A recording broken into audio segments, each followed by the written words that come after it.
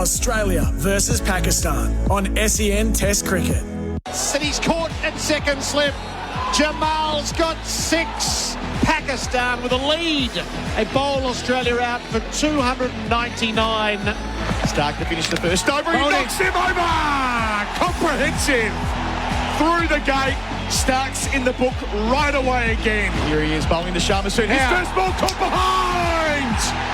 Shah Massoud wafted outside the line of the off stump. And for the second time in the test match, Hazlewood gets a wicket, second ball. Line up to him after passing umpire Goff. Hard spun, off break, shout for leg before, given. Hazlewood begins to Shaquille, who edges, and he's caught and slip. Terrible stuff from Shaquille. On Jane McGrath's husband when it comes to this test match. Sajid bowled, Hazlewood's gone right through him. And the rout is suddenly on. Glenn McGrath, he's seen Josh Hazlewood take 2 wickets in the over. He's bowling to Salman, edging it, he's out as well. Warner takes the catch. Hazlewood has wrought havoc. 3 in the over. And Australia will sleep soundly tonight after a day that offered plenty of uncertainty. Live across Australia and around the world, welcome to SEN Test Cricket. The havoc at the end of day 3 gives rise to immense possibility. Day 4 at the SCG. SEN Test Cricket for Host Plus and Henley Holmes, build with confidence. Pakistan has a lead of 82. They have 3 wickets in hand, but they have their 2 most prolific batters at the crease, Rizwan and Jamal, who made 80s in the first innings. And 90 minutes of Mohammad Rizwan, it could take us into squeaky bum territory. A tricky little chase for Australia to wipe the series 3-0. The queue at the members at the SCG was up Driver Avenue and past Allianz Stadium to get in to see it, because these 3 hours have lashings of possibilities, including the final farewell of Dave Warner, who will lead the run chase for Australia. And he is about to emerge with his teammates down the race now and on the turf at the SCG, painted for the day. Thanks, Dave, with the silhouette of his trademark century celebration.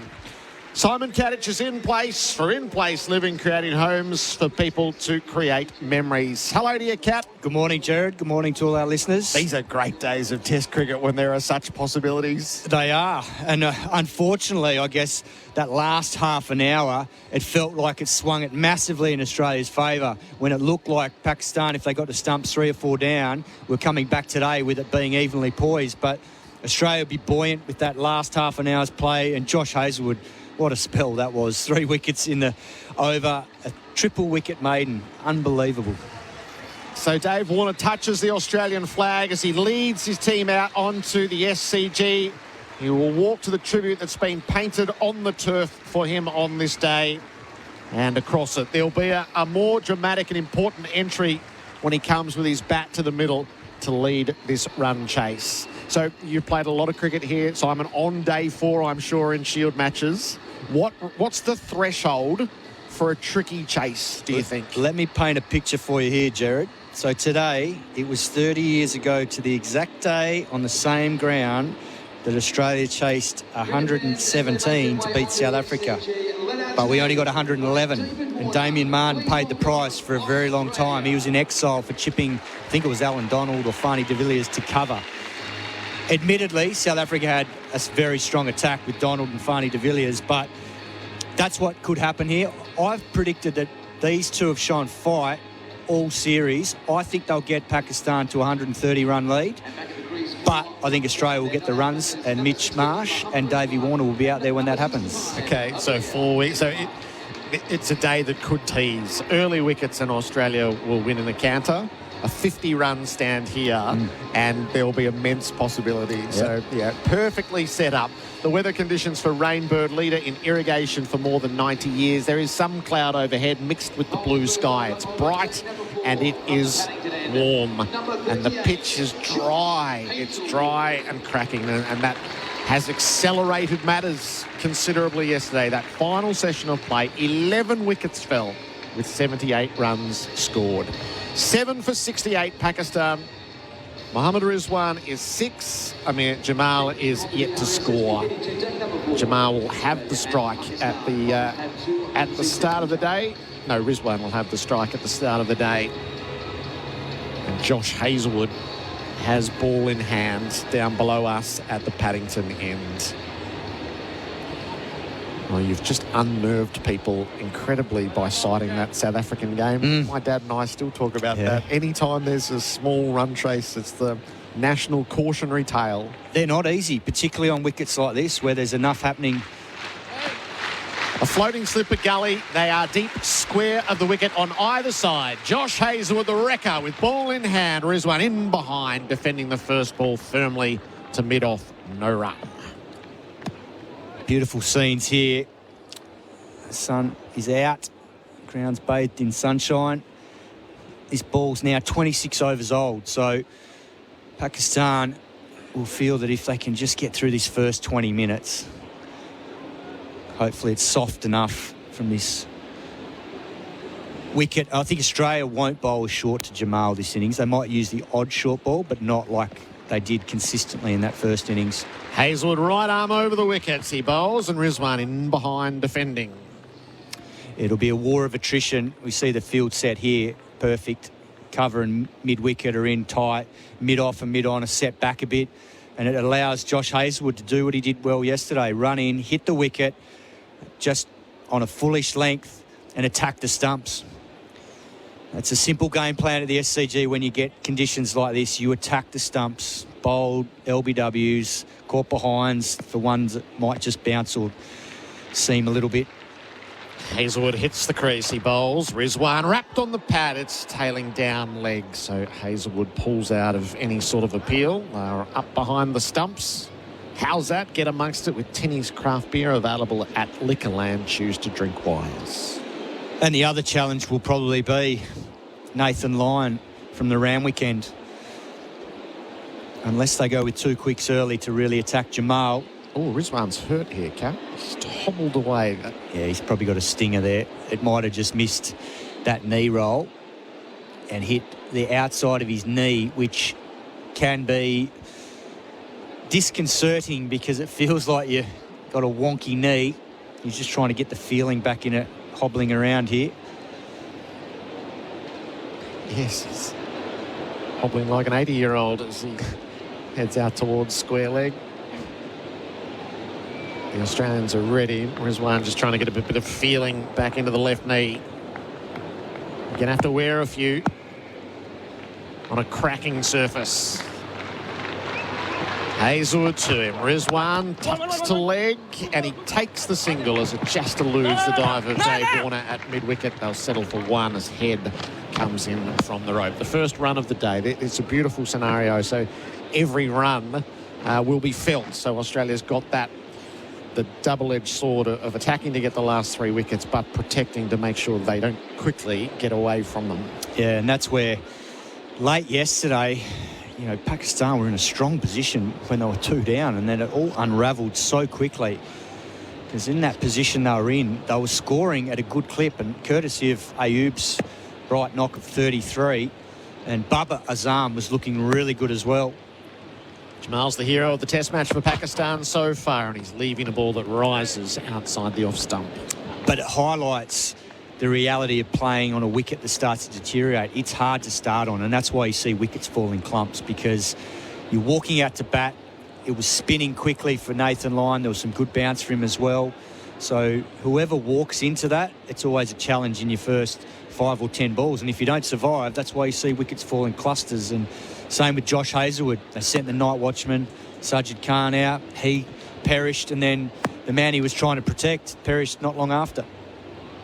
Last ball of Hazelwood's first over. Jamal tucks him away to leg. Warner's on the job and he prevents a run. 7 for 69 at the Drain Man scoreboard. Drain problems, call the experts the Drain Man. So just to illustrate your point further, Australia lost 5 for 10 in 21 balls, and Jamal took 4 wickets in 7 balls himself. Shafiq and Masood went in the first 2 overs, so we just had an extraordinary passage of play, which was at a frenzied rate. And then a 57-run stand between Saeem and Babar. 2 for 58, Pakistan. And you're starting to run numbers going, this will get out of hand for Australia pretty quickly. And then Lyon struck the wily veteran against the young Tyro. got him LBW for 33. It was 58. Bubba nicked off to head, and I feel like that's the dismissal that really stares at you on the page. 4 for 60. Shaquille played an awful innings. He nicked off to Hazelwood. 5 for 67. Sajid, the night watchman, never looked like it for his 2 balls. 6 for 67. He got clean bowled. And Sullivan just couldn't get himself settled in his 2 balls. Caught Warner bowled Hazelwood 7 for 67. And the 37,000 at the SCG is as good a noise as you would have ever heard here for cricket. Yeah, it was magnificent yesterday. And such a memorable day, particularly given it's Jane McGrath Day. So wonderful tribute for her legacy. Nathan Lyon from the Randwick end. Rizwan is forward and defending the first ball. SEN Test cricket for Hijaz Halal Financial Services. 7 for 69. The lead was 14 at halfway. It's 83 now. And as we heard from Glenn yesterday afternoon, it was an emotional day for him because they pretty much achieved what they set out to. Rizwan plays back, keeps Lyon at bay. In terms of getting to that target of 250 breast care nurses around the country for all the families going through breast cancer. A bat pad, a leg slip, a slip. There's a long on a deep mid-wicket and a deep backward square. Rizwan, forward, leading edge, squirts out to points. Hazelwood gets in from the deep. Oh, Rizwan wanted it. Jamal sent him back. Would have been a close run thing. Hazelwood got it into Carey right over the bails. 7 for 70. That speaks to the tension out of the middle. It was close to 2 there. The only problem was Rizwan was very close to Nathan Lyon when he was turning, so just wonder whether he nearly got tangled up with him. And that created a little bit of confusion, but he wanted to come back, but Jamal was adamant. They don't need to run out now. Just in front, just behind. Jamal's exploits in this test match are historic in what he's already done. 80 plus and 6 plus. First innings batting, first innings bowling. Just setting deep square exactly where they want him, Australia. Lyon bowls and Jamal's forward smothering the spin. And so he's crowded at the moment, 4 men around the bat. Deep mid-wicket's open. He hit the ball out there wide of long on a lot in the first innings off Nathan Lyon. Will he be game enough now with those footmarks in play? Lyon is over the wicket, bowling to Jamal, who's tried to reverse sweep. Missed it. Oh, that's bold, because it is covered. There's a slip and a backward point. And the man at silly point, because all it has to do is hit those footmarks and bounce a bit or slow up, and you can easily get a glove or comes off the glove and goes forward of the wicket to that silly point. Lyons, Jamal tucks him to leg. That's a much easier single to get. Trickles it away through square. And adds 1, 7 for 71. That is the end of Lyons' first over of the day. The K-Rain Irrigation Scoreboard, the landscaper's choice. G'day there, looking to goods about the CBD on the crash and breakdown front. Nothing to report there. That said, tramworks for Latrobe Street, which is closed between Elizabeth Street and Russell Street. Give that a miss. Use Lonsdale Street or Victoria Street. If you see anything on the roads, 1300 595 937. It's the massive New Year sellout at JB Hi-Fi. Crazy deals like $550 off a Dyson Gen 5 Detect and more. JB's New Year sellout for now. And the Stars take on the Sixers in the BBL. Hear it live tonight on SEN. SEN Test cricket for Host Plus and Henley Holmes. Build with confidence. Josh Hazelwood. 4 for 10 his figures. He bowls short, left alone by Jamal as it carries through to Carey.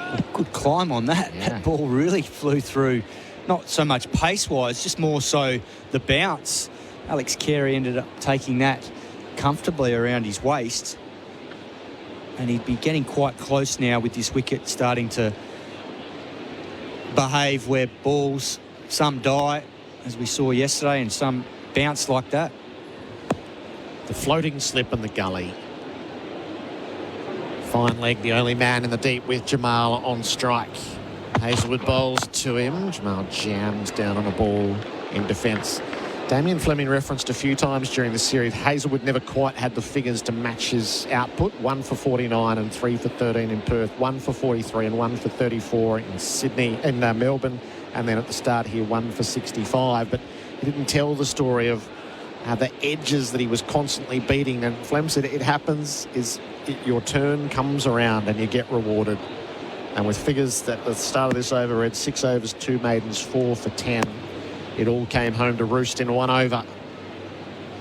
Hazelwood bowls, Jamal all leaves very tight to the off stump. So the king bowler of the innings for Jenny King, the king of commercial cleaning franchises available.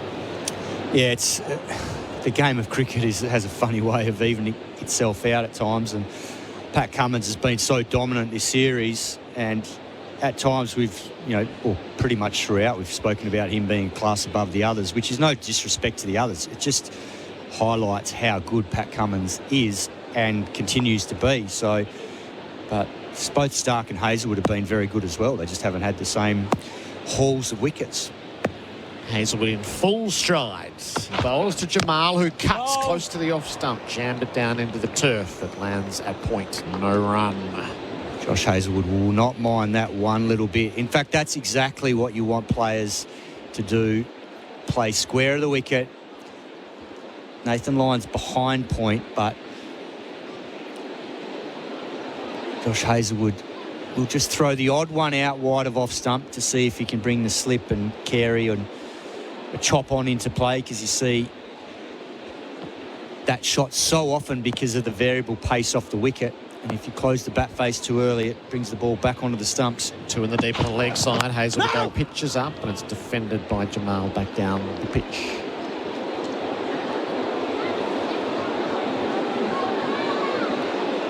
Head deep backward squared line, pushed out to the point boundary as well. You can just see on the replay, so Jamal is wary of getting caught in front of his stumps, and as a result, pretty much played that last ball with his hands well away from his front pad. You can still see off stump, and that's exactly what Hazelwood's trying to do, either find an outside edge or his way through onto the stumps. Last ball of Hazelwood's over. Jamal cuts close to him. He got it away. He nibbled it to backward points, and he picks up a boundary. A 4 to close the over for Jamal. The lead builds to 89. The boundary for Azito all day, every day. The K-Rain Irrigation Scoreboard, the landscaper's choice. It's 7 for 75. Want to get your day off to a good start? Repeat good habits every day, like Swiss multivitamins to support your general health and well-being. Sleep, eat Swiss. Repeat. Always read the label and follow the directions for use. The Australian Open, live from Sunday, January 14, right here on SEN. Tyre Power's Hot Summer Sale is a sizzling way to save on a hot range of Kumho tyres. Get the power to buy 3 and get 1 free on selected Kumho tyres, plus other hot offers during January at Tyre Power. Visit tyrepower.com.au. SEN Test cricket for Hijaz Halal Financial Services. 7 for 75. Jamal now 5. Rizwan is 8. It's the keeper who has the strike, with Lyon bowling from the Randwick end. He's into Rizwan, who's leaning a long way forward, and Lyon, terrific. Fields from his own bowling with a full lunge dive out to his right.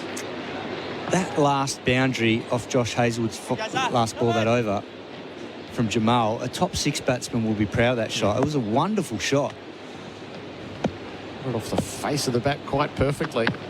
Rizwan back, chops it away from the off stump down to thirds. Hazelwood gets around.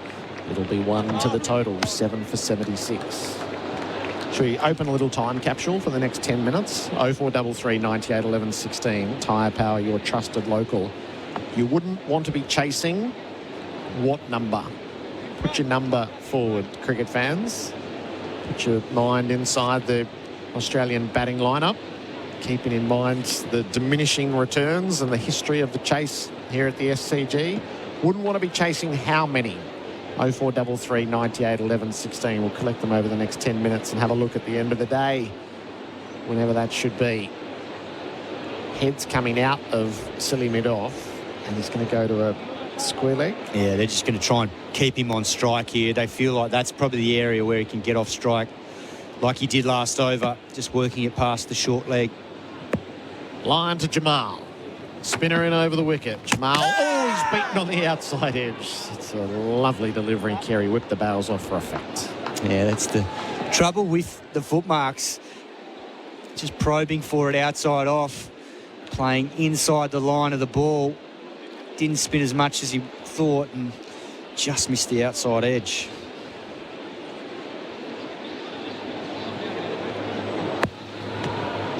Lyon on the follow-up. Bowles and Jamal a long way forward to defend. Just a reference to the historic nature of what Jamal's done in his test, and Crick.com put up today. So 80-plus runs and 6 wickets, men's tests in Australia. Jamal is only the 4th to achieve that. Jamal is defending off the pad this time. Lyon politely inquired. So Jack Gregory did it against England in 1920, 100 runs and 7 for 69. Alan Davidson did it against the West Indies in 1960, 80 runs and 6 for 87. Michael Bevan did it against the West Indies in 1993, 85 not out, 6 for 82.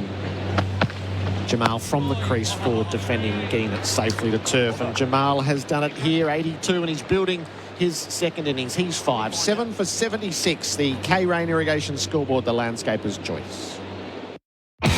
Millions of kilometres covered, thousands of servo coffees, tons of boats towed, plenty of that's not going anywheres, and countless grains of sand. Seriously, where does it keep coming from? A whole lot of work sites, trips with workmates, and getting roped into helping just about everyone move house. 50 years, 8 generations, only one Toyota Hilux. Hilux, an unbreakable connection since 1968. Oh, what a feeling. Toyota. This opening session of play for MEGT, Australia's apprenticeship experts. Pakistan has progressed, adding 8 runs. Josh Hazlewood is bowling. The Pakistan lead is 90. Hazlewood bowls to Rizwan, who chops down on a ball across the popping crease. And that's part of the reason why I think Pat Cummins has dropped Nathan Lyon out to that deep backward point. Yes, it's saving a boundary, but it's also enticing the batsman to say, right, you've got that area to get off strike, but you're going to take some risk to get off strike. And I think that's exactly what Pat Cummins wants, and even Josh Hazlewood. He won't mind Rizwan playing that run shot there, because it is a difficult shot to play to a ball that's maybe 4th or 5th stump line and might just come back in off this dry surface. Just a patron or two standing adjacent to the sight screen. They find their seats and Rizwan takes his guard. Hazlewood bowls to him and Rizwan jams down on a ball that's coming at the stumps. So the most nervous Nelly we have so far is James, who thinks 108. Small totals give me headaches. 106. And most are in the between 130 and 150, which I sort of feel like I'm there. North of 150 would be hard. I think Australia would get between 130 or 150, but we would be in cheap thrill territory, I reckon, the whole way through. Which I think this test deserves. Yeah. Rizwan faces up, defending the ball to leg. Hazlewood giving nothing. Oh, I thought yesterday we were treated to some amazing test cricket, because when you look back at the start of the day, Australia were in a very good position, 2 down, their premier batsman at the crease. There didn't seem to be a huge amount happening. It was just the odd ball would do a little bit, but you know, the ball was quite old.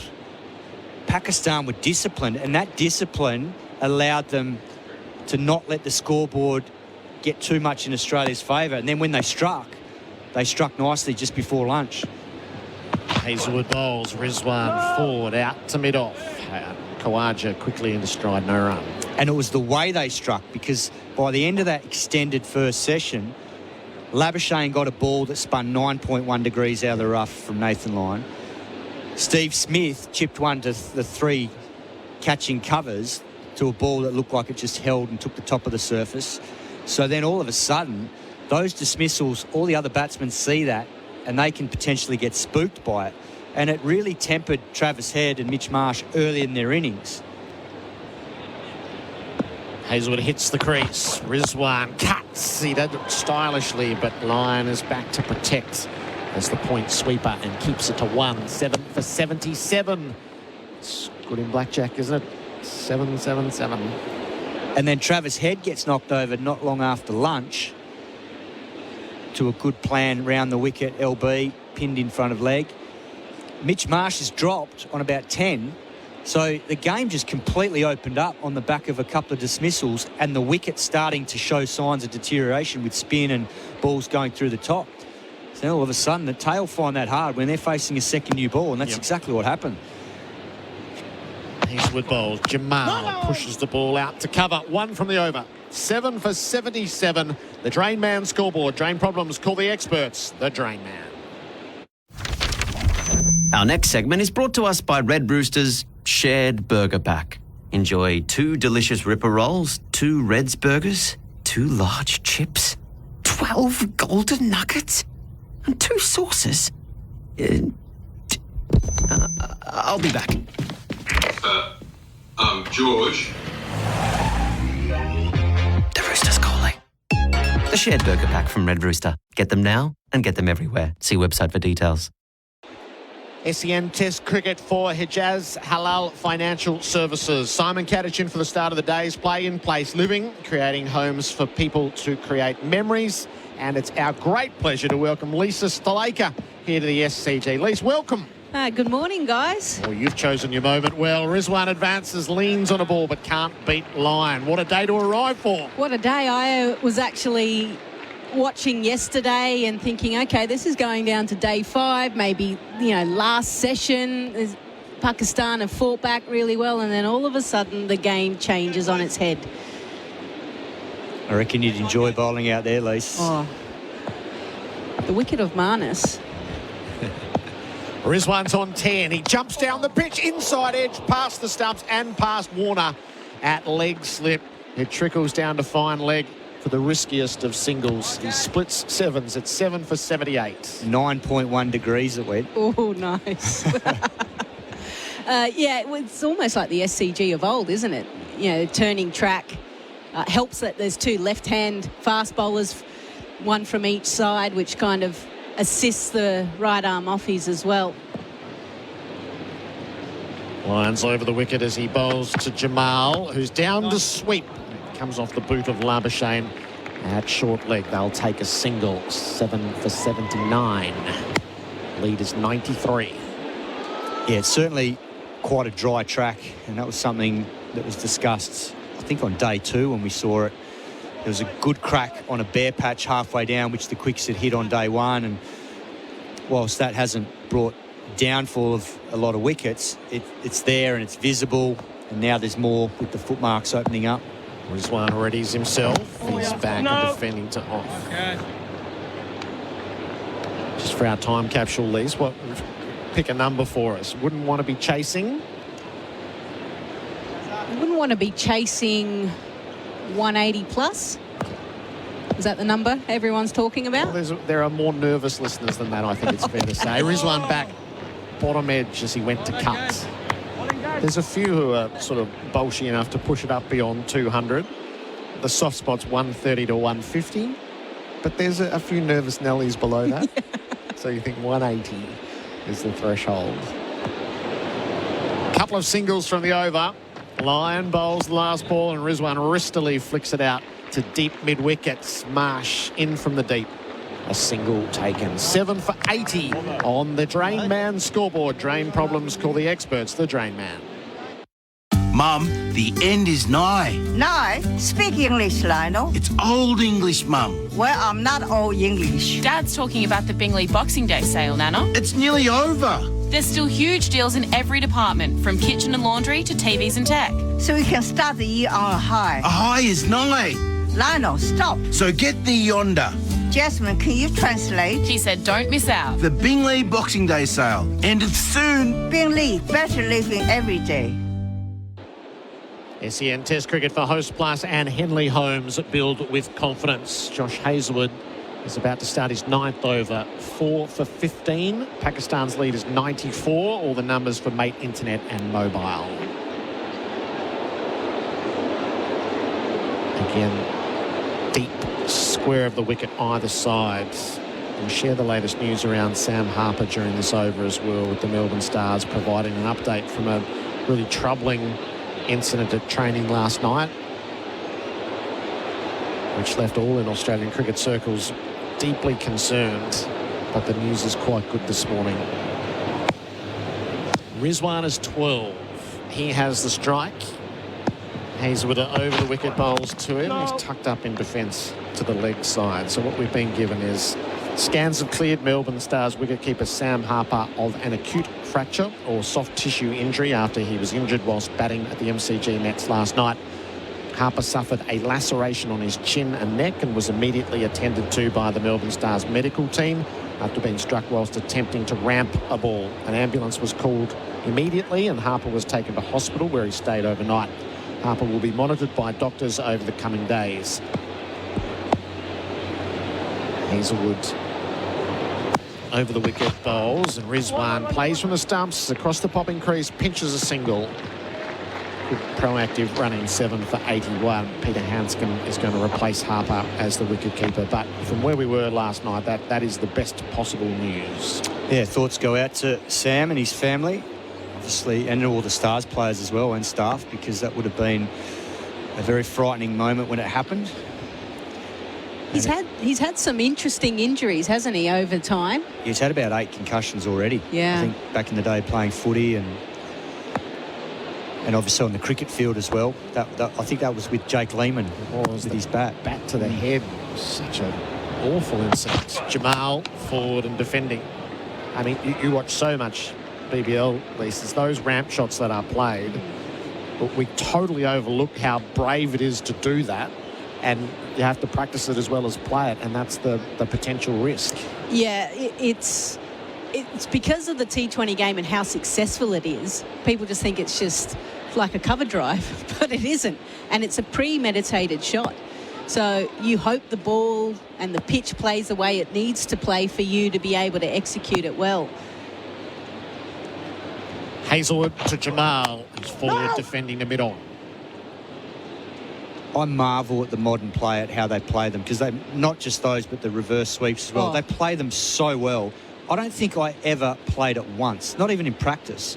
I'd rather face Brett Lee at 150 and trying to play a hook shot at my head than playing a ramp, because it's such a difficult shot to play, to get down low and then not know where the ball is, because you do have to premeditate, because facing these guys bowling good pace, you've got to get into position really early. Yeah, you do.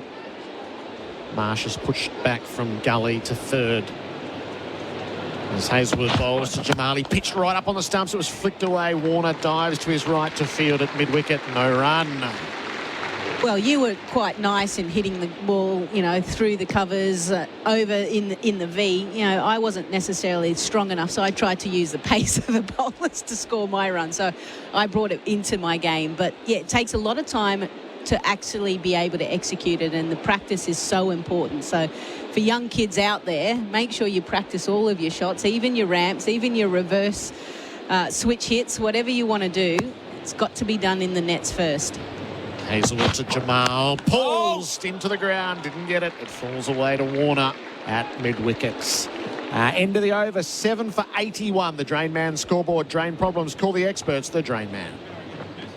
Welcome to Officer Fields, your new home within a community built on the vision of enjoying life in balance in Melbourne's southeast. Officer Fields features natural open spaces while still being close and connected to all of life's conveniences. With 4 unique precincts coming soon, offering land from 350 square metres to 1,000 square metres, there's something for everyone. Officer Fields is currently selling land from $467,000. Officer Fields, life as it should be. Register your interest now at officerfields.com.au. SEN Test cricket for Hijaz Halal Financial Services. A little pit stop for Mohammad Rizwan after the best part of half an hour. It's only 23 degrees here in Sydney, but bright sunshine, so a drink and a change of gloves. It might say 23, Gerard, but being on the ground before play, it had some sting in it, the sun. So, yeah, it feels like a lot hotter than that down there. 7 for 81, so the lead is 95. This session of play for MEGT. Test what's possible with an apprentice or trainee from MEGT. Surely now, with the wonderful sun that has been shining on this test and good crowds throughout, hopefully has put to bed about moving the SCG test. Gerard? It'll be nice not to get a draw, Lisa. You've come out swinging there, Lise. Rizwan's on 13, line over the wickets. The keeper's forward and defending the ball to leg. It trickles away. It's the political argy-bargy around that's really interesting because it's a couple of former premiers who are involved. Nice guys. Clearly, Cricket Australia wants a premium from state governments to assign these showpiece matches to Melbourne and Sydney. There's a level of absolute ownership that those two cities feel. This one down to sweep one-handed, not totally in control of it, but all the way across the turf down to deep backwards square. Head fields, 1 run added, so 96 runs. Cricket Australia are reading between the lines from what Nick Hockley said. They're going to try to do 7-year deals with each state government and fix when your test match is so that you can build around it. Your 1, 2, 3, 4, 5.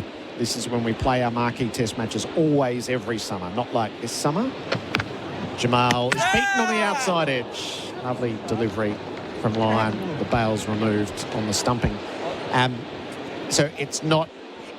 It is a formality, but it's not a formality. So as long as you pony up the money in New South Wales and Victoria, so there's no other extraneous issues being taken into play like pitch quality or weather. This is all dollars. Which I get because cricket is a business now. But one thing that we've seen over time, and obviously the men's game allows us to show you that when you have a regular fixture in the calendar, the local... Strongly behind the line. Keep going for the bails. Bails have been removed. I have a decision for the big screen. We're just going through the formalities of a stumping that's not there for IMAR Insurance Tradies Trust. IMAR for insurance, call 13 IMAR. Sorry, not out. Lyon will continue on. Jamal is forward, full face of the bat this time in defence. But having a regular fixture at that certain time, you train the public. It becomes habitual to come out. So Boxing Day at the MCG, very much, it doesn't matter who you're playing, day one is always sold out. Lyon to Jamal, down to sweep, into the pads. They liked it behind, but Lyon wasn't interested. Love. Quick little discussion, but then you've got the pink test as well, and it's something I actually spoke to Nick Hockley about yesterday. Is with the women's fixtures, they tend to kind of float in between, so you're not training the spectators. This is the time. Jamal will defend the last ball of the over. Pick that up with Leisman. Adam Collins comes in 7 for 82. The K-Rain Irrigation scoreboard. The landscaper's choice. Colo for Bundaberg Ginjibia. The song Amazing by Alex Lloyd takes me back to our family car trips up to Bright when I was a kid. Living on a Prayer by Bon Jovi takes me back to the very first Bon Jovi concert I went to. Killing Me Softly by Roberta Flack, and I was very happy to see it get another lease of life later on with the Fugees. Celebrate the greatest moments in your life with a fixed price funeral plan from Tobin Brothers Funerals. Get to know the team at tobinbrothers.com.au. Tobin Brothers Funerals, celebrating lives. Test cricket, BJ's Halal Financial Services, and there's going to be a change of bowler from our Paddington end, and it's going to be the man who picked up Barbara's arm late yesterday, Travis Head, 1 for 7 from 4. Cat, spin to win. Yeah, Lisa's pulling all the changes from up here in the box. Offies from both ends. She's called it. About time, I say. I remember you training in the nets with us many years ago, Lisa. Who was it that you used to knock over the most? In our squad? I remember you used to knock over a few of the young blokes when they got in there. Well, the young blokes who have now gone on and been absolute standouts in the test arena. Slip of the short leg. Delivers here. First ball's wide and slapped by Rizwan. Out towards deep cover. Didn't get all of it. They will get a couple. 7 for 84, and it takes Rizwan up to 16. I did manage to get Steve Smith in the nets, and he went down and looked at the point where it pitched, and he's like, oh, what's going on? And he looked at the ball and he threw it back. He's like, oh, this is a little bit smaller. Head bowls here, and towards short leg it goes, not far away, just to the right of him. Hard spun, they get one, but there's something there for Head from this end. Rizwan 17 with the single, 7 for 85. And then David Warner would just bat right-handed to me, so I took that as a bit of an insult. But he's gone on to show how successful he can be both ways, batting both ways. That's not like Steve Smith to question why he was dismissed. I've never seen that before. Okay, Jamal's turned to face Head, and he hits him on the pad on the way through to the first slip position where David Warner takes it in his ragged and old baggy green. No appeal, though, 'cause it was off the thigh pad. Makes things happen, Travis Head. I think it's because he's prepared to toss it up wide of off stump and bowl it quite full. On that occasion, a little bit different, flatter, quicker, and just got Jamal. Bowls again, Jamal, fraction fuller, but whipped nicely to deep mid-wicket. One of 3 men set back on the leg side. He's 7 for 86. That lead up to an even 100, which is not for nothing, given the way they finished last night, Cap.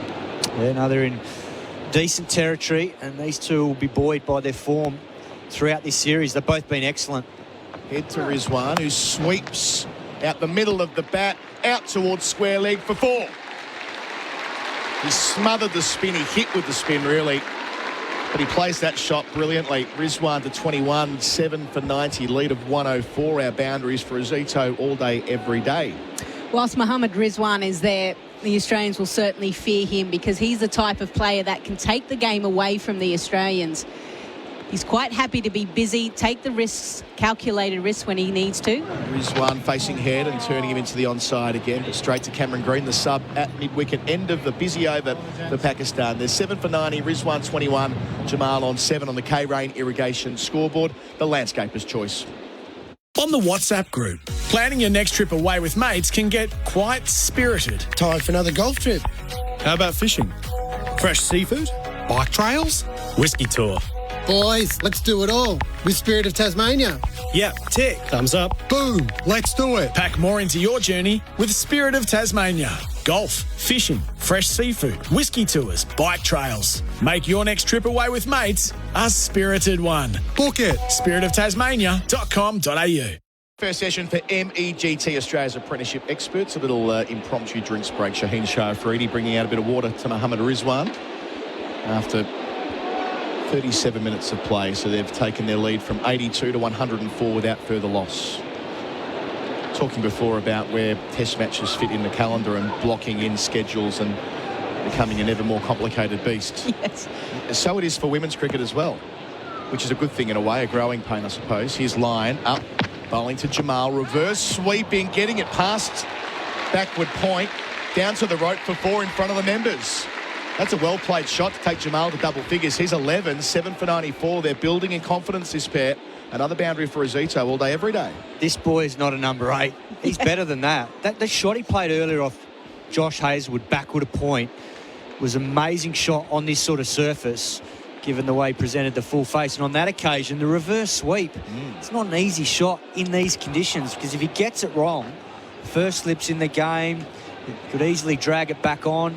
Or if he top edges it to Josh Hazelwood at backward point. Line to Jamal over the wicket. Jamal sweeps conventionally. One hand off the bat to backward square where Travis Head does the fielding, no single.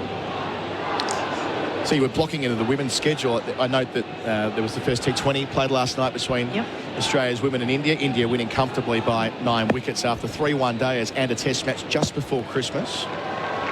Line delivers 2 catches on the leg side. Well forward in defence is Jamal. I wonder whether that might be something we can have in the future, where there's a test match each year running up to Christmas. So Boxing Day will be Boxing Day, and whether we have a test that might end on Christmas Eve that the women play each year. Make that a tradition. Yeah, it's something that I think Cricket Australia is certainly looking at. Line bouncing in from the Randwick end. Jamal forward defensively, out to cover, easy single. Out to the left of the captain at extra cover. Moves Jamal to 12, 7 for 95. Line's chatting away to the non-striker Jamal. Changing direction as well. He's going to go round the wicket with the lead at 109. But the difference is in women's test cricket, there aren't too many other countries that play it. So it's just South Africa, England and India at the moment. New Zealand and New Zealand Cricket have quite openly said that they will not allow their women's team to play it, and that they don't see that as the future. The cost of it is too much, and we're seeing that across the men's game as well. I wonder whether the pressure from players, though, I mean, that was the argument used by Cricket Australia for a long time, that Test cricket wasn't going to be a viable growth agent, and that seems to have shifted. Cricket New Zealand changing chief executive last year. Susie Bates is still banging the door down, wanting a test at long last. She's both her and Sophie Devine, who have been playing for over a decade, have never played one test match. Oh, what a shame. Yeah. Sorry, the other question, another side screen disruption. That's why we're waiting here, Cap. The other question I got for you, Lisa, is do you think that Cricket Australia would consider introducing the concept, what they've done in England the last 3 years with the 100, with the women playing their game before the men, or vice versa. Rizwan back on strike to line. He goes back and defends from the line of the middle stump out to mid-wicket. That was not far away from sneaking through, well bowled. We certainly saw that at the start of the WBBL, didn't we? It was part of the Big Bash. I like the idea of the 100 because it's two teams, men and women, playing on the same day. Line passing umpire Goff, staying around the wicket to finish. Rizwan using his feet and pushing down the long on where there is a single. Good batting. The lead's 110, 7 for 96 at the end of the over. Jamal 12, Rizwan 22 on the K-Rain Irrigation scoreboard. The landscaper's choice. 2 all chicken patties, special sauce, lettuce, cheese, pickles on a sesame seed bun. The Chicken Big Mac is back at Macca's, but only for a limited time. The Australian Open, live from Sunday, January 14, right here on SEN. 2 all chicken patties, special sauce, lettuce, cheese, pickles on a sesame seed bun. You heard correctly. It's the Chicken Big Mac, and it's back at Macca's. Available after 10:30 a.m. for a limited time. We're here with Hijaz Halal Financial Services. Simon Katich jumping out. Lisa Stalaker with me for In-Place Living, creating homes for people to create memories. And just to follow on, I do like the concept, but one thing is the WBBL did split from the Big Bash to allow the women to play prime time. The only thing is that they don't get the school holidays period where people are more likely to come out and watch. But there's talks about potentially reducing the amount of games in the tournament for WBBL, like the Big Bash. Head to Rizwan, new over, his second of the morning. Rizwan goes back and defends. One model that's been mooted is that you carve off some of the WBBL, so 14 group games, more than the men, and you provide a bit of space for red ball domestic cricket. Now, that's an interesting twist on what we were talking about before. Head bowls, Rizwan, forward, a forward delivery from Head. Where do you land on how they find space for some domestic red ball cricket? Look, I think the players always want to play the hardest format because they want to see how good they actually are. Head was about to bowl and Rizwan pulled out. Again, something going on behind the bowler's arm. This has been a theme throughout the test match at both ends. Not sure what it was this time, but they've sorted it out, and Head's going to go again from that short run. Only 3 paces and then bowls, and Rizwan ball and swings and misses outside the line.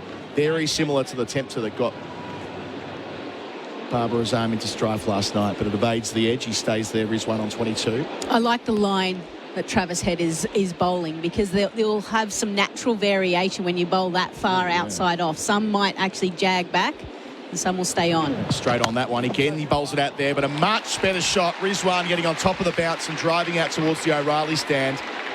A deep cover. It's eventually collected. They'll return for 2. That takes Rizwan to 24. 3, my apologies. Make that 25. 7 for 99, Pakistan. They started the day at 7 for 68. This is most productive. Yeah, very productive. And the technique of Mohammad Rizwan slapping the ball and really smothering the spin, really that bottom hand coming into contention is working for him. Jamal's turn, Head to him, and he defends with a nice straight blade out to cover where Kawaja does the fielding. Steve Smith back on at first slip, I should say. Cameron Green off the field. Travis Head, last ball of his set, bowls here, and again driving into the offside is Jamal with a bit more force, and it prompts a little bobble misfield from Kawaja. Cummins just tidying up at mid-off. Jamal with the single takes Pakistan to 7 for 100. Partnership of 33, Jamal 13, Rizwan 25 at the end of the over on the K-Rain Irrigation scoreboard. The landscaper's choice. Looking for a leading supplier of plumbing fittings? A company that is Australian owned and operated with over 30 years experience, providing local support that's second to none from facilities across Australia. Holman Plumbing is a full range supplier of PVC fittings to the trade market. They also pride themselves on bringing innovative products and solutions to the industry by designing and investing in new tooling and products for their customers. View the full range of PVC plumbing supplies at holmanplumbing.com.au. Our experts throughout the course of the test match for In-Place Living, creating homes for people to create memories. That's Lisa Stalaker with us, former Australian women's skipper, superstar. These days, commentator around the world on radio and television. Great to have her with us across the weekend here at the SCG, your old home ground. And place of work as well, wasn't it? Didn't you work for Cricket New South Wales? I did for over a decade. Yeah. Place has changed dramatically since those days. Yeah, redeveloped SCG on that side. Nathan Lyon into Jamal on 13. Partnership building. He goes back and beats leg slip. Inside part of the bat. Down towards fine leg it goes. They'll get 2. Travis Head collects and throws. 15 for Jamal now. 7 for 102. Lead 116. Make that a lead of, say, 160. Or it gets interesting then, doesn't it? And certainly you can see the intent has slightly changed between these two. They've now spent some time out there since the start of play. They feel like they've got a hold of the conditions and they're playing a few more strokes. Slip leg, slip, short leg, the configuration for Lyon. When bowling to Jamal over the wicket, he goes back and places it to Khawaja at mid-wicket. No single. So I wonder how much longer it will take before the skipper brings himself on. That tends to be that's the next move. Tends to be throughout the course of the series when Cummins realises things have drifted for 5 minutes. Like, right, my turn. Line to Jamal. He's 15. Gets on the front foot to Khawaja to mid-wicket this time. And we only have to think back to the last test match, Boxing Day test, when Mohammad Rizwan was looking good and Pakistan were looking excellent. And he came on and he changed the game on its head. It might be the skipper that's needed again. Cameron Green's back on as the sub. He's down at deep backward point for the reverse sweep for Jamal. And they've got David Warner in a more, let's call it a catching, fine backward point. Not quite third it's almost a short third, but not quite fine enough. It's an awkward position, but it's there again for the miscued reverse. So 2 out for that very shot. Jamal showing in the previous line over that he's got that club in the bag. In addition to that, a man back at long on, deep mid-wicket in front of the O'Reilly stand. Lyon passes umpire Goff, bowls here over the wicket. Jamal competent on the front foot, pushing out to mid-wicket as he's done so often this morning. No run. Yeah, it's and just as I mentioned, Pat Cummins, he starts to roll the arm over. Line, the familiar approach. Jamal sweeping conventionally to backward square. Travis Head races around and makes sure they won't get one. Well fielded. Yes, the push for more women's test cricket, it does feel like we've reached the tipping point. Yep. Where it's no longer, oh, should they or shouldn't they? It's, well, how do we make it fit? How do we make it work? Line finishing here, and Jamal's back and clipping uppishly. Khawaja was nearly in the frame to his left, but just away from him. They'll add 2 more. 4 coming from the over. 7 for 104 the score. They lead by 118. Rizwan 25. Jamal up to 17 on the K-Rain Irrigation scoreboard. The landscaper's choice. Bevmarks, the sleep professionals' January sale has 50% off all mattresses and 20% off all furniture, no exceptions. Available at all Bevmarks stores and online. The Australian Open, live from Sunday, January 14, right here on SEN. McCafe is the place for iced coffee. The place where rich iced lattes, cool long blacks and deluxe iced coffees are just chilling. Whatever flavour you're feeling, drive through for an ice cold coffee at McCafe today. Available at participating restaurants. Change of bowler for Bundaberg, Ginger Beer, Lisa Stalaker, spot on. It's Pat Cummins. He was the one Australian bowler who didn't get into the book last night. 4 overs, none for 17, but what a series he's enjoyed. Coming on just when Pakistan are enjoying a good half an hour or so, Lisa. His numbers this series have been amazing, and since he's taken over the leadership, and you often question players when they're given that extra responsibility. Will it be a burden on them, or will they step up? He has stepped up to the plate more often than not. So he's going to start with 2 men back on the leg side and a deep backward point. Slip, 4th slip, mid-wicket.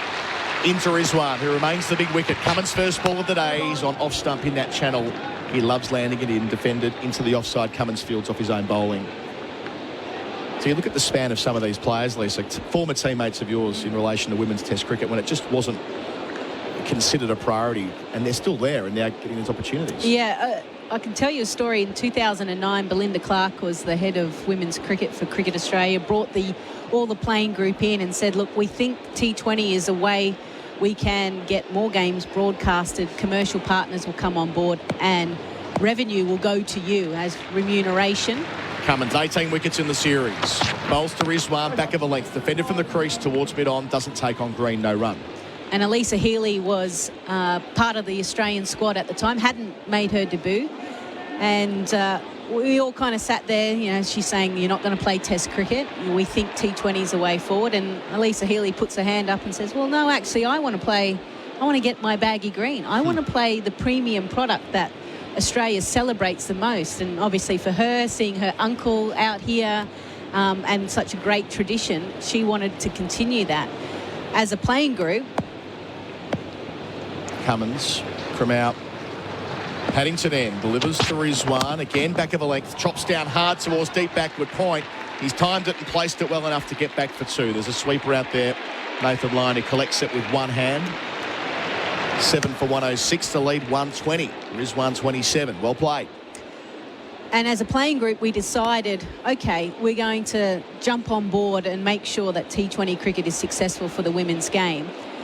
But then as players, we went back to Cricket Australia and said, but at some point when women's cricket becomes successful, we need to go back and look at Test cricket and see if there's an opportunity to bring it back into the calendar. Cummins delivers and Rizwan off his hip. There's half a shout, but it's not a serious one. Spills out behind square. It's going to be signalled a leg by. It is. So they move along to 7 for 107 as we bring Ian Smith in for in place living. I note last night, by the way, there was a leg by given for Saeem Ayub and when he was on zero. And then the third umpire, Joel Wilson, called down and said, actually, he hit it. Can you turn that into a run, please? I've never seen that happen before. So the third umpire has changed the decision on a leg by to a run. With a bloke on a pair. With a bloke on a pair. On debut in a test match. I couldn't understand what was going on commentary. I'm sure I saw Michael Goff give it as a leg by, but anyway. He did. That's what happened. Jamal's turn to face Cummins for the first time today. Defends off the front foot to mid-on the sub-green fields. The partnership's worth 40. G'day, Smithy. Yeah, it's really interesting just sitting looking out the window here. It's quite relaxing, isn't it? Everyone sort of expecting Pakistan to just fall over and making plans for a Saturday afternoon. They're changing rapidly. What's the number, Smithy? I think that's going to have Australia 170, I think, huge. 170, and that's on now with these two together. 49 away from that. Can Pakistan win the session? Cummins bowls Jamal full, driving at the middle of the bat to mid-on, knows the call, ends the over. Cummins first of the day. Pakistan 7 for 107 with Rizwan 27, Jamal on 17. On the K-Rain Irrigation scoreboard, the landscaper's choice. It's the final days of Anaconda's up to 50% off Boxing Day sale. Get in quick for huge savings on camping gear, bikes, kayaks, fishing gear, clothing, footwear and more. Some exclusions apply. Up to 50% off Boxing Day sale. Final days at Anaconda. Play more and pay less with our 10% price beat guarantee. Anaconda! Are you a tradie, corporate or work roadside? Work Locker, Carrum Downs and Pakenham have the workwear brands you need, including FXT, Steel Blue, Cat, Bisley, Hardyaker, King G, Blunston, Mongrel and more. Work Locker, Carrum Downs and Pakenham. Workwear for wherever you work. Visit worklocker.com.au. SEN Test cricket for Hijaz Halal Financial Services. Lisa Stalaker and Ian Smith with me. And out in the middle, Rizwan and Jamal have put on 40. This game is showing a tendency to twist in ways we don't expect. It might be an option, and I don't think the Australians are there just yet. Someone like even Steve Smith, something a little bit different. Obviously, leg spin, use the rough to his advantage, because these two seem very comfortable at the moment out in the middle. After last night, 11 for 78 in that final session. Extraordinary sequence of events, but there was a quiet hour or so in the middle of all that carnage before the final flurry of wickets. Lyon going back to round the wicket to Rizwan, field set accordingly, sweeping out to deep backward square for one. A frustrated sigh, I think that was from Lyon into the stump mic at the non-striker's end. 7 for 108 with the single. It takes Rizwan to 28. So he went round the wicket for a few balls, Smith. He went back over the wicket for an over, now returns to round the wicket. He had a good chat with Pat Cummins actually in between overs, trying to work out a strategy here. They are a chance if he continues to take on the reverse sweep, I believe. And Jamal has done that on a couple of occasions. Lyon to Jamal. Bowls here round the wicket, well forward defended. Nice balls, the commentary from David Warner at leg slip.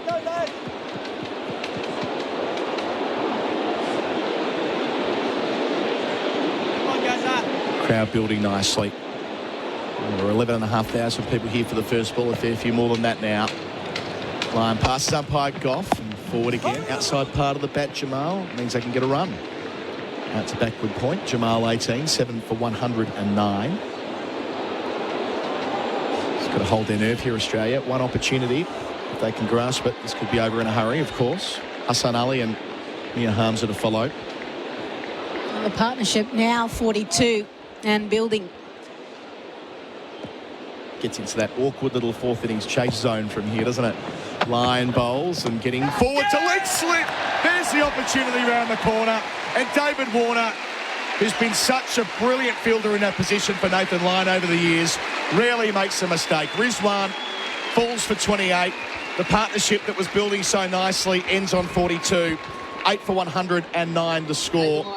And with a lead of 123, this might finish in a hurry after all. Ian Smith, well bowled, well taken. Yeah, I was just going to look at that dismissal. We've seen that already in this particular series. I think we saw it in Perth when someone came down the wicket and tried to, it might have been Abdullah Shafiq actually, tried to work David Warner through the onside, didn't get enough of it, and David Warner took an identical catch like shelling peas, really, wasn't it, for David Warner? It was almost like he didn't hit it. There was less fuss about it. It was almost like it was expected, but that is a big, big moment for this Test match.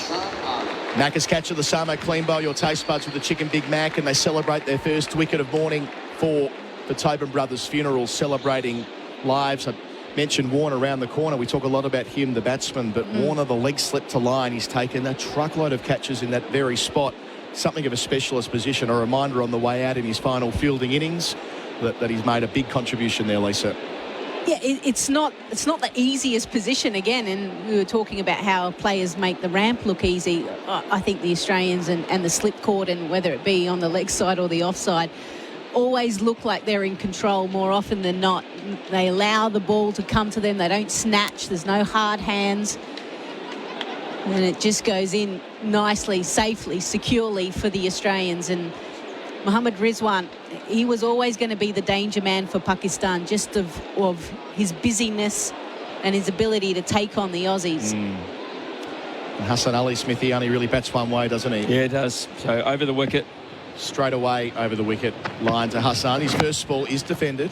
He won't play many of those shots if we know anything about this bloke. Make a good point, Lisa, about Mohammad Rizwan. The other thing about him is belief. He'd be one of the only Pakistan players they can probably think they can win this test. He's that kind of attitude. Yeah. Line to finish the over. 3 catching men for Hassan Ali. Again, plays conservatively. Defends out to backward point. Successful over for Australia. Rizwan caught in the leg side trap for 28. The visitors are 8 for 109 on the K-Rain Irrigation scoreboard, the landscaper's choice. The King Living summer sale is on now. Save up to 50% on selected Australian-designed indoor and outdoor furniture. Sale on now. Visit your nearest King Living showroom today. The Australian Open, live from Sunday, January 14, right here on SEN. What's better than creme brulee? A creme brulee iced coffee. Rich espresso poured over ice with a hint of caramelised sugar and custard flavours topped with crunchy toffee crumb.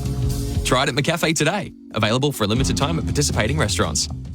Hijaz Halal Financial Services, our correspondents for Tyre Power, your trusted local. Message here saying this is why Bancroft should be next in. His catching is equal or better than Warner's. Interesting observation. But they'll be thinking not just about batting alone, although I doubt that'll come in, strictly speaking, given it's such a big decision who's going to open for Australia. Some interesting comments overnight about that, Smithy, as Cummins gets to the crease and bowls to Jamal, who pulls out to deep square leg, and he's taken! Jamal holds out to Travis Head. He'd clearly made his mind up. The batting with the tail, he had to shift gears, but it's not worked. Caught out on the rope for 18. Pakistan have lost 2 wickets in 2 overs, 9 for 109 with the lead just 123. Lisa Sthalekar. Well, we had to wait Pat Cummins' second over for him to be able to pick up a wicket. That's a little bit longer than what we're used to, but the right length, he got the right height as well, which really troubled Jamal. He wasn't able to keep that down. Nicely placed fielder as well. And all of a sudden, break that partnership. Get 1, you get 2. And maybe 3, because Mir Hamza is not like he's there forever, although he made a lie out of that in the first innings. Jamal, We'll see him have one last blast with the ball very shortly, I would imagine. And what a summer he's had here in Australia. Made a name for himself in Test cricket. But yeah, I mean, it's uncanny, isn't it? Pat Cummins just picks. It just happens for him. It just happens for him. I mean, Travis Head barely moved to take that catch. He barely had to move. It's like Pat just walked out, painted a cross on the ground and said, because I'm Pat Cummins and everything happens my way, this is how it's going to happen. Just watching the replay back for Titanium Caravans hit the stickers of the bat, so just misread the length a little bit, and that was enough to bring his downfall. But surely a degree of premeditation as well. We've seen Jamal bat conservatively through the morning so far when he had Rizwan for company, but with only the tail, he knew his time was numbered and had to go, I suppose, Smithy. Yeah, I think he had to go because, we've talked about there's only one player who was really going to get them there. I mean, Hassan Ali can get lucky, but he hasn't really been lucky in this series. And now I think it's still the attitude that these two players have got to have, Pakistan. If they get lucky, swing, and if they get lucky for 25, 30 minutes, they'll have that 135, 140 to make it a little bit awkward. I still think that's comfortable for Australia. I really do. So Cummins around the wicket to the 11. Arms up. Batted well in the first innings, though. First ball's defended quite nicely. Out to cover. 2 slips of gully, a short leg, and a catching cover. The men in close. Can't fault Pakistan and what they've been able to do throughout this series. They have improved. When you look at the Perth Test match, then Boxing Day, and then here, there have been moments and periods of time where they've actually dominated the Australian side. It's just an hour, a session that has cost them dearly. It's when it's gone bad, it's gone horribly bad, hasn't it? You can't just win an hour or two against Australia in Australia, as Pakistan have learnt the hard way.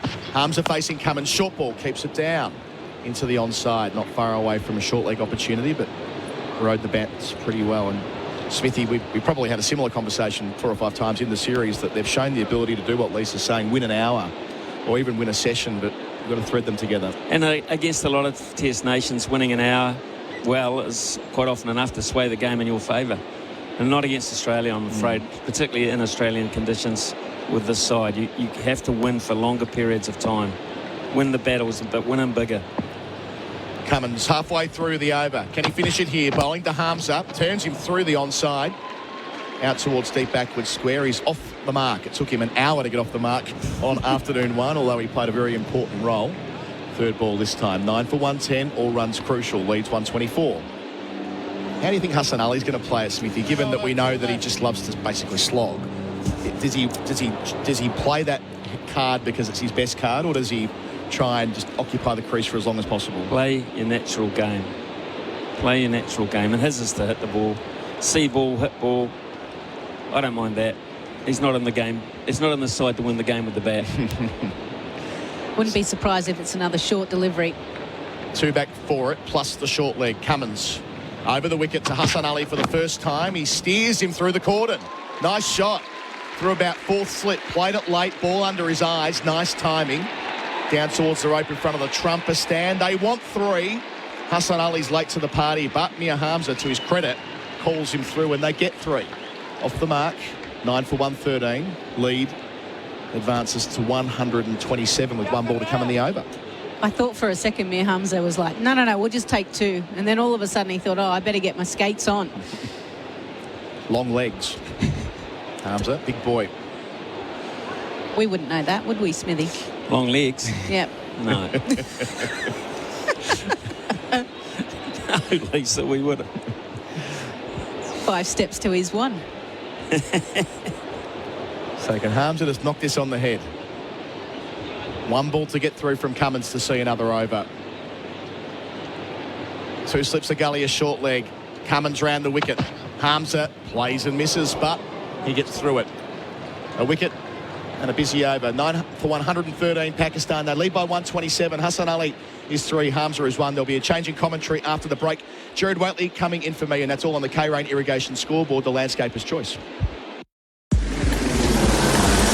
The Look out for a crash in Clyde with a pole down. Berwick-Cranbourne Road westbound at Morrison Road. One lane's blocked both ways. Reports of a crash Mornington Peninsula Freeway heading southbound before Cranbourne-Frankston Road. Delays are back to Eastlink there. If you see anything on the roads, 1300 595 937. Latrobe Street is closed between Elizabeth and Russell Streets for tramworks until 5 a.m. on the 11th of January. Visit the Vic Roads website for info, and the Stars take on the Sixers in the BBL here at Live tonight on SEN. SEN Test cricket for Hijaz Halal Financial Services, Pakistan 9 for 113. Nathan Lyon is bowling from the Randwick ends. Hassan has the strike. He's trying to reverse sweep and he's nearly gone in every which way. Somehow or other he survives. Ian Smith in place. Peter Lalor is coming in as well. Welcome to you, Pete. Good morning, Gerard. It's been a little bit quieter the first hour than it was the last hour last night, was it? It has. So 41 runs added in a really promising way by Rizwan and Jamal, but they both fell and the score was on 109. Pakistan just instinctively feels short of that teasing chase. Hassan upright in his defence this time. We pondered in that final session, Smithy, together whether Pakistan knew how to win on Australian shores, and that collapse of 5 for 9 suggested the answer was no. Yeah, I think you're right. They've just got to get that feeling. They've got to instill it into them.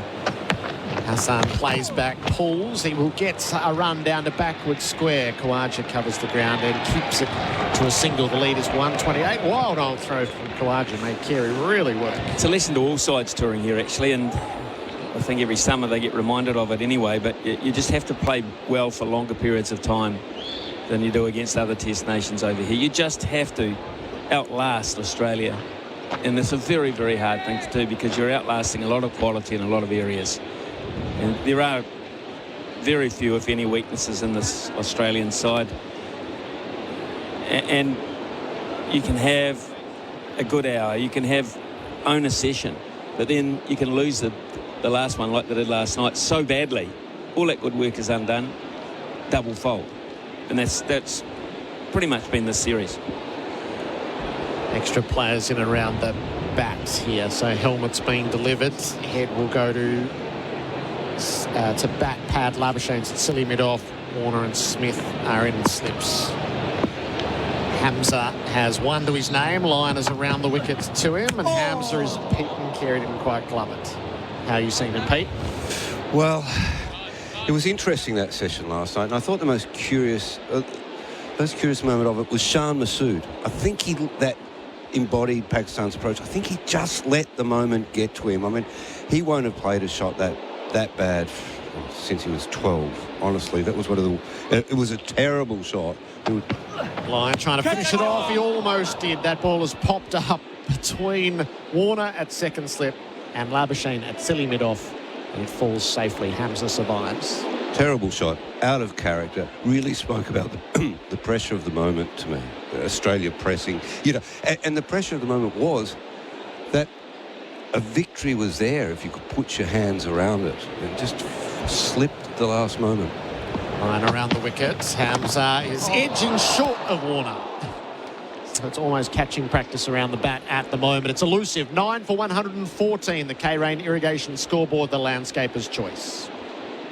Pick up weekly winners at Coles Express, like Coca-Cola 500ml varieties for $3, while stocks last. Offers available from Thursday to Wednesday. New offers launched each week. The Australian Open, live from Sunday, January 14, right here on SEN. Chocolate soft serve changed the McFlurry game. Now the Tim Tam Chocolate McFlurry is changing it again. Rich chocolate soft serve, crunchy Tim Tam biscuit crumbs and delicious Tim Tam sauce. Very chocolatey. Available at participating restaurants for a limited time. The session of play for MEGT. Test what's possible with an apprentice or trainee from MEGT. 9 for 114. The lead is 128. Ian Smith and Pete Lalor are watching it for Spitwater. Tools, not toys, working hard since 1982. Cummins begins the new over. He's into Hassan, who defends from the stumps and calls no loudly. Ian, I'd be really interested in your assessment of this SCG pitch. There was a lot of cynicism around it first morning. People looked confused by it. How do you reckon it's played? I think it's probably aged a bit too quickly for me, to be honest. Okay. I think we should be at this stage on the 5th day when it's dusting up and exploding like it has done on occasions. I just think it could perhaps have held together a little bit longer, Pete, to be perfectly honest for me. I mean, I love result cricket. I love results in test matches. Cummins bowls, Hassan pulls, he's dragged it down to fine leg. Stark off the rope comes in, a single taken. The lead's 129. I'll be honest with you, Yeah. I haven't been out to the middle. I mean, I leave that up to the people that get paid for pitch reports and things like that, and I believe them. Too far to walk for you, is it? There's a little bit of that involved too. I mean, if I was coming from the other side of the ground, I might edge my way towards it, but I don't. I come around the back. I could probably get one of those buggies for you or something. Thank you very much. Yeah. That'd be nice. I'd rather see a pitch break up a day early than a day late. Correct. Absolutely. Yeah, we all love result cricket. Yeah. I was told it was very dry by the standards, so, you know, it was a definite bat first pitch. No doubt about that. Some very dry patches outside the right-handers off stump. 2 slips and a gully. Point has come up. Cummins is around the wickets. He's bowling to Hamza, who plays defensively down the pitch. But we fell into a trap there for a few years in Australia. I think all the pitches were sort of homogenised. You know, they were losing their character. It's good to see the character coming back. And, you know, as you know, better than most, traditionally it's a deck that spins, and that's unusual in Australia. So they've at least got that back.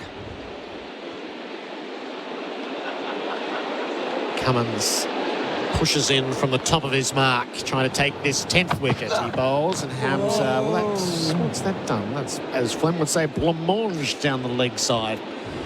Corresponding pitch in 12 months' time might be interesting. Jadeja, Ashwin. Well, beat India on some spinning tracks in the last series over there. But kind of depends on the toss to some degree, doesn't it? They'll certainly want a deck like they got in Perth, and they'll get one fast. And Melbourne. Hamza faces up to Cummins, who pitched it right up inside edge onto the pads. India is one team, though, I think, who backs themselves to play on any deck around the world.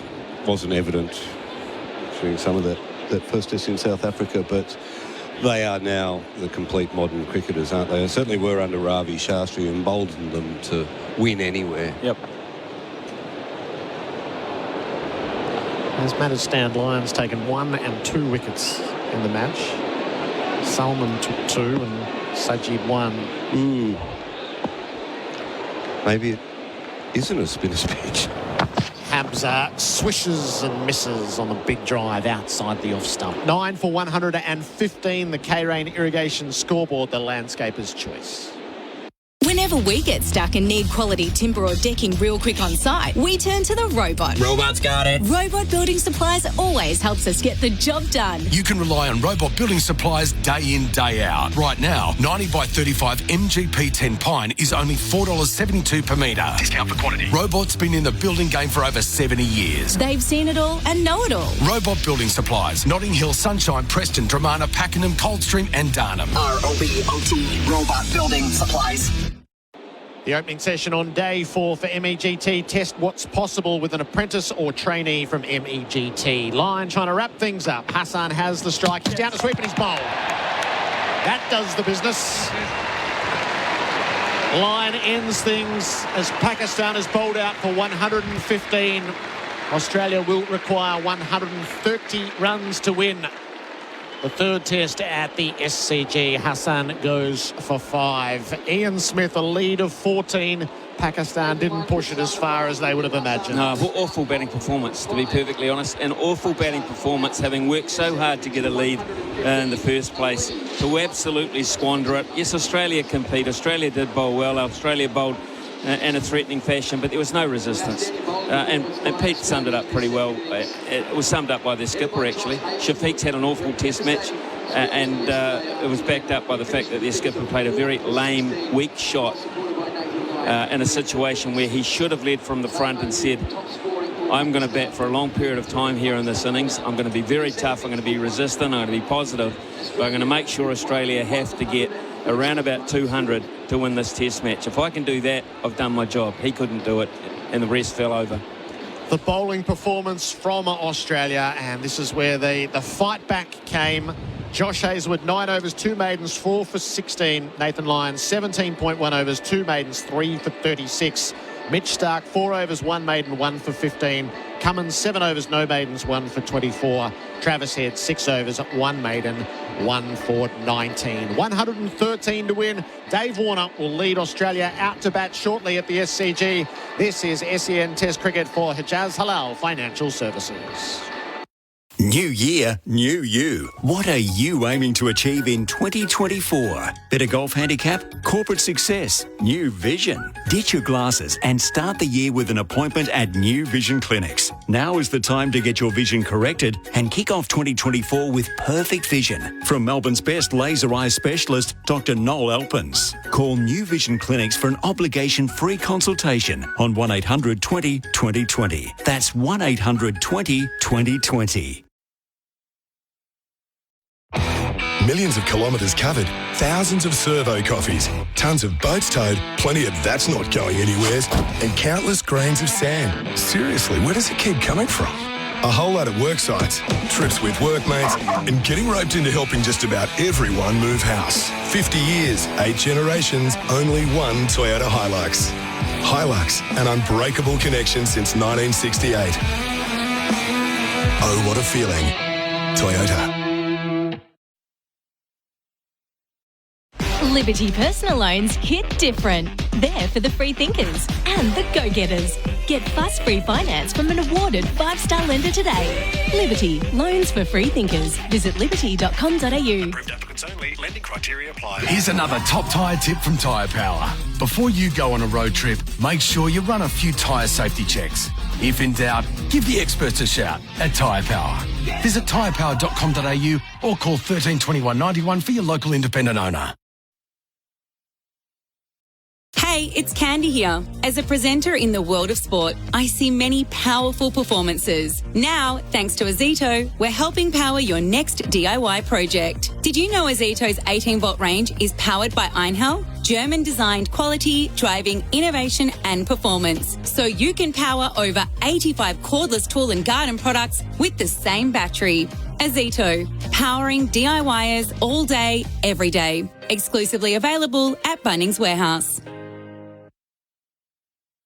Welcome to Officer Fields, your new home in Melbourne's southeast. Land now selling from $467,000. Officer Fields, life as it should be.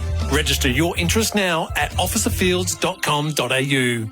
2 all-chicken patties, special sauce, lettuce, cheese, pickles on a sesame seed bun. You heard correctly. It's the Chicken Big Mac and it's back at Macca's. Available after 10:30 a.m. for a limited time. For over half a century, there's one name that Aussie gardeners have come to trust. Holman offer a range of quality watering equipment with an affordable price tag. For the past 55 years, this family-owned business has been helping gardeners save time, money and water. And now, with Holman Smart Watering products, you can water from anywhere, anytime, all from your smartphone. So, protect your garden from the heat this summer with the name you trust. Holman, for the smart gardener.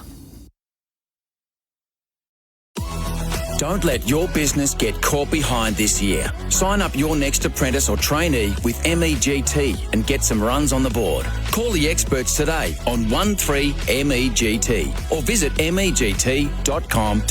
Tyre Power's Hot Summer Sale is a sizzling way to save on a hot range of Kumho tyres. Get the power to buy 3 and get 1 free on selected Kumho tyres, plus other hot offers during January at Tyre Power. Visit tyrepower.com.au. Get it right the first time with K-Rain Irrigation. K-Rain is the landscaper's choice when it comes to professional irrigation supplies, and for very good reason. K-Rain features durable and high-performance products, which make it the industry leader for household or commercial irrigation. There's a wide range to choose from, and it's all available at leading hardware stores. K-Rain, the landscaper's choice. For the full K-Rain range and helpful tips, visit k-rain.com.au today. Lion bowls and getting forward to leg slip. There's the opportunity around the corner. And David Warner rarely makes a mistake. Rizwan falls for 28. Cummins gets to the crease and bowls to Jamal, who pulls out the deep square leg, and he's taken! Jamal holds out to Travis Head.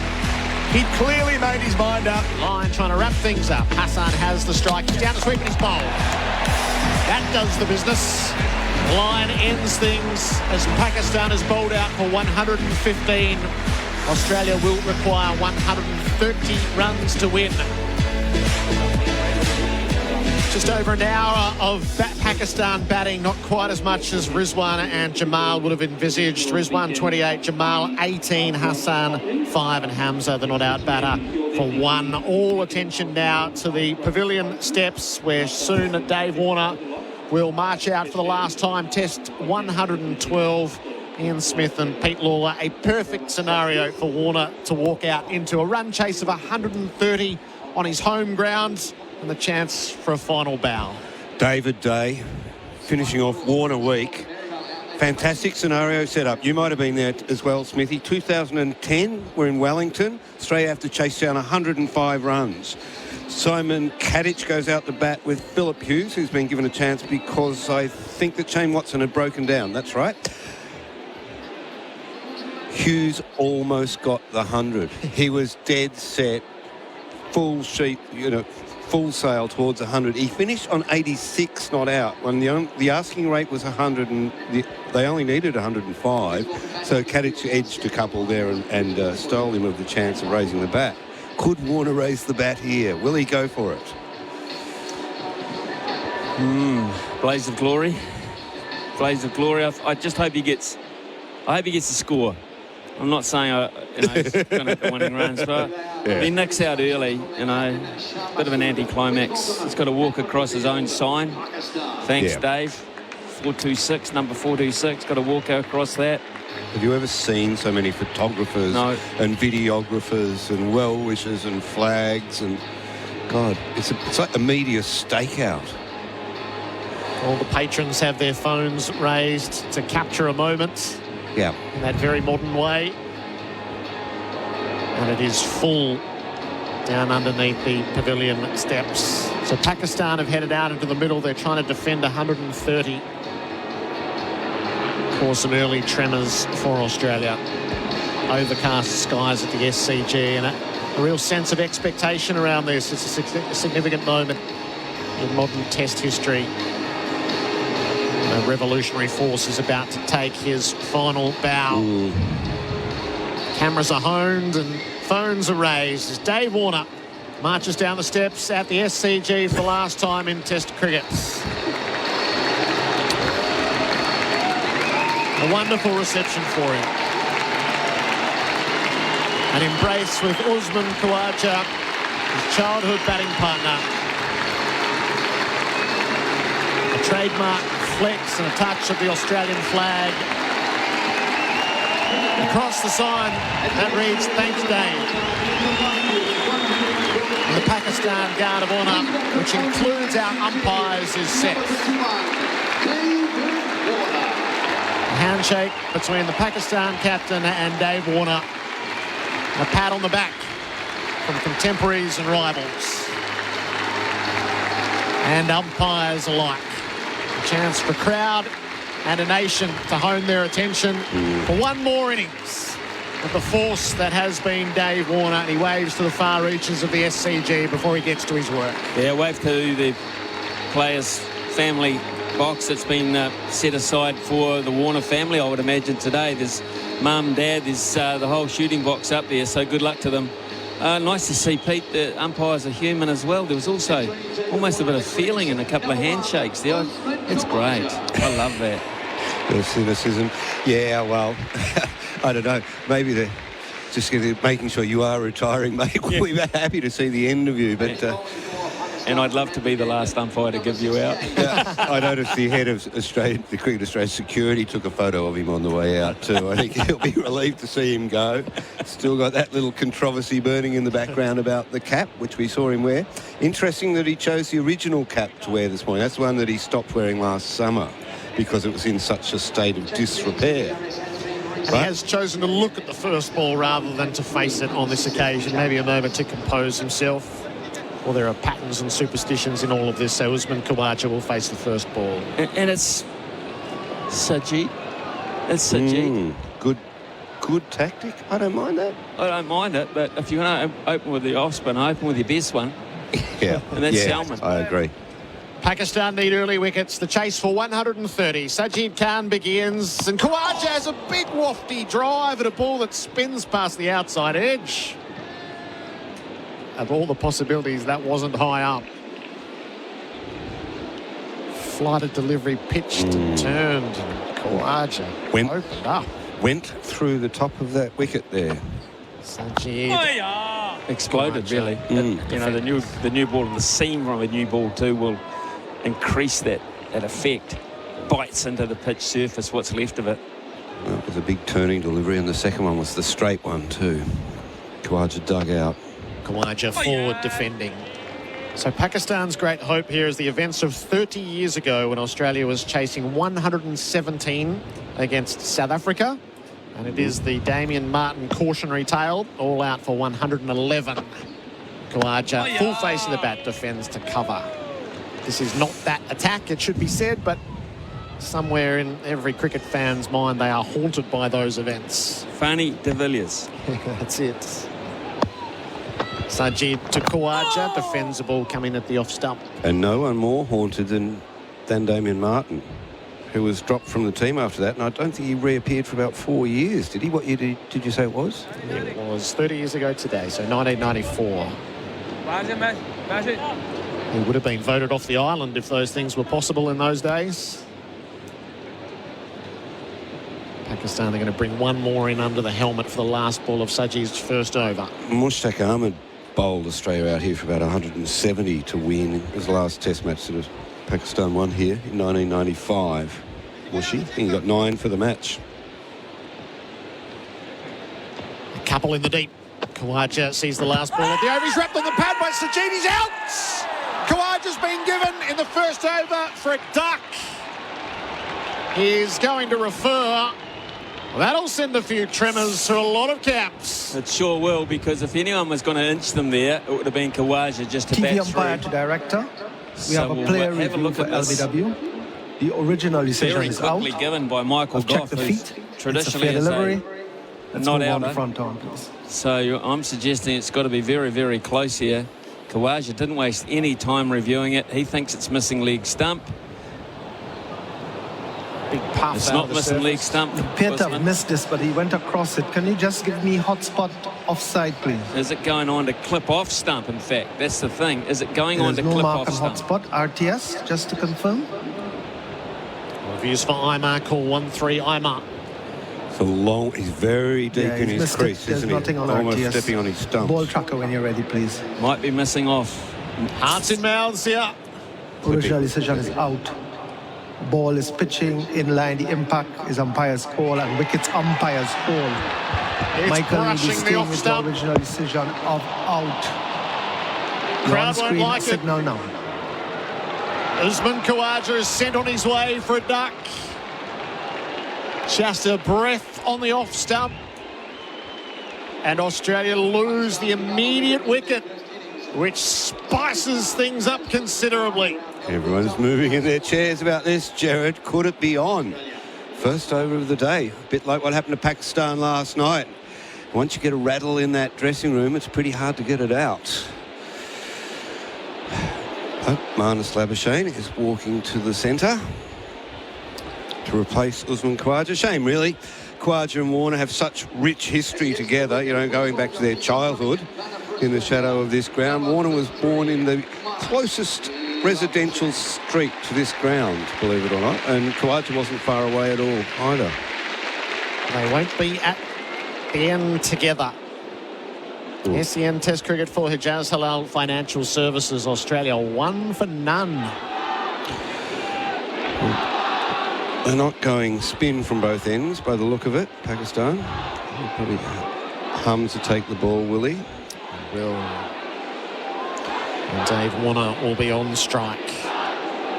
And Pakistan fans are excited. You can hear them through the stump mics there. We put together a little time capsule at the start of the day, Pete. The low bar for you wouldn't want to be chasing was 106, 108, 119, 121. That was about a quarter of what we got. And everybody else had 130 as the minimum and growing from there. So 130 is the target.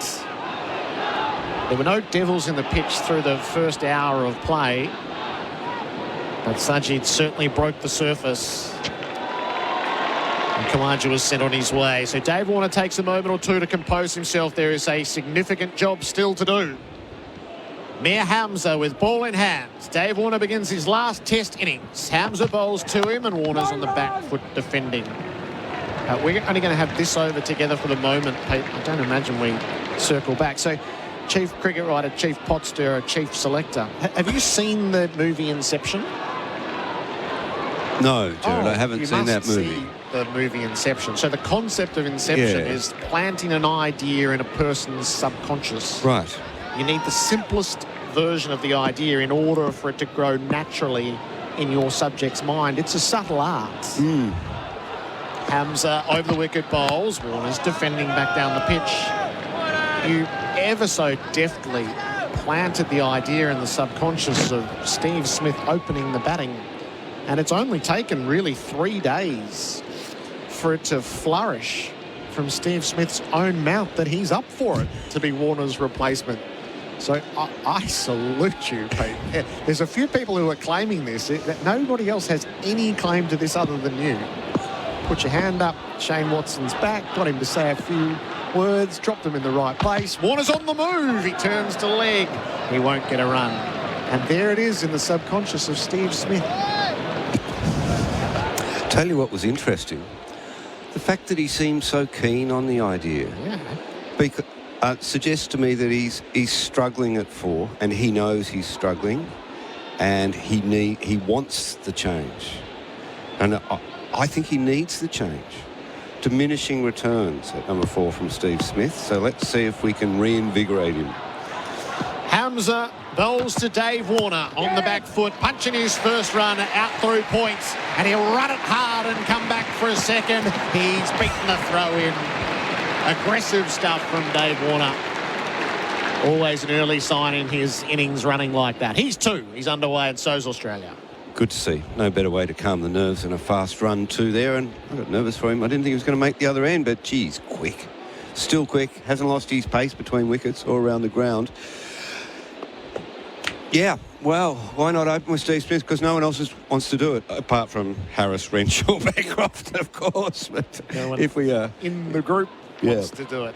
Hamza over the wicket bowls. Warner full face of the bat defends to mid-off. But we know that Australian cricket, well, everyone wants Australian cricket to go green, don't they? They all want him in there. It's just too good a talent to have sitting on the sidelines. So Green at 4 and Smith to open? Yep. Your work is done.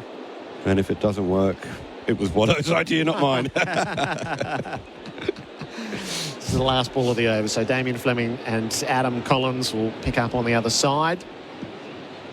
Warner walks at Hamza and noodles him away down to 3rd. He will come back for a second. 4 for Warner, 4 for Australia. It's 1 for 4. The K-Rain Irrigation scoreboard, the landscaper's choice. Colo and Flem in next for Bundaberg Gingibeer.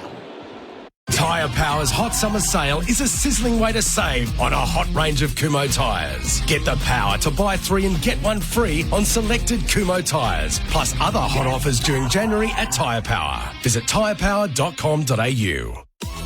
Don't let your business get caught behind this year. Sign up your next apprentice or trainee with MEGT and get some runs on the board. Call the experts today on 13MEGT or visit MEGT.com.au. The target is 130 for Australia to win the series 3-0 on David Warner's final day as a Test cricketer. A couple of 2s for him so far on the K-Rain Irrigation scoreboard, the landscaper's choice. Adam Collins, Damien Fleming and Pete Lalor with you. Experts for Spitwater, tools not toys, working hard since 1982. And Pakistan have that first wicket. Labuschagne, his first ball. Sajid bowls and Labuschagne forward awkwardly, squeezing it out past short leg. Kind of shanked it that way, Flem. Gets 1.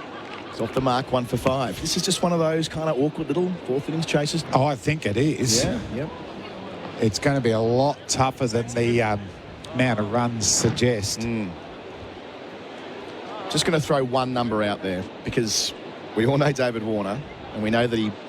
I'm not saying he pays attention to everything, but, you know, for what it's worth, if he wants a test average of 45 at the end of this, he'll need to be 91 not out at the end. The kind of thing he could achieve, you know, out of 130. The teammates will know that. They'll just block at the other end. Sajid bowls, Warner dances and takes it to mid-on. Quick single, Warner's through.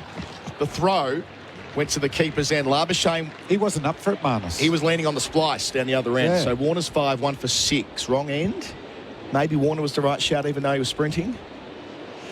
Either way, they're through. Mentioned that number. Alistair Cook on his final day in Test cricket needed 70 to have the same average of 45, and he strummed 160. So, you know, openers and numbers. It does get you into that next echelon, 45 to 50, doesn't it? I reckon it does. Anyway, it's improbable it'll be a thing today, but worth noting at the start. Australia, 124 to win. Sajid's got 3 men back. He's got 3 men back defending... To Marnus. Hang on, what's going on here?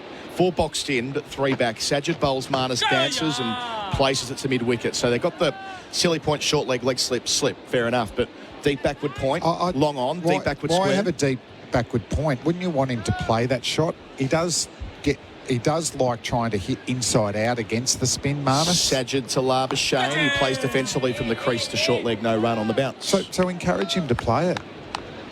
I think they'd be better having a catch and cover. Marnus scratching his guard deliberatively. Sounds dry, doesn't it? All reports say it's very dry. Were you out there this morning, Dave? Sajid bowls and defending, bisecting the 2 catches on the leg side at short leg and leg slip. Labuschagne gets 1, the sweeper off the rope at deep backward square. Hairs in. Labuschagne 2, 1 for 7, 1 ball left. Yeah, if we didn't have rain on day 2 and had baking sun, this could have been a raging turner. But I'd love to, I've said it all test, I'd love to Sydney to be able to play 2 spinners. Yeah. Well, you could. How batters get an opportunity to play subcontinent-like conditions. This is on a deck like this. You could play 2 spinners, couldn't you? You're certainly bowling 2 spinners, whether you've got them or not. Sajid finishes and Warner cuts a ball that's there to be cut. It goes out to cover. He gets 1. He wasn't far away from threading it through. Didn't quite get all of it. He does keep the strike. Warner to 6. Labuschagne down the other end on 2. Australia 1 for 8. They need 130 to win on the Toyota. My apologies. The tyre power scoreboard. Summer sale.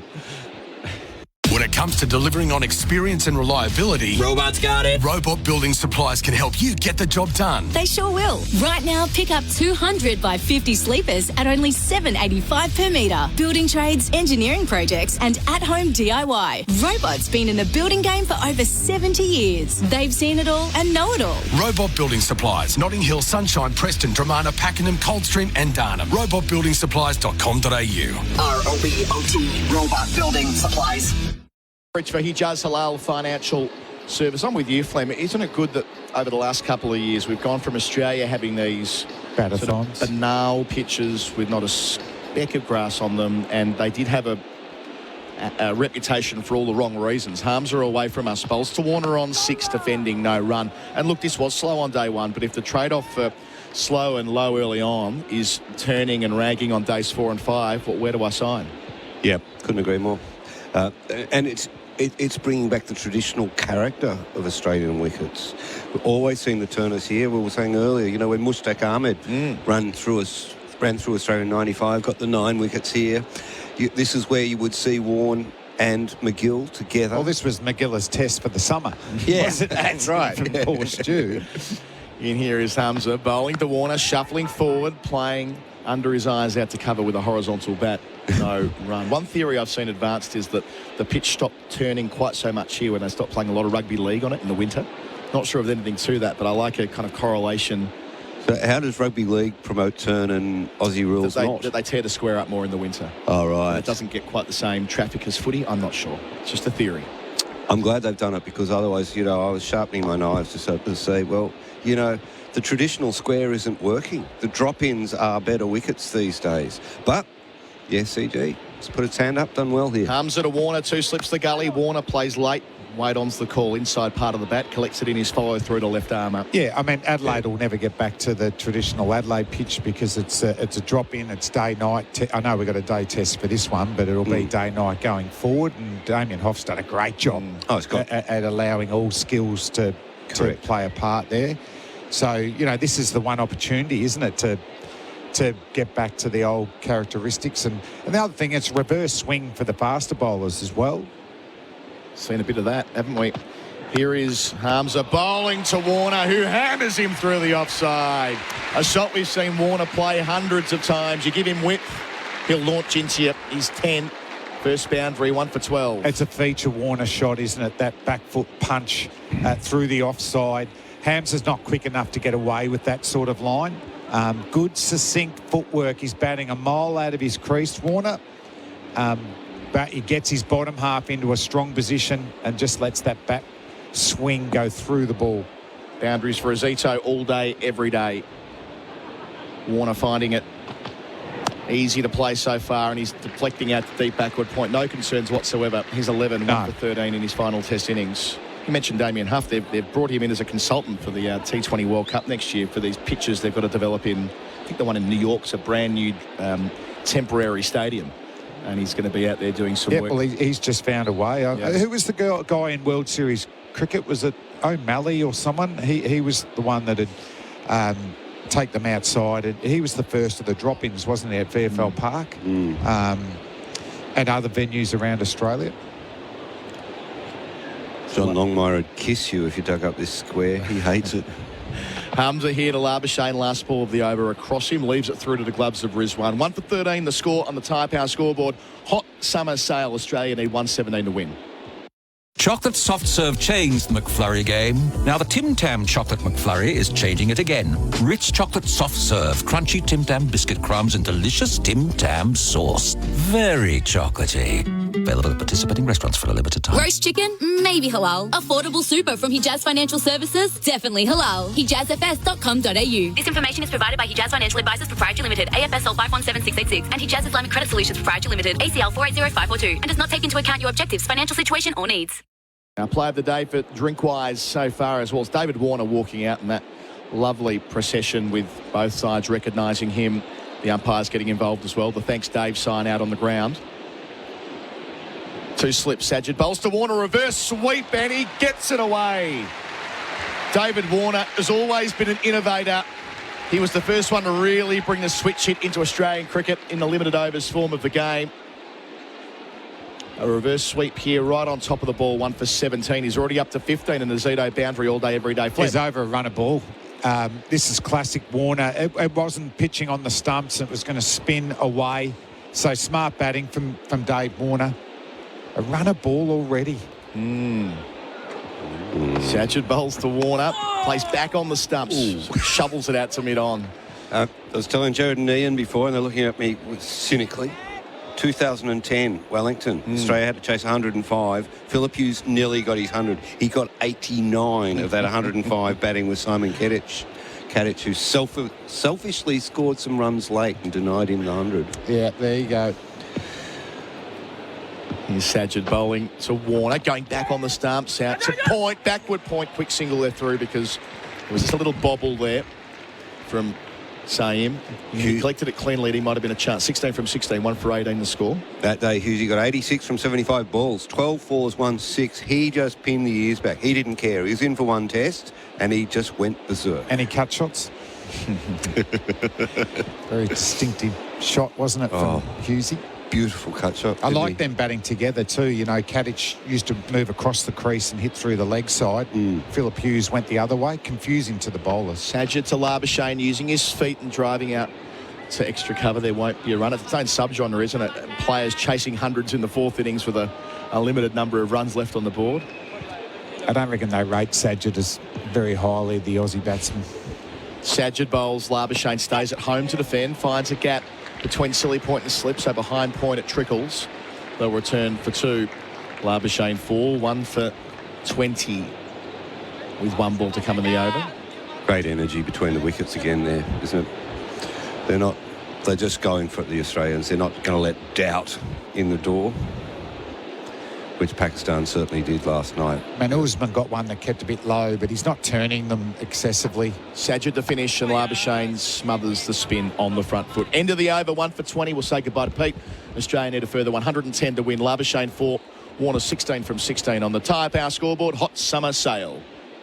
Whenever we get stuck and need quality timber or decking real quick on site, we turn to the robot. Robot's got it. Robot Building Supplies always helps us get the job done. You can rely on Robot Building Supplies day in, day out. Right now, 90 by 35 MGP 10 pine is only $4.72 per metre. Discount for quantity. Robot's been in the building game for over 70 years. They've seen it all and know it all. Robot Building Supplies, Notting Hill, Sunshine, Preston, Dramana, Pakenham, Coldstream and Darnham. ROBOT Robot Building Supplies. Our experts of a Spitwater, tools not toys, working hard since 1982. I've got Damien Fleming with me, former Australian quick. There's a change in bowler for Pakistan. It's going to be Hassan Ali. Where's Jamal? Jamal, yeah. I would have given him the new ball and told him to bowl fast. Hassan Ali away from us at the Paddington end to Warner. Bowls here, first ball down the leg side. Doesn't catch up with it through to Rizwan. Just a bit of news from the ICC on that T20 World Cup that I referenced before. We now know Australia's group. They've released the draw. They've got England, Namibia, Scotland and Oman. So you would think they're in a pretty good spot there to be one of the top 2 to qualify for the Super 8 stage. The first time they've had a World Cup with 20 teams. This is absolutely bizarre that their leading wicket taker hasn't bowled yet, Pakistan, with a small total. Hassan Ali up to the crease and bowls, and inside edging Warner just past the stumps. Down towards fine leg, it's for runs. How many of them? They'll be happy with a couple. Warner to 18, but not far away from trickling into his leg stump. Flem 1 for 22. And also suggests their best spinner hasn't bowled either. I think Salman's the best of the spinners, but that was close. Hassan Ali does bowl very accurately. And that inside edge is almost cannon into Dave Warner's leg stump. Seeing it again for Titanium Caravans, built tough. We're talking half a stump away, aren't we? Hassan again to Warner. Bowls here, and he defends out the middle of the bat. That's better. To mid-off, no run. 108 to win. He's already batting a metre out of the crease, and he's moving, I think, about another metre, isn't he, Dave Warner? And this is just symbolic of what Warner has brought to the Australian team, isn't it? He's already 18 off 19, chasing a small total. He's been able to accelerate run chases throughout his career. Putting pressure on Pakistan right away here. Hassan bowls, Warner shuffles forward, takes one to mid-wicket. Collected by the man at mid-on. As you say again, Flem, just always keeping the board moving. 1 for 23. We've heard a bit from the Australian camp about their want to have someone to complement Khawaja at the top of the list. But Steve Smith, who probably won't do that with the tempo he bats at these days, has formally put his hand up for the job last night. I don't think any of those openers will. Marcus Harris probably a bit more free-flowing than Bancroft or Renshaw. Cam Green hasn't shown it at his career, so they're not going to get alike. That's a good legacy for Warner to have. Labuschagne facing Hassan for the first time over the wicket, left alone outside the line of the off stump. You'd almost need to look at a white ball player, isn't it, that scores at that sort of rate. So if you can't have what you want, if you can't have a guy that strikes at 70, i.e. Warner, what's the next most important thing down the hierarchy of that? Is it a right-hander, therefore Bancroft/Smith? I think rapport with Usman. Yep. Running between the wickets is going to be crucial if they are more traditional batsmen. And we'll come back to this. Hassan's last ball delivers to Labuschagne. He drives out behind point, outside part of the bat, down towards the rope in front of the Victor Trumper stand and makes it. So Labuschagne to 8 with his first boundary for Azito all day, every day. Australia 1 for 27 on the Tyre Power scoreboard. Hot summer sale. Roast chicken, maybe halal. Home loans from Hijaz Financial Services, definitely halal. HijazFS.com.au. This information is provided by Hijaz Financial Advisors, Pty Ltd, AFSL 517686, and Hijaz Islamic Credit Solutions, Pty Ltd, ACL 480542, and does not take into account your objectives, financial situation, or needs. Welcome to Officer Fields, your new home in Melbourne's southeast. Land now selling from $467,000. Officer Fields, life as it should be. Register your interest now at officerfields.com.au. Bit of correspondence here for you, Flem, for Tyre Power, your trusted local. It was John Maley who did the pictures for World Series cricket. That's drop-ins. Yeah, I mean, he was a bit of a freak, wasn't it, to be able to do that? Where else was it? Gloucester Park, maybe? Footy Park. Sajid round the wicket. Warner goes back. Wade on out to point. So SCG was one of the only traditional venues World Series cricket could play on. And this was the first day night game, wasn't it, when they felt like this has made it. This is going to be a success. Yeah, season 2 when they had that game where they sold it out. And it was a turning point. Open up the gates, I think Kerry Packer said. Bharat Sunderasen joining us as well. Sajid bowls 3 men back for Warner, using his feet, clipping it over the top of mid-on. Almost goes the whole way. A couple of bounces over the rope. David Warner committed to that early. Another boundary for him for Azito. 1 for 31. 99 to win. Warner, that strike rate above 100. Baz, he's 23 from 22. Hello to you. Good morning, guys. We're seeing the greatest hits of David Warner in this farewell innings, aren't we? The quick running between the wickets, the slash through, covers the reverse sweep, and now just charging the spinner, just chipping him over mid-on for 4. Bharat with us for Spitwater. Tools Not Toys, working hard since 1982. Sajid bowls and cutting is Warner, but didn't get up, so it doesn't have any timing, ends up with cover. Yeah, it's a safe shot. Sajid's not a big turner of the ball. You can hit him against the spin. Sajid round the wicket. Warner back again on the stumps. That's the one that goes on with the arm, and he's equal to it, thrusting his bat down in time. Unless he gets inconsistent bounce, I can see the Australian batsman having enough time to deal with that. I don't feel like Pakistan have got the right bowlers on so far. Can you yell out the window for Jamal? Into the over. Hey, Shan. Like, seriously. Sajid bowls and Warner goes back again. That one does turn and he rides the bounce down to cover again. I'd love to be able to ask the Australian batters, who don't you want to face? And I'd imagine it's Jamal at one end and Selman at the other. It's a fair point. Selman certainly turns it more than Sajid, doesn't he? He's going to finish the over here. Warner dancing for the second time, catches the call, running back with the flight at mid-on. A diving attempt, isn't quite dragged in. Ever so close to a specky there from Amir Jamal. He wanted 3. They get back for a couple. Warner for a moment, as you say, one of the third. It completes an eventful over. Yes. 6 runs coming from it. 1 for 33. Warner looking to dance. He's 25. Labuschagne, he's 8. And that's on the Toyota Hilux scoreboard, an unbreakable connection. Millions of kilometres covered, thousands of servo coffees, tons of boats towed, plenty of that's not going anywheres, and countless grains of sand. Seriously, where does it keep coming from? A whole lot of work sites, trips with workmates, and getting roped into helping just about everyone move house. 50 years, 8 generations, only one Toyota Hilux. Hilux, an unbreakable connection since 1968. Oh, what a feeling. Toyota. Oohs and ahs around the ground and in our commentary box watching the replay for Titanium Caravans built tough. Flem, we had John Dyson on commentary a couple of days ago. That would have been Dyson-esque had he pulled it in, and he nearly did. It would have been. Dave Warner would have been better going 100% at that shot. He tried to flick it, but Jamal wrapped up his bowling and his batting. We could have been saying he's also taken one of the great outfield catches. Hassan's second over. 7 from his first. Bowls to Labuschagne, driving square out the middle of the bat. Lovely timing. Towards the O'Reilly stand boundary it goes. 4 runs for Labuschagne into double figures. He's 12 from 11. Australia 1 for 37, 93 to go. Wide half volleys. Thank you very much. Get Jamal on. Yeah. He's rushed all the Australian batters as well throughout the series. Every time he's come on to bowl. Kitty, Amir Jamal. And this is just nothing bowling, just floating it outside off stump. There's no real swing for Hassan Ali. They're not going to leave him enough runs either. I mean, if you want to look at it that way. Hassan bowls to Labuschagne again, out to deep point where they've now got to have a sweeper. That's the influence of Labuschagne, striking a couple of boundaries out there. He's 13, 1 for 38. Yeah, so it's under 100. Yeah. Chasing. What have they got? 35 minutes.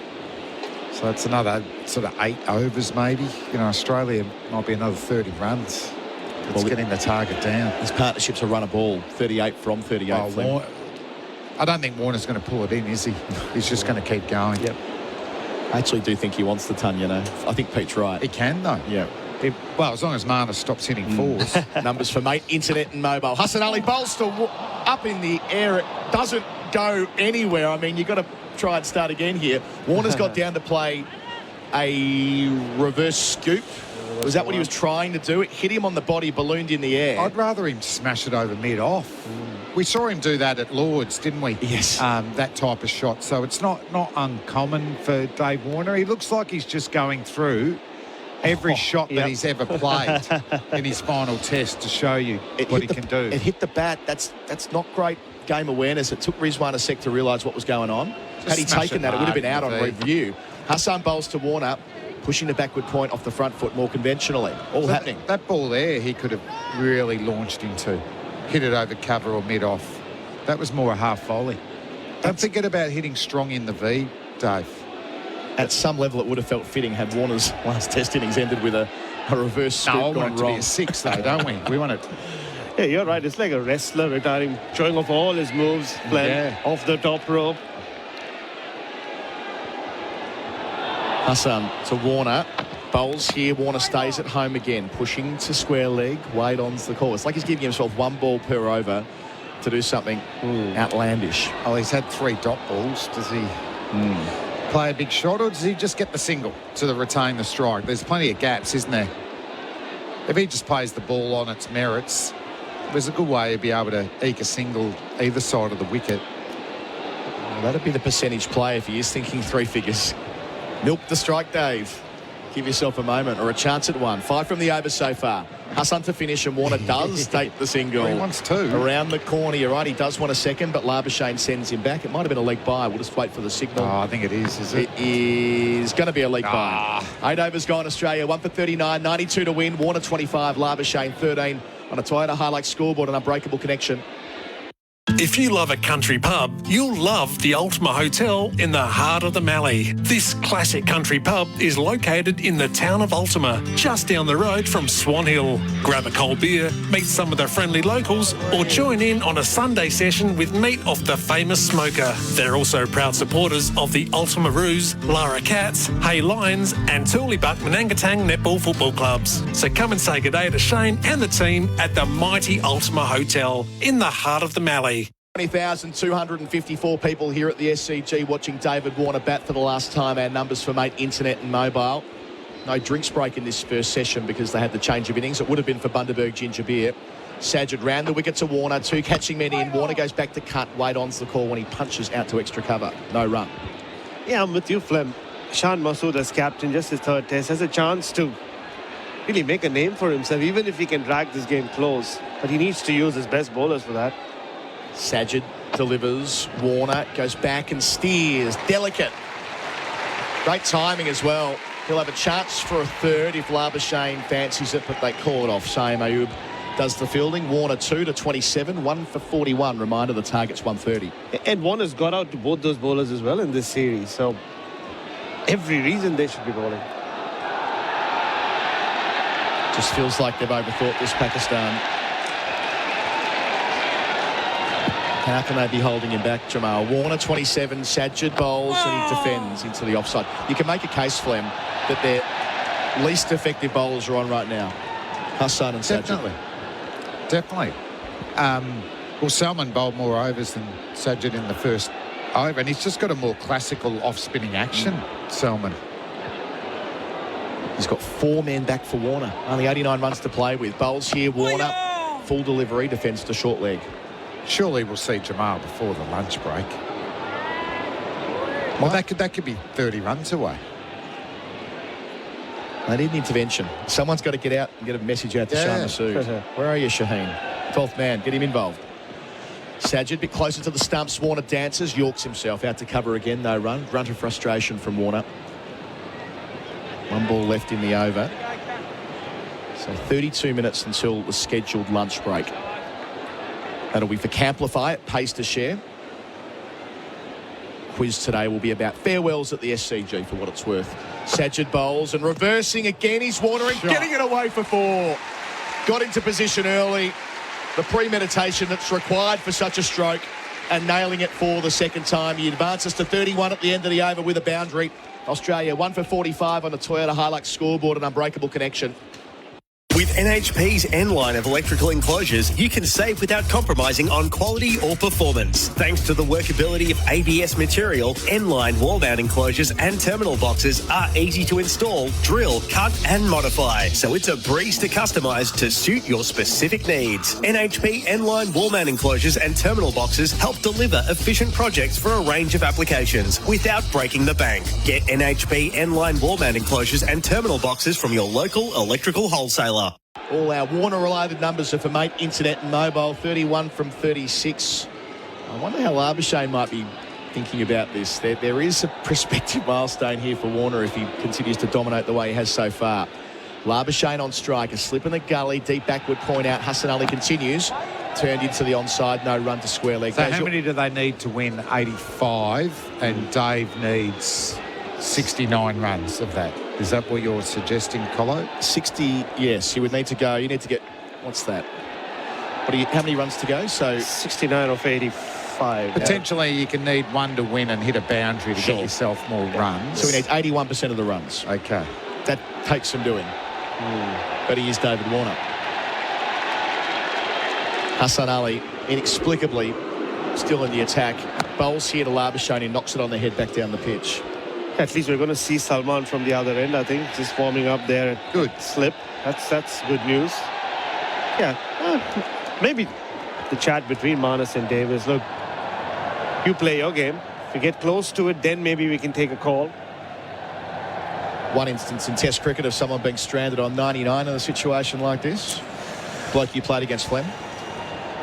Hassan Ali up to Labuschagne here on 13. Bowls here and leaving alone outside the off stump. Graham Thorpe hit the winning runs and left someone on 99 down the other end.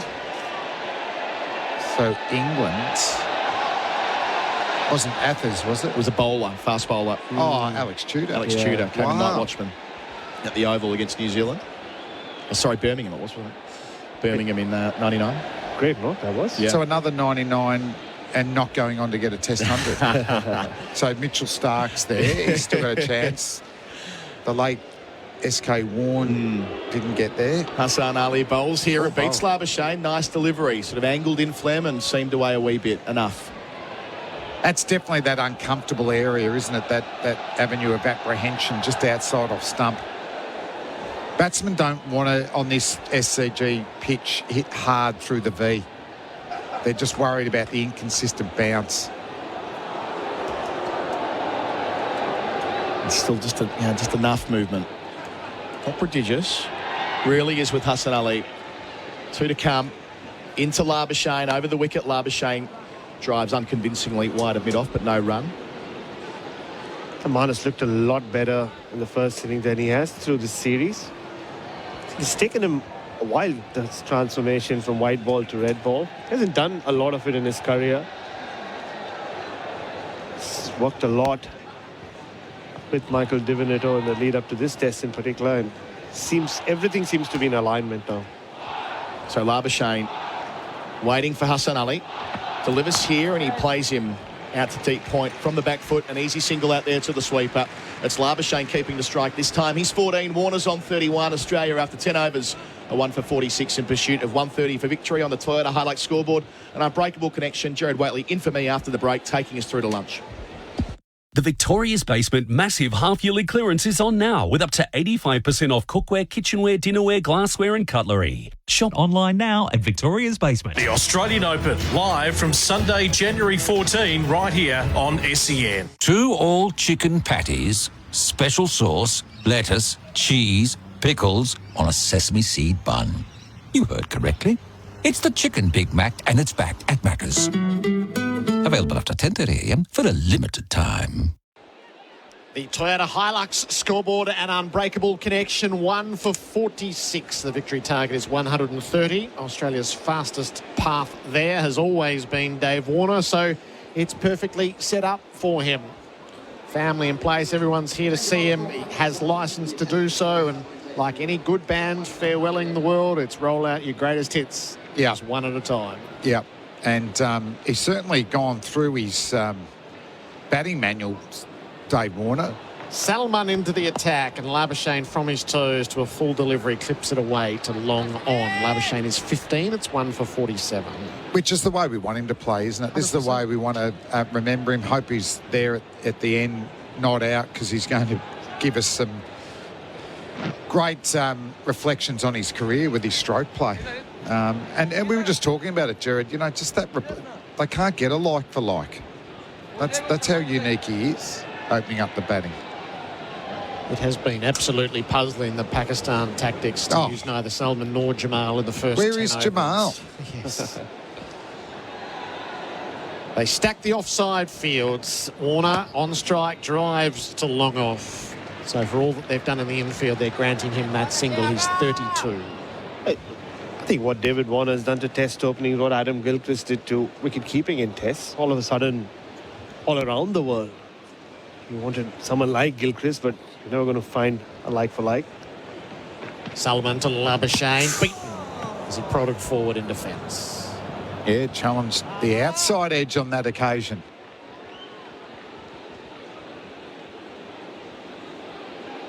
Oh, that was close. Such a lovely delivery for Titanium Caravans, built tough, almost feathered through. Labuschagne, does get a bit of So a they've got the hitch and right rolls spinner away. now. Get the right quick from the other end. They bought the wicket with Sajid at the start. It kept They low. stayed He got too lucky. long. He got lucky. It should have been, really, it should have been. Look at given, not this. out. Oof. Inside edge onto the pad. Good flight and rip. Labuschagne dances down the pitch as a result, hammers the ball to the bottom of the sight screen. Long on gets around. He says to Warner, your call, and Warner just says, stay home. A single taken. 1 for 49. And just watching Warner there, he's still running so hard. His first option was, well, can we get 2? In and out very quickly. It's great stuff. Warner readies himself. He stays home and defends the last ball of Salman's over. 1 for 49. The Toyota Hilux scoreboard, an unbreakable connection. Level up Dad's game. Skip the usual gift options for Spitwater's Aussie-made tools, not toys. Best models, bonus accessories, and savings of up to $630. Picture this: cold water petrol-driven and hot and cold electric diesel model pressure cleaners, plus the Vacstorm wet and dry commercial-grade vacuum cleaner. Visit spitwater.com.au or dial 1-800-SPITWATER to join the tool revolution. Spitwater, working as hard as you since 1982. Tools, not toys, because grown-ups deserve the good stuff. Still no Amir Jamal, who's in... What's he done wrong? Well, he's in contention for player of the match, player of the series, thanks to Bing Lee. That's a If he could very- ping off 3 or 4 wickets here, and he can't get a bowl. That's an interesting call, that by not bowling, he may not get that award. There are 3 contenders, so it's Hassan Ali who's going to continue on. Manus Labuschagne has the strike. He defends. So Mitch Marsh, Pat Cummins and Amir Jamal. Cummins is the leading wicket taker. Marsh is the leading run scorer. Jamal can make a dash at Cummins if he gets the ball in hand. Yeah, that's what he was saying, poor guy, yesterday in the press conference. That's his goal, to go past Pat Cummins in this series, in his debut series as well. Shan Masood is known to be a nice guy. Maybe he's just being way too nice to Pat Cummins. He doesn't want that to happen. Or he's looking after Dave Warner. That too. Just can't quite fathom it, really. They're checking the ball. So that can be the start of a little campaign. Back with Hassan Ali now. Even through the whole series, Jamal just doesn't get the new ball. I thought there was times in this test, just get him the new ball. Labuschagne goes and pats down a patch on the pitch, and now readies himself for Hassan, who bowls to him. Labuschagne turns him down to fine leg, where Amir Jamal is in attendance. He does the fielding single taken. The 50 up for Australia in the 12th over. The chasers for 130. The numbers for Mate Internet and Mobile. And the run rate's important, isn't it? Just even mentally, that we're going somewhere. We're putting the pressure on the Pakistan batsmen, something they couldn't do in the first innings. You know, their run rate was around 2.5 and over. If they were doing that here, that makes this chase a long way away. So thanks to Warner again. He's around to run a ball. It's been a fantastic start by him. the right methodology to avoid things becoming sticky. Warner on strike, dances down the pitch, nibbles at the ball from Hassan, misses. Every over he's done something funky, at least once. Again, this innings kind of exemplifies what Australia is going to miss when after today, basically. I mean, similar run chase, you have Usman Khawaja and whoever else you put in there, Cam Bancroft or Harris or whoever. The pressure can be put on them, on Australia by the opposition. Not with Warner around. Hassan hustles in. He's around the wicket. Warner defends the ball to cover. A little quirk in the opening partnerships in this series for Australia. First innings to second innings. 126 in Perth, followed by naught. Warner made a duck. 90 in Melbourne, followed by naught. Khawaja made a duck. 70 in Sydney, followed by naught. Khawaja made a duck. Yeah. Second innings blues. And this test match has been marked by that. One for none. One for none. One for none. Hassan bowls to Warner. He edged forward and then glanced down to fine leg and takes a single to go to 33. And that was one of the great test match overs last night from Josh Hazlewood, wasn't it? Game's alive. If Pakistan have 8 wickets in hand or 7 wickets in hand coming in today, you know, you're thinking it's going to be over 200 plus total. And he ripped through them. And the pitch didn't really play a big part in that. It was nerves and it was quality fast bowling. Labuschagne's on 17. He's defending. So I was thinking of you last night where you'd said he was the bowler who hadn't got his just desserts just yet. I'll pick that up with Fleming in a moment. 1 for 51, Toyota Hilux scoreboard and unbreakable connection. Millions of kilometres covered, thousands of servo coffees, tons of boats towed, plenty of that's not going anywheres, and countless grains of sand. Seriously, where does it keep coming from? A whole lot of work sites, trips with workmates, and getting roped into helping just about everyone move house. 50 years, 8 generations, only one Toyota Hilux. Hilux, an unbreakable connection since 1968. Oh, what a feeling. Toyota. Ringers Western, whether it's the paddock or the pub, Ringers Western has the kit to keep you cool this summer. I spy Amir Jamal warming up. Just a little late, she cried. 1 for 51, Warner's 33, Labuschagne is 17. Salman is bowling from the Randwick ends. Warner has the strike. He's running the ball down through backward point with open hands. He'll get a couple and move up to 35. So Hazlewood had his moment in the sun, Flem. Yeah, it did. Took him to the Aussie camp. I think they work on if a bowler's forcing 30% errors from the batsman or playing misses, you expect him to get a lot of wickets. And I think Josh was in the 40% and only had 6 wickets coming into this test match. Warner dances down the pitch, clops it away to wide mid-wickets. A furious strike for 4. He moves to 39. This is great batsmanship. That late cut was, you'd almost call it overdue, wasn't it? He just made sure that he watched it onto his bat. And then we've got the double punch. He knew that Salman was going to bowl fuller. He was onto that and whacked it down to mid-on for 4. Great batting. Salman around the wicket on the follow-up. Warner drives the ball. He won't quite beat Shan Masood, who knocks it down at extra cover. So back to Hazlewood, what it just suggests, which we always say, but in my day, we didn't have the stats to back it up. If you just keep bowling that way, the cricketing gods will look after you. You will be getting a bag at some stage. Warner. Oh, he had a little fiddle at a ball outside the off stump and missed. And you have a natural strike rate or average with the ball. And, you know, if it's been a dry spell, generally that'll hedge back. You'll get back to your normal bowling average and your strike rate. And the gods got square with him in 1 over. Yeah. Warner, forward, popped it up, missed it short leg. It falls away near the umpire. Warner's going to hustle back for a couple. There's a bit of chance in it. He's right in his luck. Warner's luck is holding for the moment. Australia advances to 1 for 59 and Warner has 39 of those. Offside on replay, inside edge. Abdullah Shafiq was out of his left grasp. I mean, we want that thrill with the David Warner innings, don't we? It's been part of the show. It's 41. Warner from the crease, drives, pierces the field at extra cover and struck it so well that Longoff had no chance. Wow. There's no reigning Dave Warner in here. He's 45 and he's at the gallop. 1 for 63. Toyota Hilux scoreboard and unbreakable connection.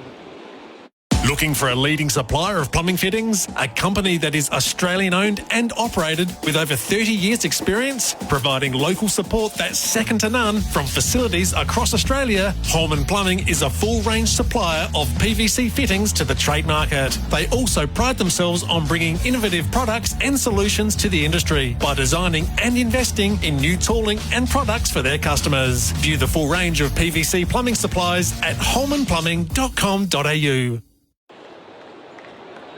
SEN Test Cricket, the leading run scorer, Dave Warner for Robot Building Supplies. Robot's got it. He is piloting the way in this run chase. 130 required, 1 for 63. Warner has 45 of those. Labuschagne 17. Khawaja was the man out in the first over. LBW Sajid for naught. Our experts for Spitwater, tools not toys, working hard since 1982. Bharat Sunderasen is joined by Lisa Stalaker. Good time to arrive, Lise. That's what you said last time. You've chosen your moments so well. Yeah, David Warner, I had a sense that if he was able to survive probably the initial 10 deliveries when he went out there, he would play the way that we saw him when he first burst onto the scene. Sajid swapped ends and he's nearly got Labuschagne on the outside edge, leaning a long way forward. Rizwan's talking about a review here.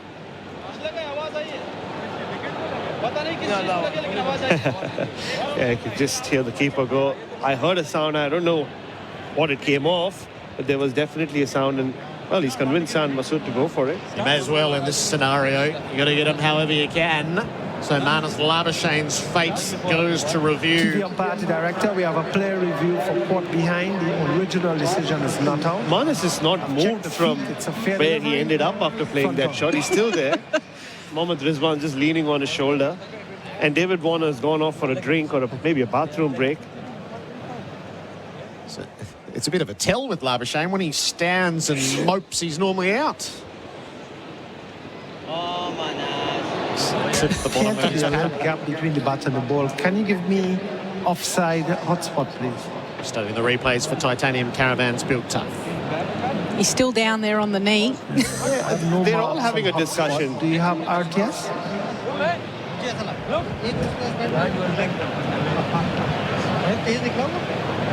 I can see a gap and there's nothing on RTS.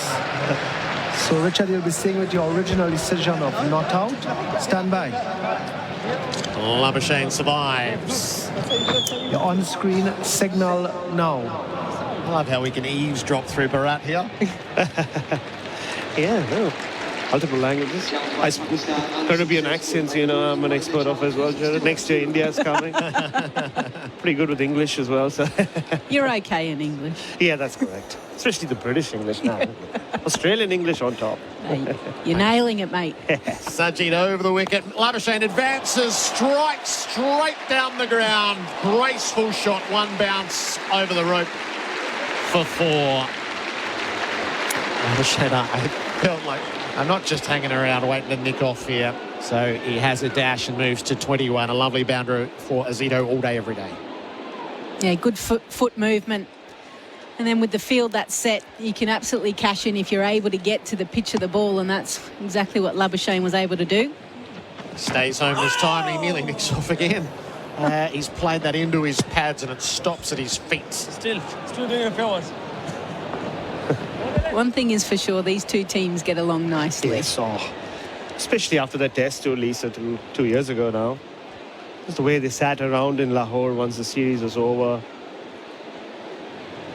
Sajid bowls. Labuschagne on the advance, knocks it back to Sajid, who shies, and Labuschagne has to get out of the way. Evasive action, lively stuff.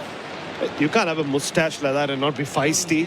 There's something about Sajid, isn't there, Gerard? He doesn't smile. He's the only one who doesn't smile with the Australians in this team. Reverse sweeping Labuschagne. Played it ever so well. Fine, and the chase is on into the deep. Big chase to Mir Hamza, gets there just inside the rope. 3 for Labuschagne. He's 24, and he's really warming up. Australia 1 for 70. I actually was fortunate enough to be invited just on New Year's Day, where they bring, by the Prime Minister, where they bring both the sides in to Kirribilli House, and there was a lot of banter going back and forth. The Sports Minister was going through how Pat Cummins is our saving grace, and you heard Mohammed Rizwan going, "I'm still not out, by the way." It'll be the last ball of Sajid's 6th over. Dave Warner will see it. He plays back, just keeps it out of the stumps. It was zeroing in and in and in. 1 for 70. The Toyota Hilux scoreboard and unbreakable connection. We're uninterrupted till lunch here. 60 runs to win. Bharat and Lisa. Yeah, Damien Fleming just mentioned the David Warner batting manual. And ever since he mentioned that, I've been thinking if that could actually be a book. You see these books, right? Learn to Bowl Leg Spin by Richie Beno, and those kind of books don't appear anymore. But the David Warner batting manual in the current era, if you're a young kid, if you're Sayam Ayub, he would buy that. I think he's going to have his hands full when he does retire, isn't it? Yes, there'll be the T20 leagues that he goes and plays, but he's an entrepreneur, that's for sure, and no doubt with 3 little girls as well playing cricket.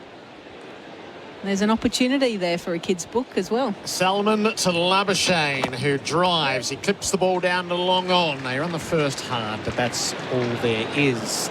It would have to come with a warning, though, Bharat. A bit like the WWE broadcasts. Yes. Don't try this at home. Do not. On a couple of those shots. That new ramp scoop from low down, which is an extraordinary shot against the pace bowling. Warner facing up to the spin, and he's defending Salman back down the pitch. Yeah, and look at the kind of bowlers he's done it to. Stuart Broad, he did it to Trent Bolt in the World Cup. There's been very few players that have changed the way the game has been played, and David Warner has been one. Warner plays back, tucks to short leg, no run. We're now seeing Joe Root play ramps in Test cricket. And there's something about David Warner which goes beyond what he's done in his career in terms of how he's gone about it.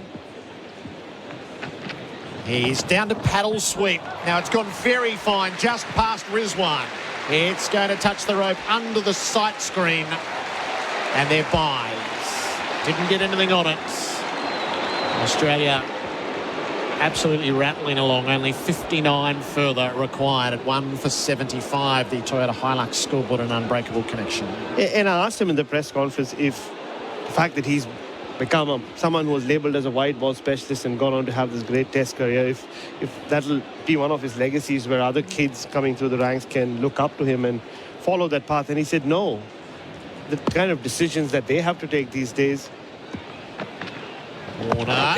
Oh, what's that done? Fired right in. It lands safely on the offside boot pad.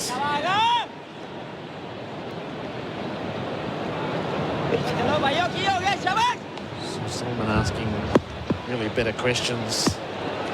He's around the wicket. Warner defends the last ball of the over and then picks it up, taps it away.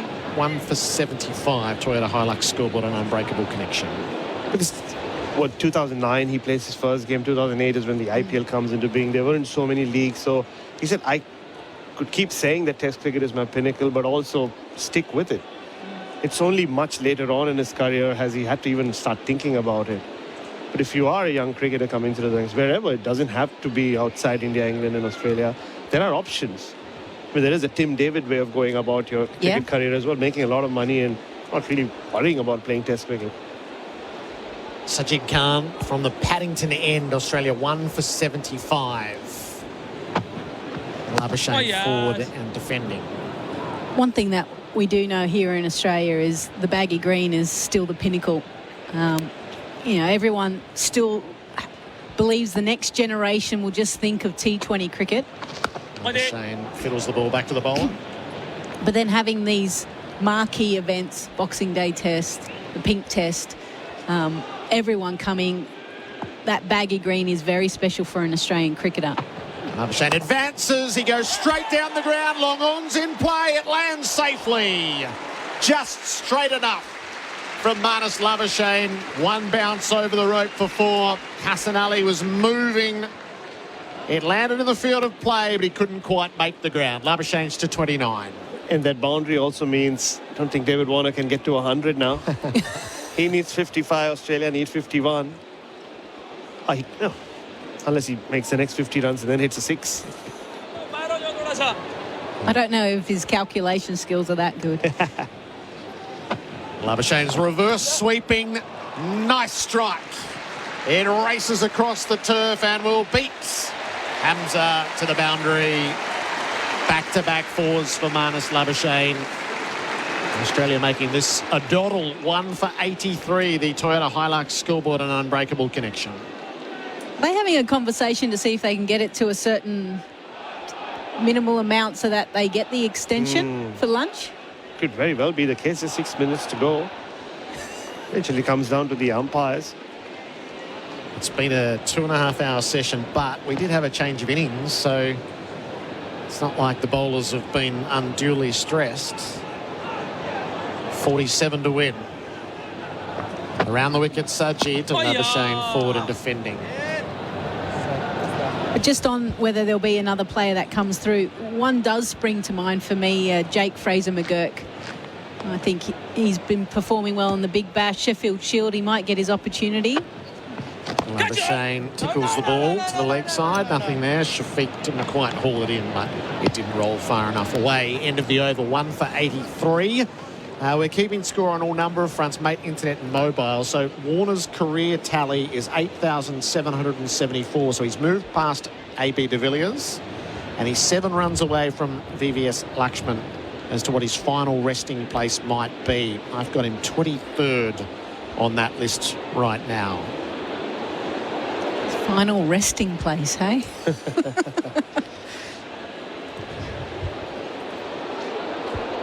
Dave Warner's 45 in this innings. Salman in and bowls to him. Warner dances down the pitch, flays it away over extra cover for 4.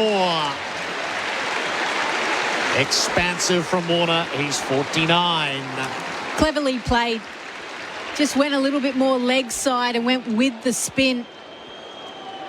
Because when the ball is that straight, there's not that much rough. So it's not going to turn too sharply for him. So played that with confidence. Warner kicks at the popping crease. Salman around the wicket to him. Warner is forward and defending watchfully. You mentioned the name Jake Fraser-McGurk. Good things happen to people who move to South Australia, you see, so... Oh, not another one. We're claiming him now. Warner readies himself. He's back and turning around the corner, and he'll raise the bat one final time. He settles for the single. It's his 50th run. The SCG and the country rises to him. Glorious batting at the full gallop from Dave Warner. An embrace with Marnus Labuschagne. He raises the bat to every part of the SCG. It's his 37th Test half-century to sit alongside 26 tons. And it all feels destined to be so on this Saturday in Sydney.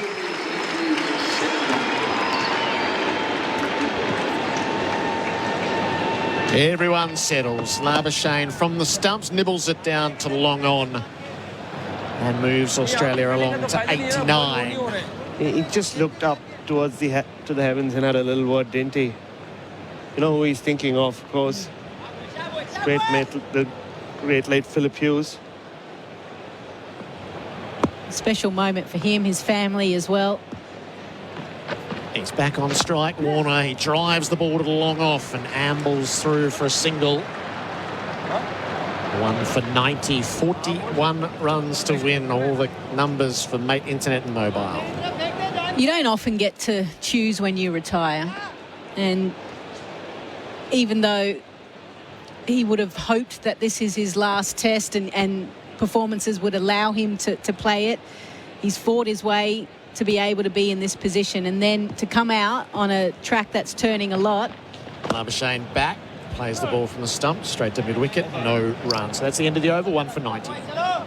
So to be able to come out and play with that kind of intent, it just feels like the right way for David Warner to call time. And home test match, no doubt lots of family and friends, lots of people along the way that have played an important role in his career get to kind of celebrate it with him.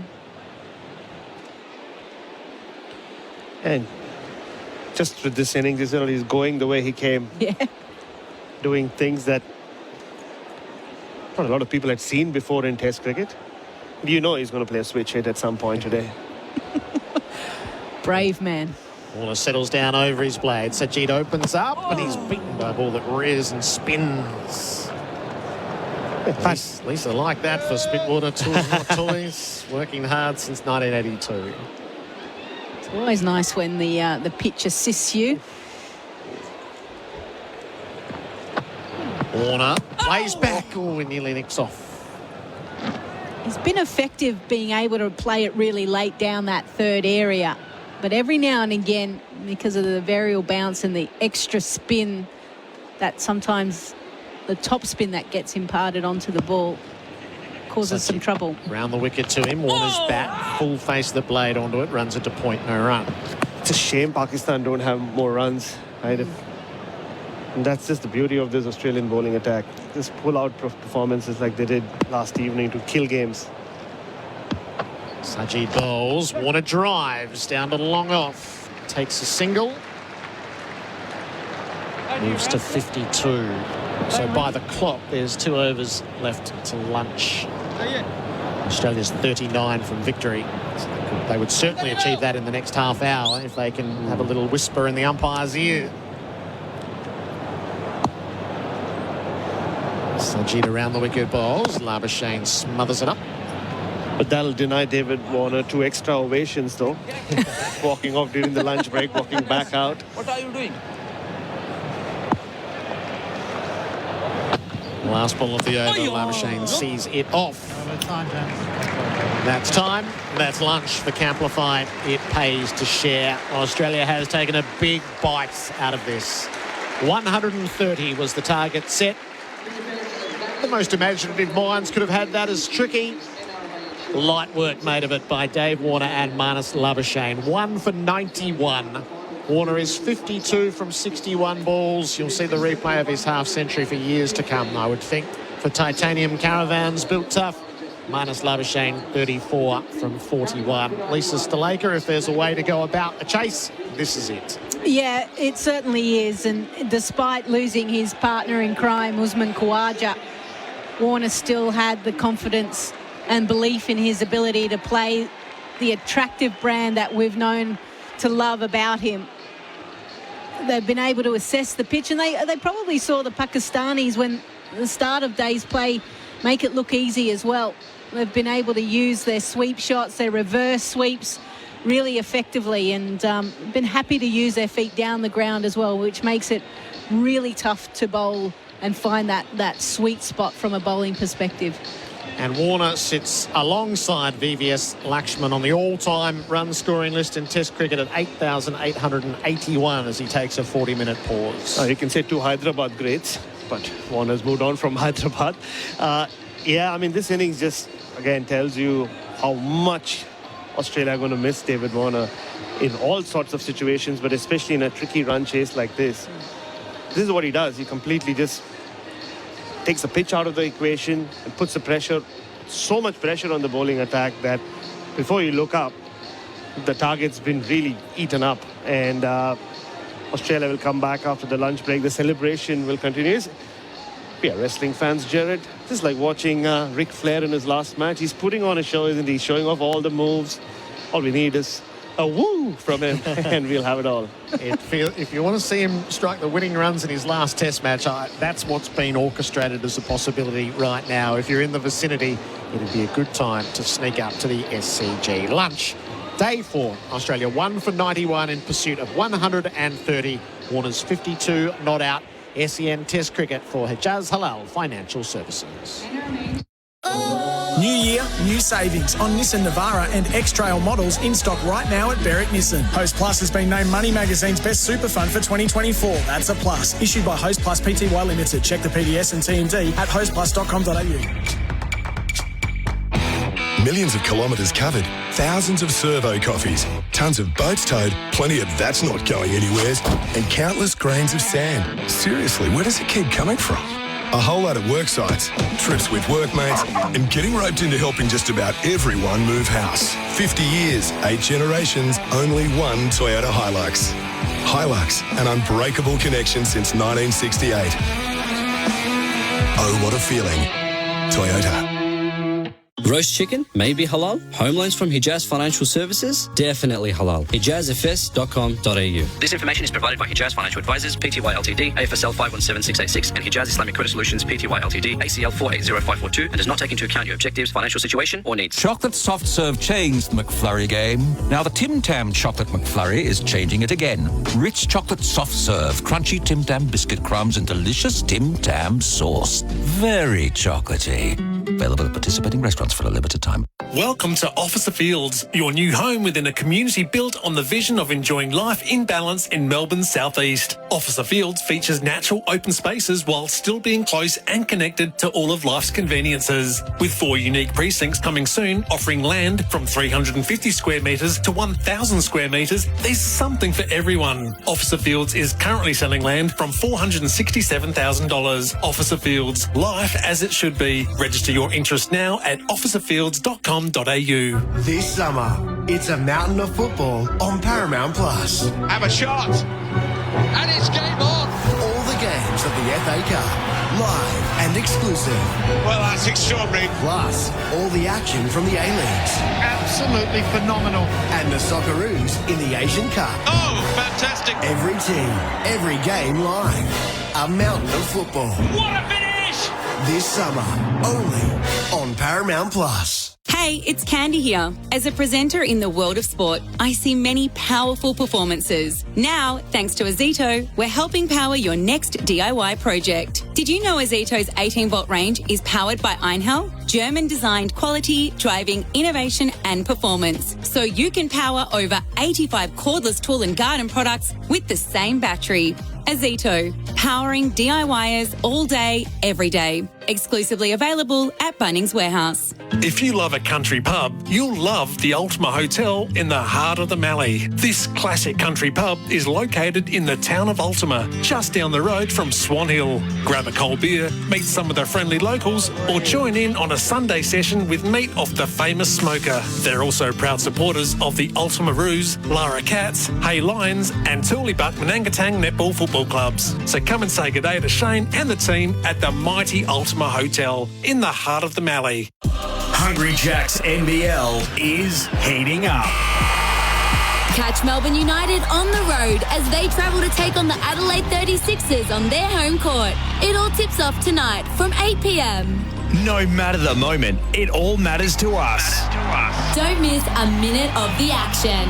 Watched live on ESPN, available via KO and Foxtel. Hungry Jack's NBL 24. Every moment matters. Every moment matters. If I was granted one wish, I would have an unlimited amount of dogs and just hang out with them all day, every day. To go back in time and spend more time with those that I love. Endless travel. If your wish is to celebrate your life at your favourite golf course or at sunset, Tobin Brothers Funerals can make it come true. Get to know the team at tobinbrothers.com.au. Tobin Brothers Funerals, celebrating lives. Henley Mortgage Fund, $1,000 a month off your home loan for 2 years, all backed by Henley's $7 billion parent company, and Halal Home Loans and Investments with Hijaz. Australia versus Pakistan on SEN Test Cricket. Hajj sees the last ball of the over. He's wrapped on the pad by Sajini's out. Kawaja's been given in the first over for a duck. He's going to refer. Hearts in mouths here. Ball is pitching in line. The impact is umpires all and wickets umpires all. from the crease, drives, pierces the field at extra cover and struck it so well that Longoff had no chance. Wow. There's no reigning Dave Warner in here. Warner readies himself. He's back and turning around the corner and he'll raise the bat one final time. He settles for the single. It's his 50th run. The SCG and the country rises to him. The Lunch Break. Camplify is Australia's leading RV and caravan sharing community. List your van and start earning now. It's the lunch break for Camplify. It pays to share. Day 4 at the SCG. Australia was set 130 for victory at the lunch break. It is 1 for 91. Warner is 52 and Labuschagne is 34. Simon Katich is our Red Energy expert. Switch to 100% Aussie-owned Red Energy. redenergy.com.au. In a small chase, it can either be laden with tension or you've got Dave Warner who takes all of that out and just makes it a celebratory romp. He certainly has, Gerard, and I think we've seen Labuschagne struggle with his strike rate throughout the summer. He's coming along for the ride. A magnificent partnership now of 91 has basically deflated the Pakistanis, and Australia will work their way to victory comfortably after the lunch break. Have you enjoyed the Warner innings? Yeah, it's been very good. I mean, it's been masterful in a way, because when you look at the wicket and the way everyone else has struggled to bat late yesterday into today, there's no doubt there was some, tricks coming out of the footmarks. Khawaja gets out early on to Sajid Khan, and early on there's a couple of balls that just miss the stumps, or he plays and misses that, but otherwise he's done it in fashion where he's put so much pressure on the bowlers and he's run hard. He's looked like he wants to get back on strike. He hasn't shied away from it. And these small chases are right up his alley. He loves this. It's his bread and butter. 52 from 61 balls, 7 fours. He's the player of the day at the moment, thanks to Bingley. Labuschagne's 34 from 41 with 5 fours. Khawaja made the duck. Gosh, he was unlucky to be given. Michael Goff has been very conservative with his LBW calls that he gave him just with a breath on the off stump. Yeah, I think it would have looked worse live. Obviously, we've got the beauty of the replays, but Khawaja playing back and being so deep in his crease, and live out there, it probably just looks bad, and he's given it out. And when you see the way the ball was going, he's just clipping the off stump on the DRS. So I guess he can maybe consider himself a little bit unlucky, but ultimately Michael Goff's had a pretty good series and gave it out. But the rest of it's been class from both of these two, and Labuschagne in particular, he's used his feet, he's hit the spinners straight back over their heads nicely. And Davey Warner, well, every shot has come out. He even tried to reverse Hassan Ali when he was bowling around the wicket, which is no mean feat. So he's showing the crowd here everything he's got in the toolkit.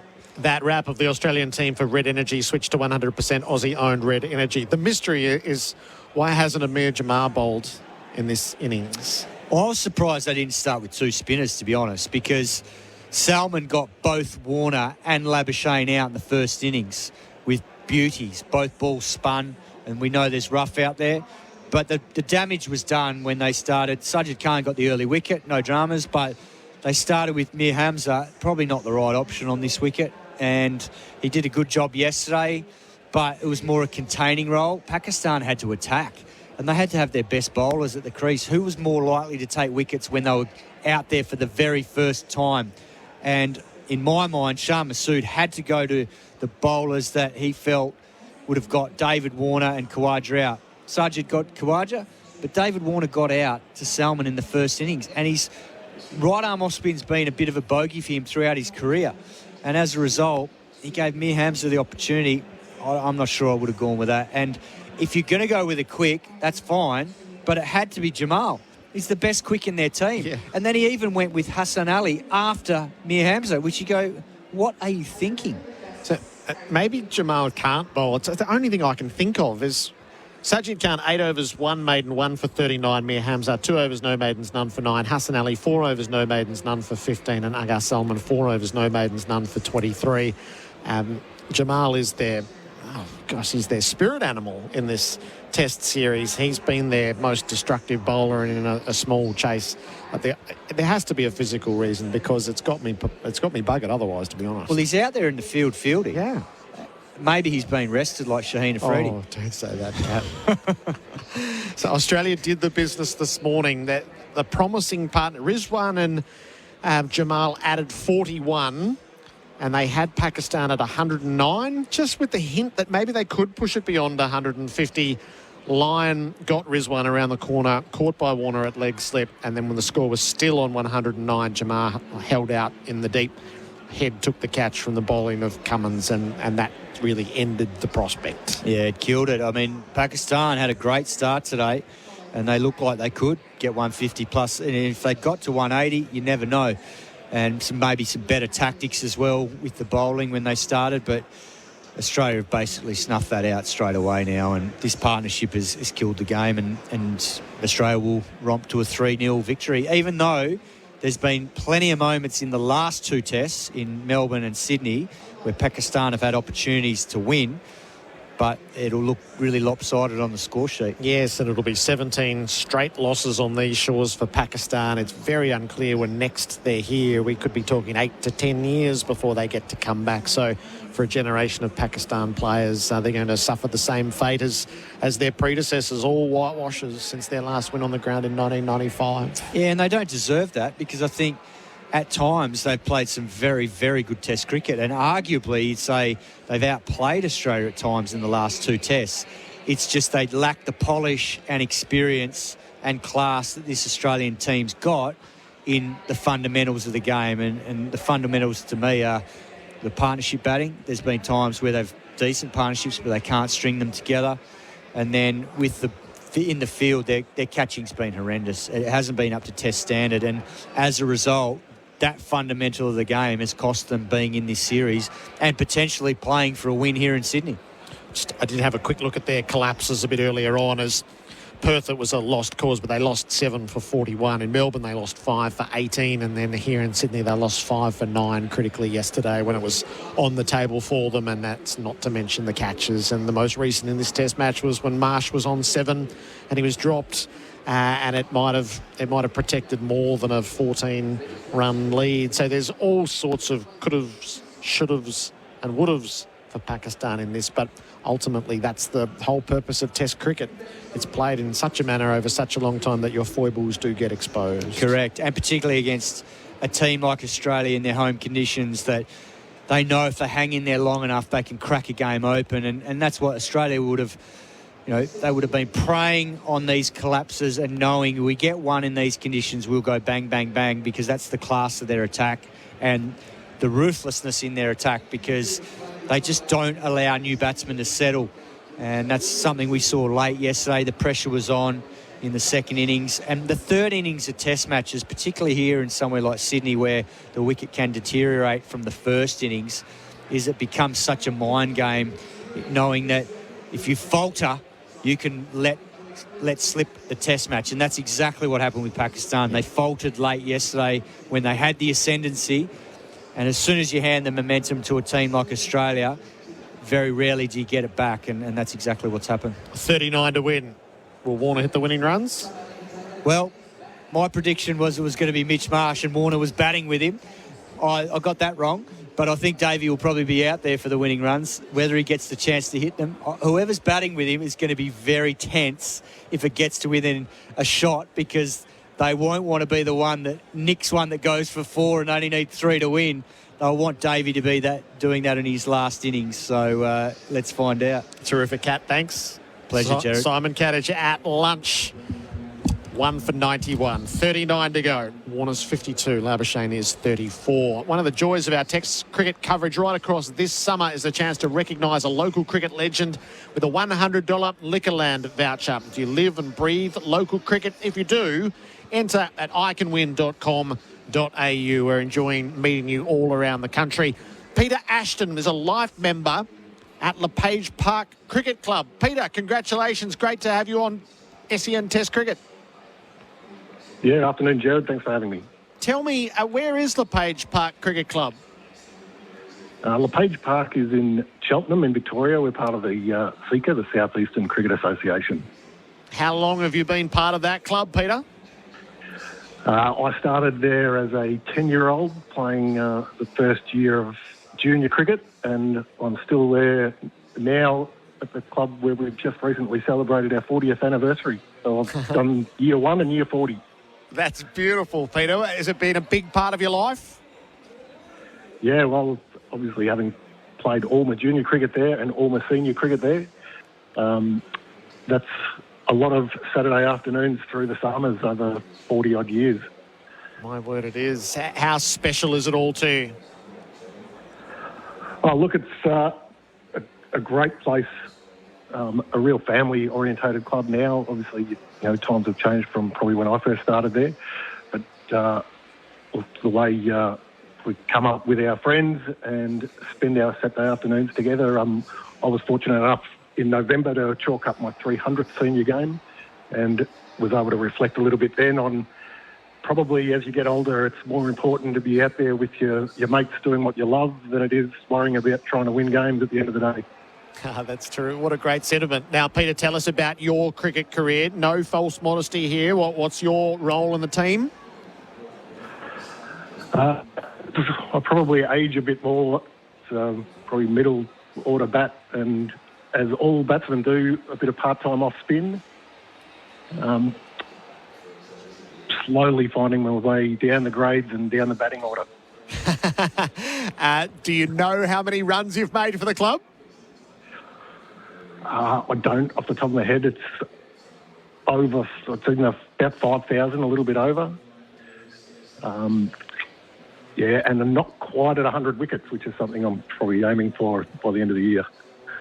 How are things going this season? What grade would you typically be playing? Well, I'll be generally part of our third 11. We've got 6 senior sides and about 15 junior sides at the moment, so we're a pretty thriving sort of club. Our 1s and 2s are actually playing this afternoon in what's been a good change by our organisation to bring the high grades back fairly early but let the lower grades have a little bit more time off, which is good for us older blokes. Great stuff. Peter, it's lovely to learn about LePage Park Cricket Club and your involvement, which stretches beyond 300 senior games. Salute to you. You're our local legend today. Thanks a lot, Gerard. Thanks for having me.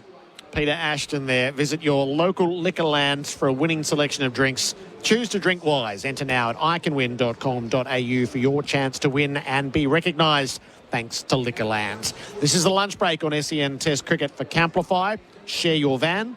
SEN Test Cricket is for Hijaz Halal Home Loans and Investments with Hijaz. 39 to win. Dave Warner's 52 not out. The quiz, the last quiz for the Sydney Test. Colo's going to guide you through it. You'll go head-to-head with Lisa Stalaker. Be our contestant now. The theme is Sydney Farewells. 1300 736 736.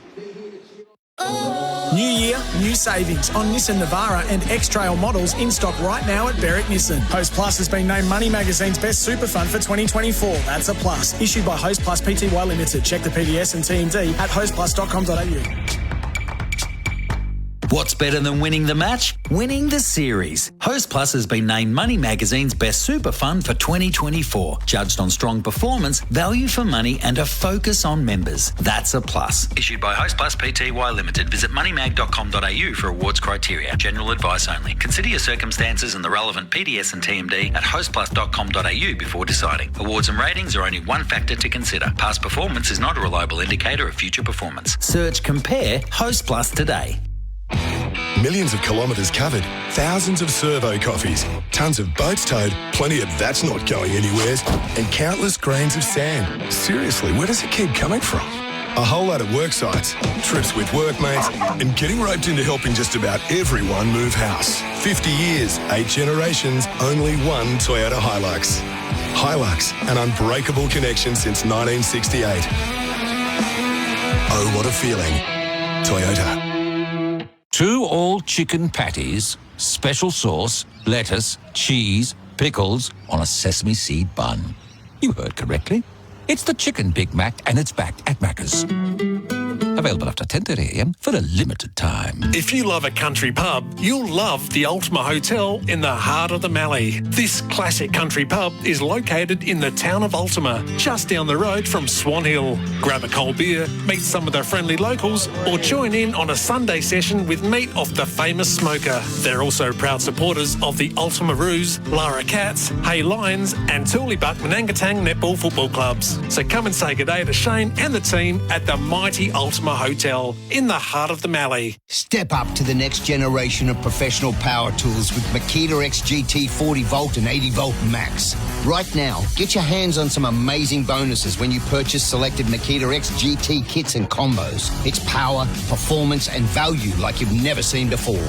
Limited time only, offer via online redemption. See makita.com.au for details. Makita XGT, it's power without limits. Make this summer unforgettable with the Opus Campus Summer Sale. Setting up camp is a breeze with our innovative air-beam technology. Plus, for a limited time, we'll throw in $3,500 in added value. The summer sale is heating up, so don't miss out. opuscampus.com.au. Harvey Norman clearance on now. Save on the latest tech with BYOD laptops priced from just $344. DeLonghi automatic coffee machine, hot price $499. Get bonus local delivery on selected mattresses, adjustable bed bases, bedroom furniture and kids furniture over $999 purchased in store. And hot deals in furniture. Lusso fabric recliner and footstool just $478. Don't miss huge savings store-wide. Harvey Norman clearance on now. Conditions apply. Bonus delivery on in-store purchases only. Hidden Gems of Melbourne. Prince Wine Store in Bank Street, South Melbourne. Wine Enthusiast magazine has voted Prince Wine Store in the top 10 iconic wine stores in the world. The only store in the Southern Hemisphere to be chosen. Up to 4,000 wine lines, all wine regions of the world, from $10 to $10,000. You'll find the perfect wine at Prince Wine Store, bringing Melburnians the greatest wine in the world. Delivering Australia-wide, princewinestore.com.au. Are you a tradie, corporate or work roadside and looking for quality workwear that gets the job done right the first time? Worklocker, Carrum Downs and Pakenham have all the best brands you're looking for, including FXD, Steel Blue, Cat, Bisley, Hard Yakka, King G, Blunston, Mongrel and heaps more. They also provide in-house embroidery and digital printing for full control of your uniform orders. Worklocker, Carrum Downs and Pakenham. Unlocked, stocked and full of value workwear for wherever you work. Visit worklocker.com.au. Henley Mortgage Fund, $1,000 a month off your home loan for 2 years. All backed by Henley's $7 billion parent company. And Halal Home Loans and Investments with Hijaz. Australia versus Pakistan on SEN Test Cricket. The Lunch Break Quiz for Crowds Electrical and Solar. We have you covered. I love that we have a sponsor on the Lunch Break Quiz for Crowds Electrical and Solar. We have you covered, Australia. They're chasing 130 for victory on this fourth afternoon at the SCG. They're 1 for 91. David Warner already 52 in his farewell innings. There with Marnus Labuschagne on 34. They've put on 91. 39 to win. Khawaja, the 1 wicket to fall. He was lead before wicket to Sajid to start the innings for a duck. Adam Collins with you. Lisa Staleka with me. First time on the quiz. How are you feeling, Lisa? I'm pretty nervous, to be honest. Okay, you got I was going to say a high bar. Robbo, if you're listening, hasn't set it too high, if I'm honest. Okay. But nevertheless, expectations, have them measured. Up for grabs, a $60 Archie's footwear voucher. The comfiest thongs designed right here in Australia. I can vouch for them. So can Bharat, who normally does the quiz with me, but he's off being a television star through the lunch break today. Yes. So I'm on my own. I'm bereft. On the line, we have Scott from Robina on the Gold Coast. Scott, can you hear me? I can, guys. How are you going? Very well. Great to be at the SCG on a Saturday afternoon with the sun shining. Bit of history coming too with Warner, maybe the winning runs and so on. So we couldn't be happier. Now, have you listened to the quiz before? Familiar with the format? Yeah, well, Gavin, Robbo had a bit of a, high bar yesterday, but I'm hoping Lisa's on about the same level that I am. Okay, yes. Gavin was thrashed both times during the week. So both times, okay. Both times. But you get the chance to win the $60 Archie's footwear voucher. The theme today is farewells at the Sydney Cricket Ground. And your buzzer simply will be Scott. Scott. And Lisa's will be Lisa. First buzzer gets first crack at the question. If you've watched television shows like this, you'll get the idea. All right. Question 1. 3 Australian greats played their final test matches at the SCG on this day 40 years ago. Dennis Lilly, 8 wickets. Greg Chappell, 182, famously to overtake Don Bradman. And Rod Marsh, who took 5 catches in his final innings. Who was that test match against? Lisa. Lisa, in quick. Love this. Pakistan. 1-0 Stalaker. Scott, you're under the pump. That was quick. Yeah, that was quick, yeah. Sorry, Scott. Okay. That's the one I'll get. Okay, quick question number 2. So 1-0 up, Lisa, after 1 round. Second question here. In January 2007, there were 3 further farewells on the same day. Glenn McGrath, Justin Langer and Shane Warne. We had Pigeon's final test wicket yesterday, but who was Warnie's?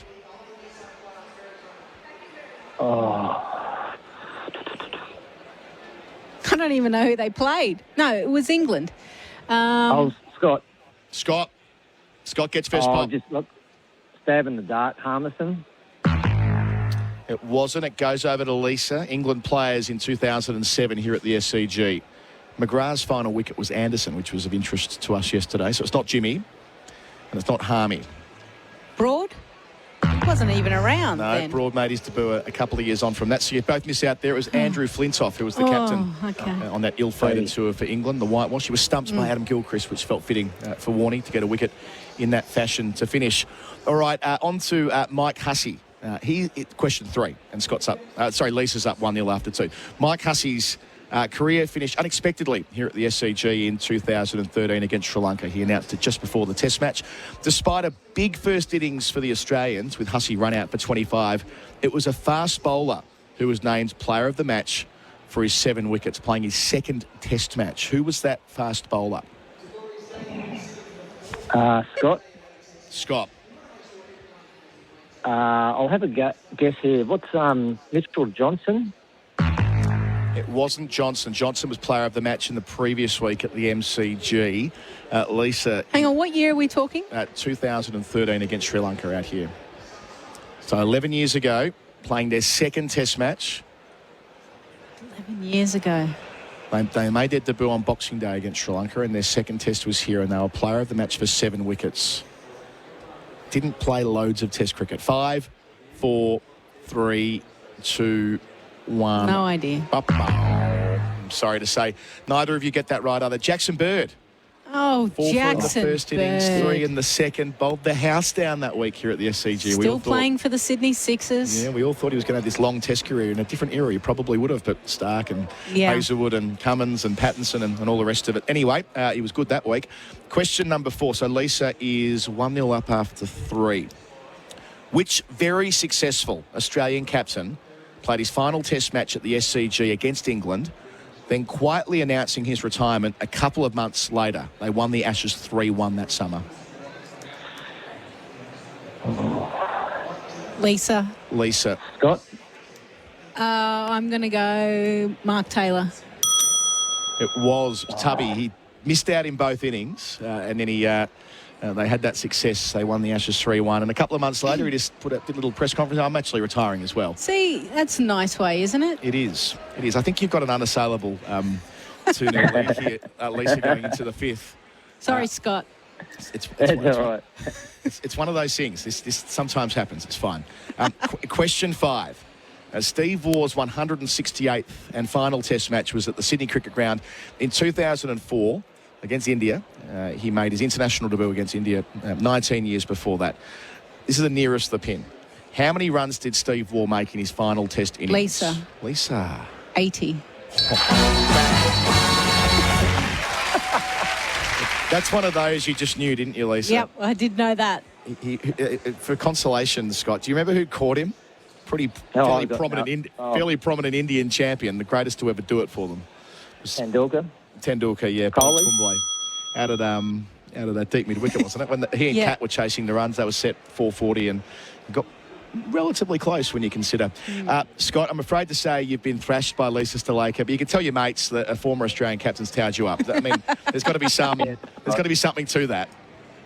Yeah, the human computer. The good news is, you still win the footwear. Well done, you still win the $60 Archie's footwear voucher. The comfiest thongs designed right here in Australia. Thanks for being part of it. You're a great contestant. I'm sorry you didn't get over the line. Thank you, guys. Yeah, my Archie's just had a bit of an accident with him about a week or two ago, so I do need a new pair. Oh, perfect. This couldn't have been any better in terms of timing. This has been the lunch break quiz for Crowers Electrical and Solar. We have you covered. I'm not doing the next couple of tests. I'm back to the UK, so I assume it'll be Bharat on his own or doing it with somebody else. Either way, the quiz will continue. This has been the lunch break for Camplify at Pace to Share. SEN Test Cricket for Host Plus and Henley Homes. Build with confidence. We're not far away from the resumption here at the SCG. A reminder that Australia have been set 130 for victory. They're 1 for 91. David Warner has already raced to 52 not out with 7 boundaries. He's put on 91 with Marnus Labuschagne, who is on 34. They've got 39 further runs to win. The first ball of what will be the final session of this series coming up after the break. New year, new savings on Nissan Navara and X-Trail models in stock right now at Berwick Nissan. Host Plus has been named Money Magazine's best super fund for 2024. That's a plus. Issued by Host Plus Pty Limited. Check the PDS and TMD at hostplus.com.au. For over half a century, there's one name that Aussie gardeners have come to trust. Holman offer a range of quality watering equipment with an affordable price tag. For the past 55 years, this family-owned business has been helping gardeners save time, money and water. And now, with Holman Smart Watering products, you can water from anywhere, anytime, all from your smartphone. So, protect your garden from the heat this summer with the name you trust. Holman, for the smart gardener. Enjoy New Year. New savings on Nissan Navara and X-Trail models in stock right now at Berwick Nissan. Plus, get amazing finance rates with Nissan Future Value. Go see Adam and the team at Berwick Nissan Kangan Drive, Berwick. T's and C's apply. LMCT 8760. Nothing says Aussie summer like an ice-cold Bundaberg ginger beer. Coupled with backyard barbecues, sunshine and your mates. Bundaberg ginger beer is a true blue brew. A quintessential classic. Craft brewed over 3 days using real Aussie ginger. And a traditional family recipe which has been perfected over 4 generations. Treat yourself this summer to the great Australian brew, Bundaberg Ginger Beer. This is our summer and our country racing for the whole family at beautiful locations all over Victoria. From Boxing Day to Australia Day long weekend, there's free Kelly Sports, supervised kids activities and free merch packs too, with food, fashion, free entertainment and great hospitality options. From umbrella to marquee packages, connect with our horses and our people. Take in the atmosphere and all the up-close action of our racing. Country racing. Book now at country.racing.com.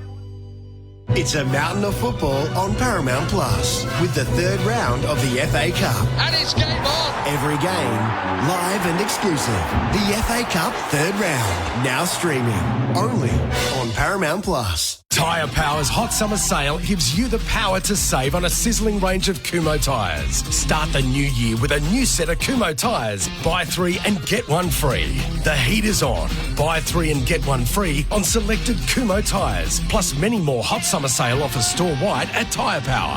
Have a safe new year with a new set of tyres from Tyre Power. Our hot summer sale is on now. Visit tyrepower.com.au or call 1321 91 for your local independent owner. The Australian Master of the Amateurs Championship is in its 27th year at the prestigious Southern Golf Club in the heart of the world-famous Melbourne Sandbelt.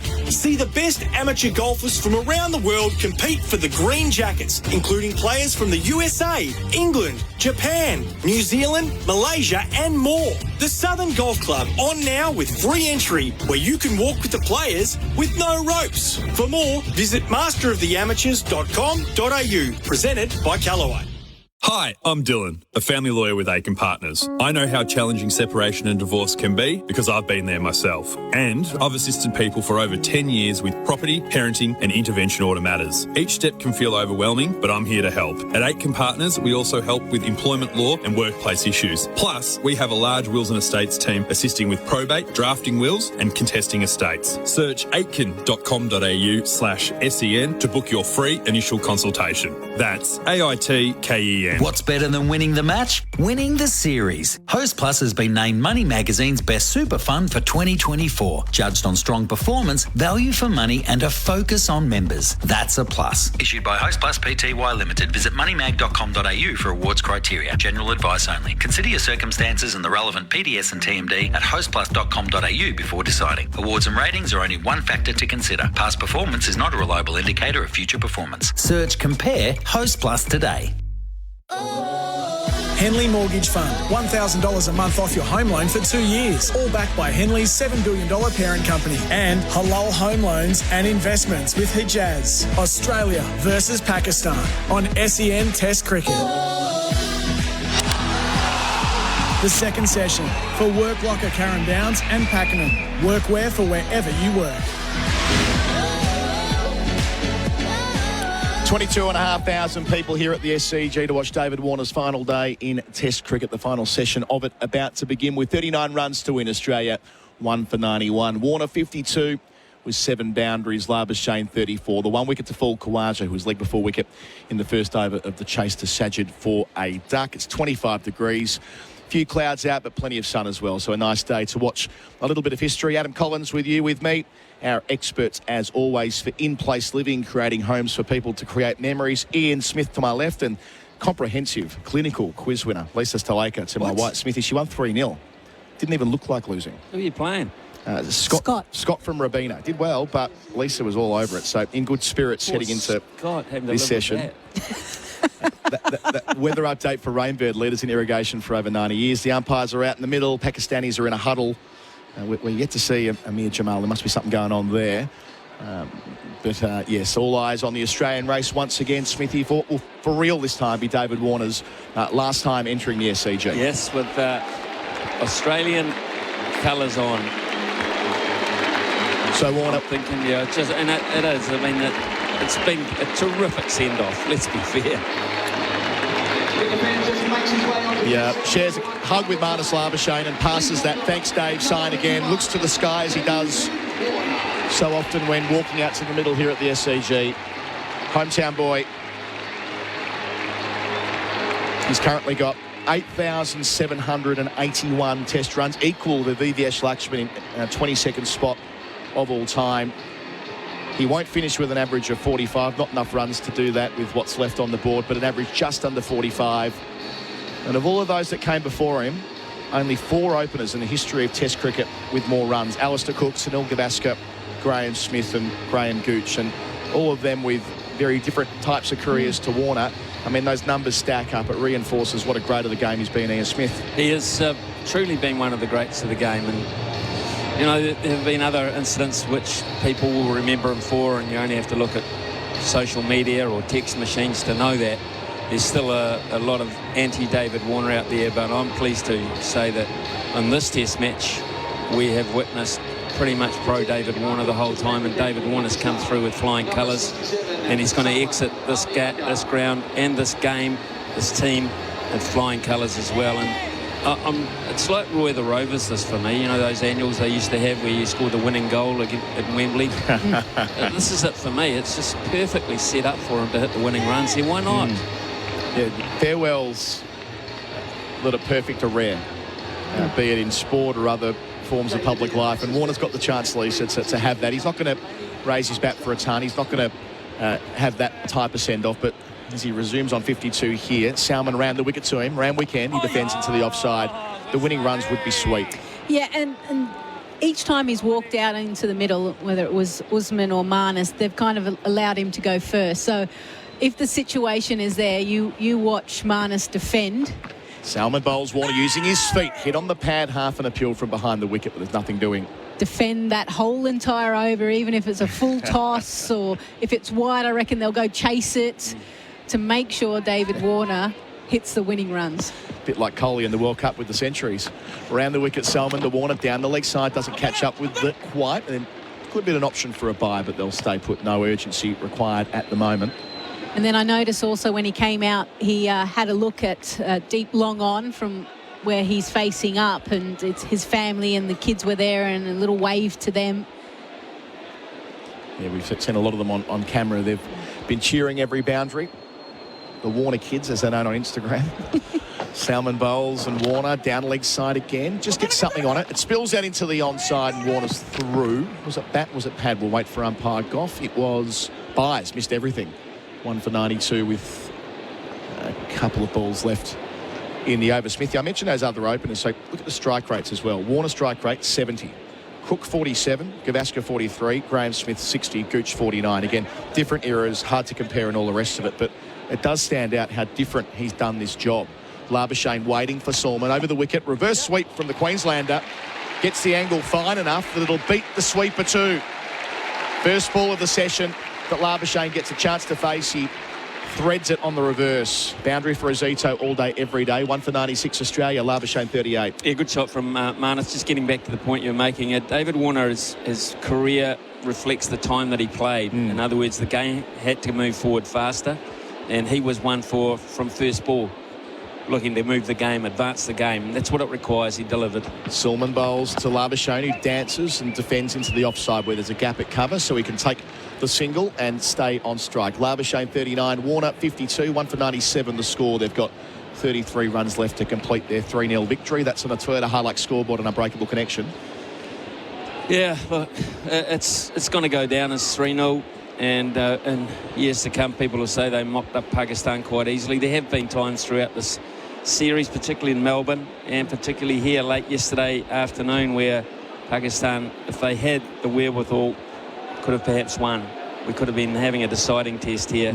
But they just haven't got that, and hopefully they'll learn out of that. All the talk for the next 20 minutes or so will be about Australia as they forge to victory, and it'll be about David Warner, etc. So Pakistan shouldn't be ignored for their part in this particular test match and this particular test series, but they just have to learn to get there. When they've got their noses in front or have got a chance, they've got to walk through that door rather than close it on themselves. And this is amazing. They're going to give Jamal a bowl, are they? I was going to say, not least this bloke, Amir Jamal. We thought he must be injured, Lisa, but here he is bowling after lunch. Outrageous. This outrageous that he hasn't bowled till now. Couldn't agree more. Bowls to Labuschagne. His first delivery is on middle stump. No run pushed into the onside. We just took it as read that he must have had a niggle. How can they deprive their leading bowler in the series of a chance to bowl to the point where, 33 to win left on the board? It's a howler, Lisa. It is, and it makes you wonder. And we thought maybe he's got a niggle, and obviously more cricket to come as usual, with the schedules for both sides. But who knows? Cricket's a crazy game. Gee, I hope they weren't managing him. I hope this wasn't, they'll knock off 130 odd with a leg in the air. We don't need to worry about exerting him. Slip in the gully. Bowls here to Labuschagne. Defends just straight at the man at cover point for 2. Labuschagne into the 40s. He's 41. 1 for 99 Australia. 31 to go. I will also say that if Shan Masood is to continue as the Pakistan captain, and he's only a new boy on the block, he has to learn to be more assertive. He has to think for himself. He has to think outside the square. He's almost captaining like he's got a piece of paper in his pocket which says the bowling order is this. And he can't afford to do that. Test cricket isn't like that, not these days for captaincy. And even to the point where a Shan, where Freedy says, I want to rest in this game. Jamal to Labuschagne, who plays from the crease defensively back to the bowler. And Shan Masood said, not under my watch. Are you fit to play? Can you play Test cricket? You are our best bowler. Are you available to play? Yes, I'm available to play, but I'd prefer a rest. Well, you're not having the rest while I'm captain. You're not. You're playing, you're getting out there and playing and being more forceful, because that was also a crazy decision going into this Test match. I wonder what they'll be more disappointed in when they reflect. Will it be how they blew it yesterday with a 14-run first innings lead, the first time they've had a first innings lead against Australia for, a decade or more, bowling here, defending Labuschagne out to mid-on in Australia, that is, or in Melbourne when they had that sniff in the final session. I wonder what will go down as a greater disappointment, Lisa. Probably Boxing Day test, and given that they were down 1-0, you get Australia in a position where you take the top order out almost. And if they had taken that catch at slip, Mitch Marsh could have won the test potentially. Had them 4 for 16 at that stage, early in the second half of that test. Jamal, 2 left in the over. Bowls to Labuschagne, squared up a wee bit, but plays it late enough that he can get it down to deep third for 2. Warner considers a third. To the danger end he goes, and, well, he was always going to make it, Warner. No threat whatsoever. Labuschagne 44, 1 for 102 with 1 ball left in the over, which Warner will get to face, and the milestone of 100 runs is acknowledged by the SCG crowd.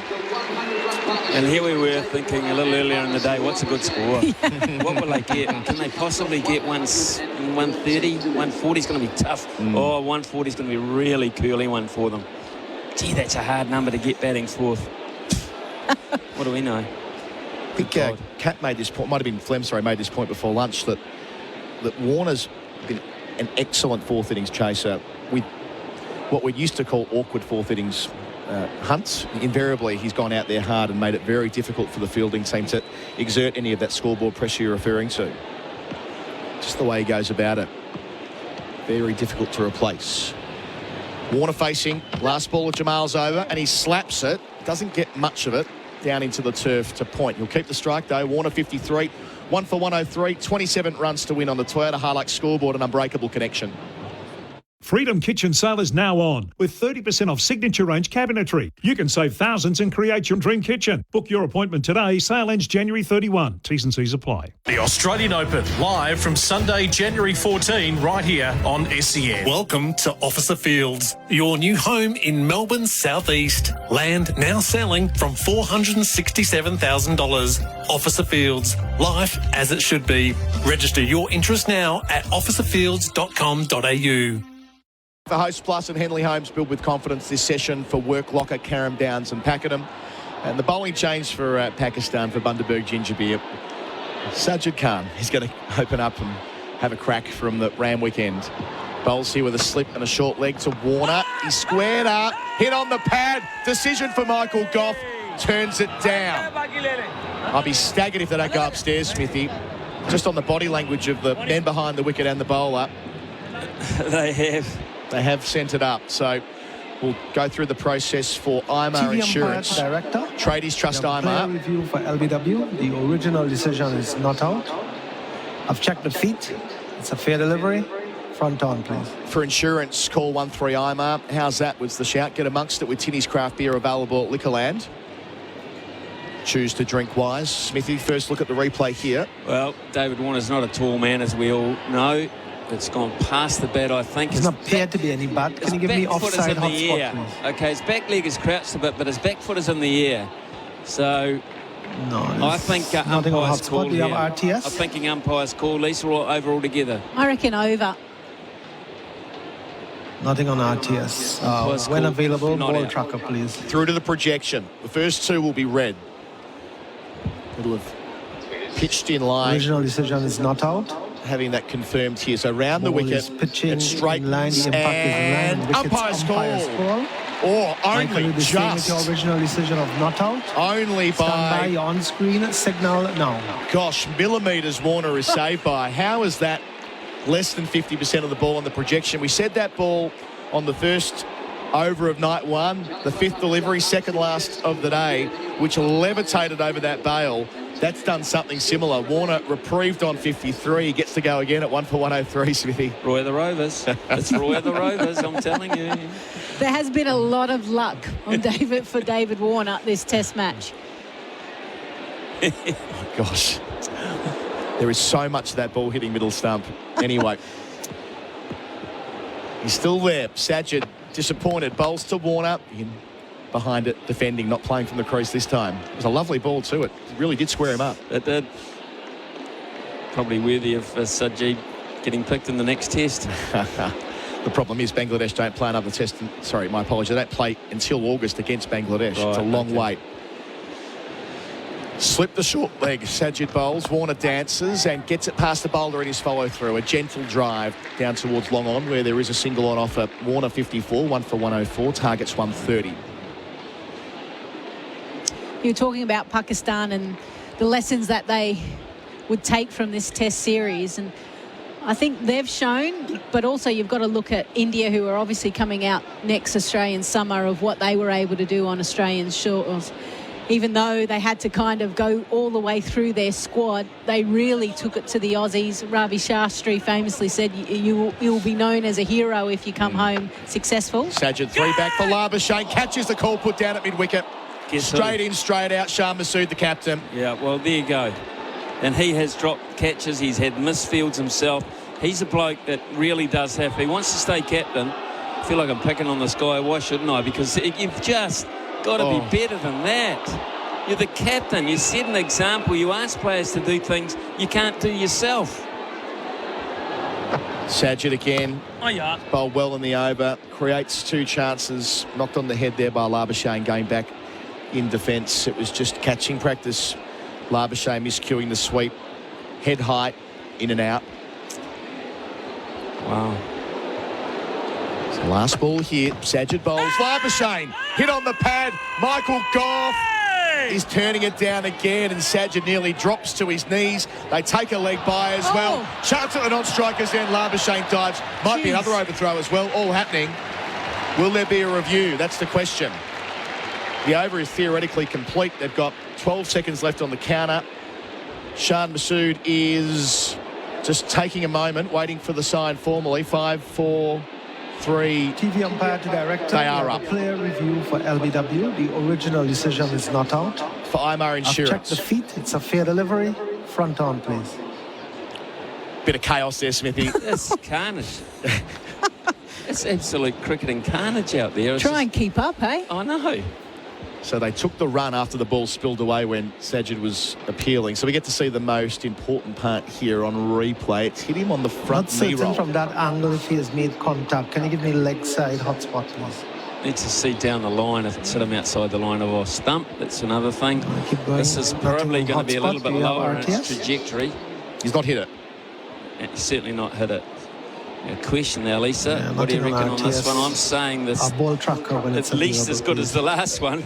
Original decision is not out. Here's ball tracking. Ball is pitch in line with middle, and it's missing. It's spun too far. Michael, stay with your original. Beyond the leg stump it goes. The over is complete. On-screen signal now. On the Toyota Hilux scoreboard, an unbreakable connection. 1 for 104.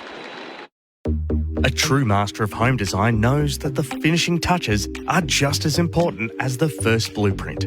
Finish your homes outdoors with impeccable taste. Explore Tuscan Path's range of pavers. From understated to bold. From natural stone to porcelain.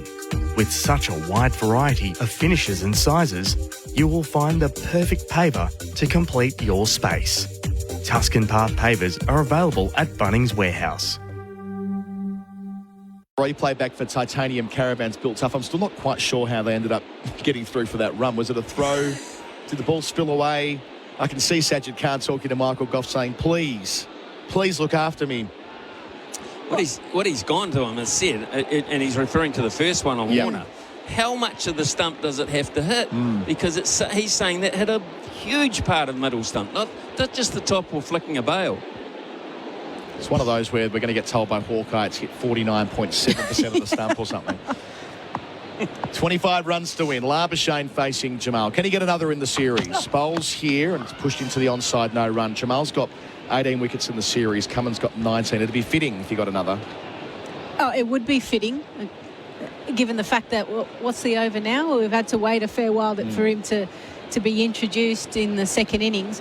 But I was going to say, did we see if Labuschagne, if it was a direct hit, he would have been run out?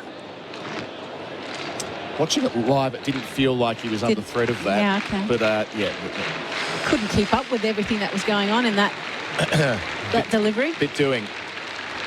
Deep point out, fine leg as well. Jamal into Labuschagne over the wicket, and Labuschagne defends from the crease to mid-wicket. One thing I will say about David Warner's series is that he walked out to bat in Perth on that very first morning after Australia were out there, and who would have thought at that point that would be the only 100 in this series?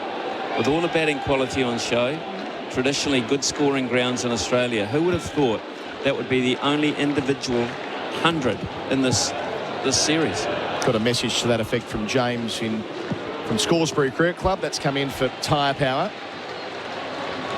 Your tyre experts. Jamal bowls here. Labuschagne defends from the crease. 04 3 3 98 11 16, making the same point that 1 tonne in the whole series, and David Warner was hit. But and then you look at the fact of the controversy before that Test match, Mitch Johnson's comments and what it sparked about David Warner in the farewell Test series, which was never what Warner wanted. Yeah, on performance, Lisa, and including this one, he got 38 in the first innings. I mean, he did deserve to play in the series. Yeah. There was not a freebie. Yeah. The fact that they don't really know who the next opener is. Yeah, he justified it completely. Jamal up, bowls here, and defending is Labuschagne down the pitch. Who knows, it might be Labuschagne to replace him. I doubt it, based on what we've heard through the summer. Stephen Smith has, I suppose, formally made himself a candidate last night for the first time, addressing that question and saying that he'd be interested in the role. And then the 3 who are outside the team, 4 if you include Cameron Green. I don't think we're any closer to finding out the solution either. It does underpin the point that you made before, that Warner was always playing here throughout these 3 Test matches, barring a huge failure at Perth. Labuschagne waits for Jamal, bowls here, rides the bounce, pass backward, point for 1. He's 45, 1 for 106. Who would you go with for you two? Who would you both have as the next opener? We actually, we had it while you had your headphones on. We had a little chin wag about it just before, actually. And I'm sort of the opinion that it's a nice time to play someone relatively new or bring back someone new to get them embedded in the side, because I'll be perfectly honest, I don't think the West Indies are going to be too threatening. That's my punt. I could be completely and utterly wrong, but it's a nice series to come in on or come back in on. So one of the players outside the side for you. We'll get Lisa's thoughts after the break. Final ball of the over. Jamal here to Warner, who defends right in behind it. He's 54. Australia 24 to win. Labuschagne 45 at 1 for 106 on a Toyota Hilux scoreboard. An unbreakable connection. For decades, Lexus have pushed the boundaries of motor vehicle technology. With a focus on efficient yet exhilarating prestige vehicles, our aim is to provide our guests with the most memorable buying and ownership experience. Lexus of Brighton invite you to let our experienced professional team introduce you to the comprehensive range of Lexus vehicles, located conveniently on the Nepean Highway. Expect perfection, experience amazing. Lexus of Brighton, 99 Nepean Highway, LMCT 9897. This final session of the Test match is for Work Locker, Carrum Downs and Pakenham. Where are you going if you're selecting the Australian side? Who's the next opener, Lisa?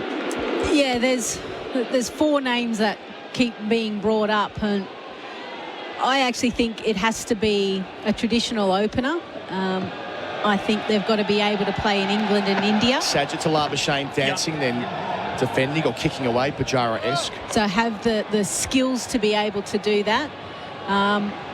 And I understand the runs that has been scored at Sheffield Shield, but my preference would be Matt Renshaw.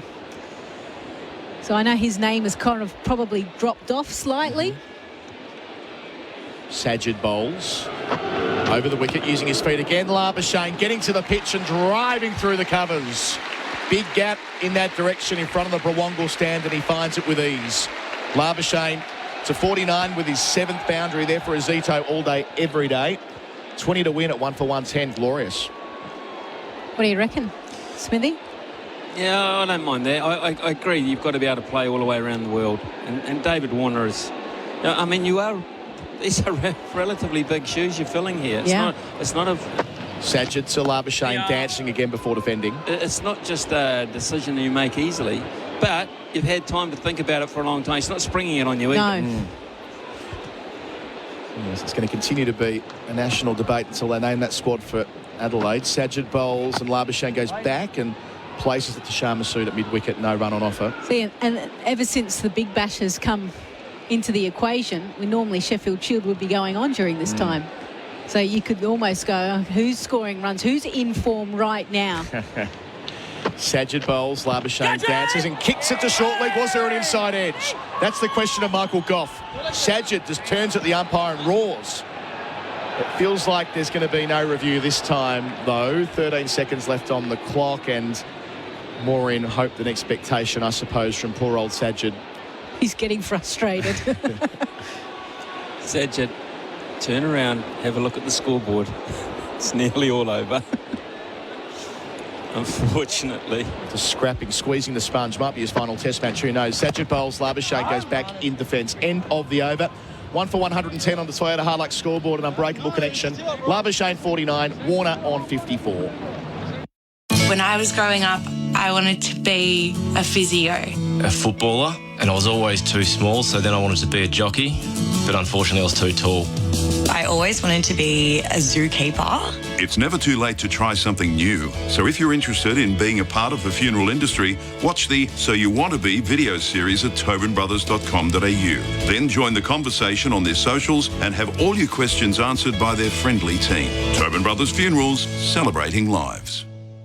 Experts for in-place living, creating homes for people to create memories. Good afternoon, Flem. Colo, Smithy, listeners. Last rights, Flem.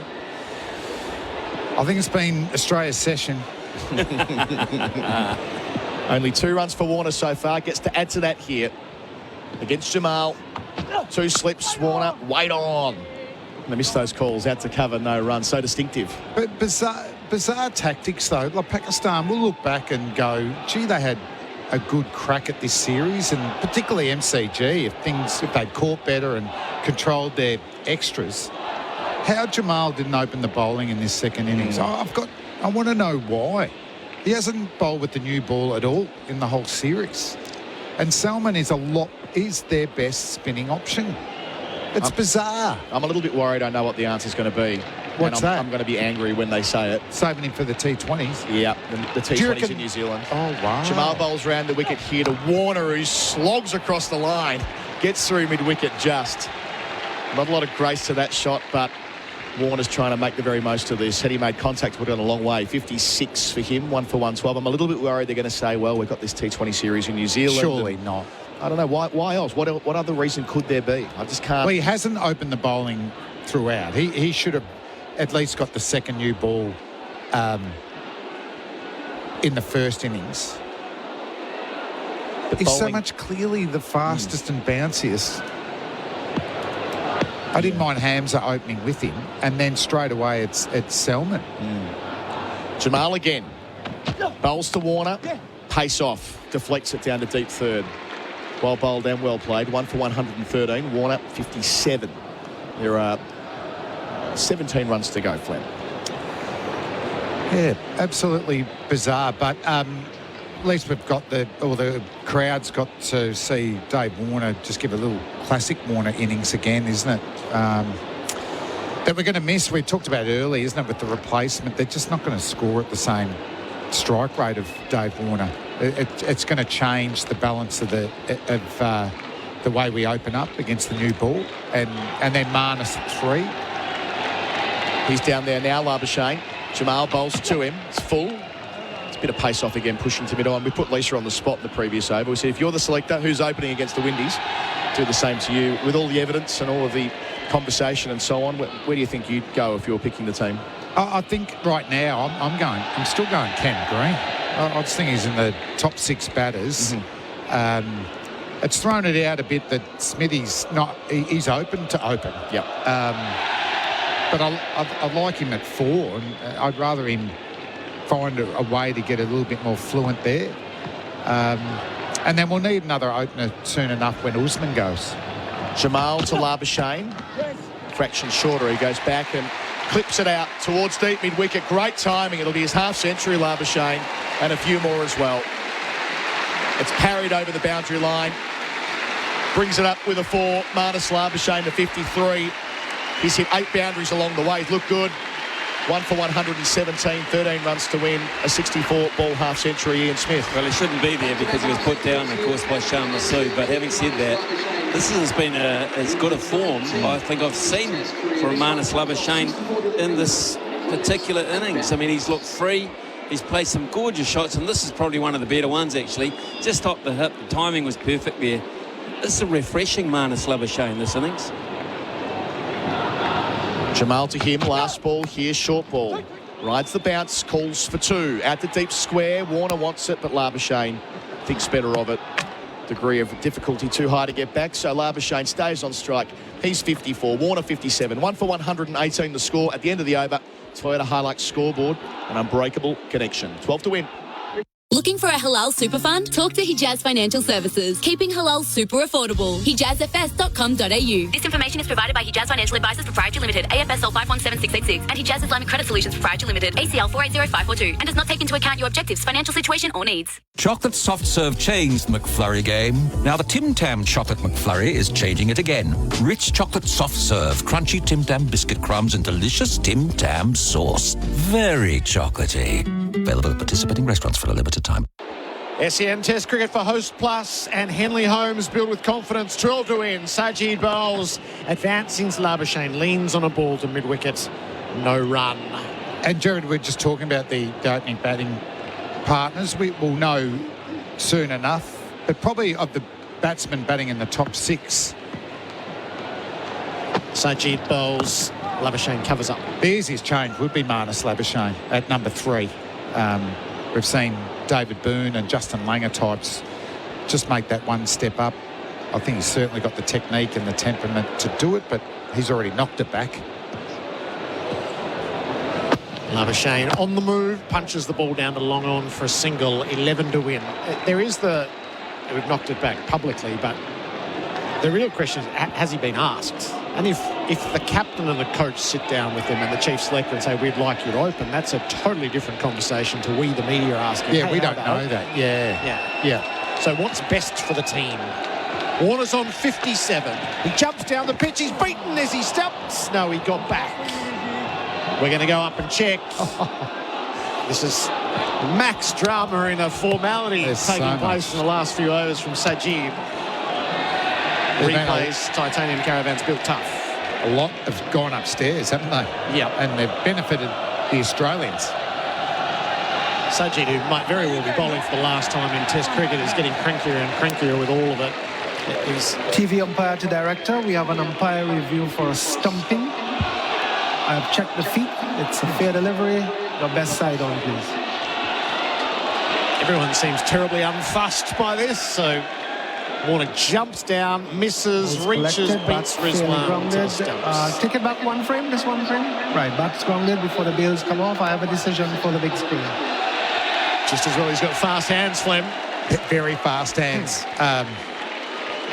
I do like when it goes upstairs, hearing the crowd reaction. It has added something to Test cricket. Sajid to Warner. He's covering up. He's struck in front. Sajid is getting crankier and crankier. It's the full bellow. Wow, that's and again he's turned down by Michael Goff. Sajid stands with his hands on his hips and his head tilted, and Shan Masuda's going upstairs. So away we go again.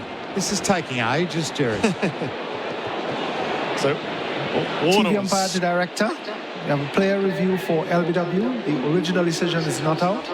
I've already checked the feet and it's a fair delivery. Front on, please. Warner survived narrowly at 53 when for all the world that was out. On 57 on a not out call.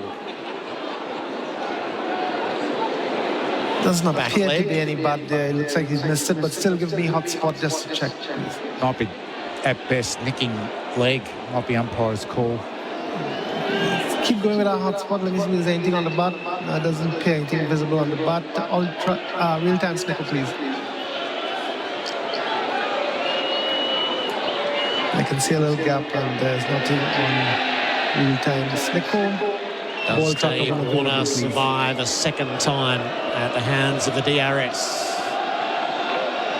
Original decision is not out. Ball pitching outside of the impact is in line and wickets hitting. No sense of theatre from the DRS. Michael, your original decision of not out to out. Your on-screen signal now. Dave Warner is out for 57 and all the players on the field gather around him. His work for Australia in Test cricket is done. He will finish 22nd on the all-time run-scoring lists. And he can take a final bow at some length here, separate to the result of the game. Warner reaches the thanks Dave sign as he kisses the helmets and turns to every portion of the ground. It's a flourish of the bat to say goodbye. And a moment that will live eternal This test match, the stage was set for this very final bow, which Warner takes with great grace, having battered Australia into a victorious position. Out for 57. What a great career. Warm reception walking off. I love how he gave us a mini classic there in his last innings, Dave Warner. He's had a good final series, you know, an unbelievable 160-odd against Pakistan at Perth. For a man that was pigeonholed early on as T20 only, geez, he's left a great legacy in Test match cricket for Australia. He handed his gloves and his helmets to a youngster. It's one of his moves is to hand his gear to the youngsters and inspire them for the future. And that kid's made a run for it. He has one of the great modern treasures of Australian cricket, and he'll be last seen out on Driver Avenue. Yeah. No, sensational. Ugly time for Stephen Smith to come in too. They'd be happy to get down the other end. But, yeah, Warner, just the amount of runs, the way he set up test matches in the first session for Australia, we'd never seen that likes before, and it's not going to happen quickly when we see another Dave Warner type opening up, averaging 45 at a strike rate of 70. It's an irreplaceable mark on the modern era. 11 to win for Australia. So he's made light work of what might have proved a tricky chase. Steve Smith drives with a flourish out through cover for 4. Beats the dive of Jamal. And Smith opens up with a boundary. 2 for 123. That's a beautiful shot. He's not fearing any spin. No. Right, that's the end of the over. The Macca's scoreboard cricket. I'm loving it. Get it right the first time with K-Rain Irrigation. K-Rain is the landscaper's choice when it comes to professional irrigation supplies, and for very good reason. K-Rain features durable and high-performance products, which make it the industry leader for household or commercial irrigation. There's a wide range to choose from, and it's all available at leading hardware stores. K-Rain, the landscaper's choice. For the full K-Rain range and helpful tips, visit k-rain.com.au today. SEN Test cricket for Hijaz Halal Financial Services. Amir Jamal is in from the Paddington end. Bowling to Marnus Labuschagne in on the pads. Turned away to fine leg. They'll take one in a hurry and come back for the second on the throw. Rizwan's nowhere near the stumps. Near it. So he was never a chance. 5 to win. That's what I noticed there too, Gerard. Unless it was a direct hit. Yeah. He was safe. And parrying out the back to try to get it to the stumps. It's not really the way, is it? Yep, just seeing some replays of Dave Warner walking off, raising his bat to the whole crowd. An emotional time for him. Bit of relief too. It's a little bit like when the footballer is removed as a substitute in the 91st minute, just so he can bathe in the full moment separate to the conclusion of the game. 8,786 career runs at an average of 44.6.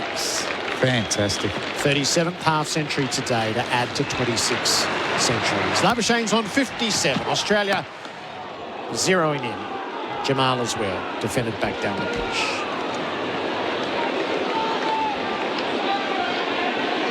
Pakistan, so this will be 17 straight losses in Australia. Another whitewash, so 1995 we've referenced numerous times. The last time they've won here, not scheduled to be back for the next 7 years, so another generation will pass before Pakistan gets a look at Australian soil. We won't see too many of these guys, will we? Are you, maybe? He looked pretty handy in the second innings. Jamal in, bowls to Labuschagne. Oh, that rose, he fended it away. Past gully and down to the boundary for 4. Scores a tie. That's a very good ball to go for 4. That went through the top a little bit. I think we'll say this is one of their better series, though, with probably their least experienced team for a long time. And that's without Babar Azam dominating and Afridi dominating. We would have thought Those two players need to dominate to make the series even competitive. And I'd say without the second innings in Perth, and probably this little innings here, which is a little bit self-made. I mean, I don't know why Jamal didn't open the bowling. The crowd senses the moment at hand. 1 run to win. Jamal bowls to Labuschagne, who plays back down the pitch. That was a Yorker. He got squared up by it. Nice from Jamal just to hold it at bay. Don't get out now, Marnus. Just hit the winning runs. Jamal would love this last wicket. He's one behind Pat Cummins in the series. They haven't helped him. The team haven't helped Jamal. No. He's helped the team get into competitive positions in the last 2 test matches.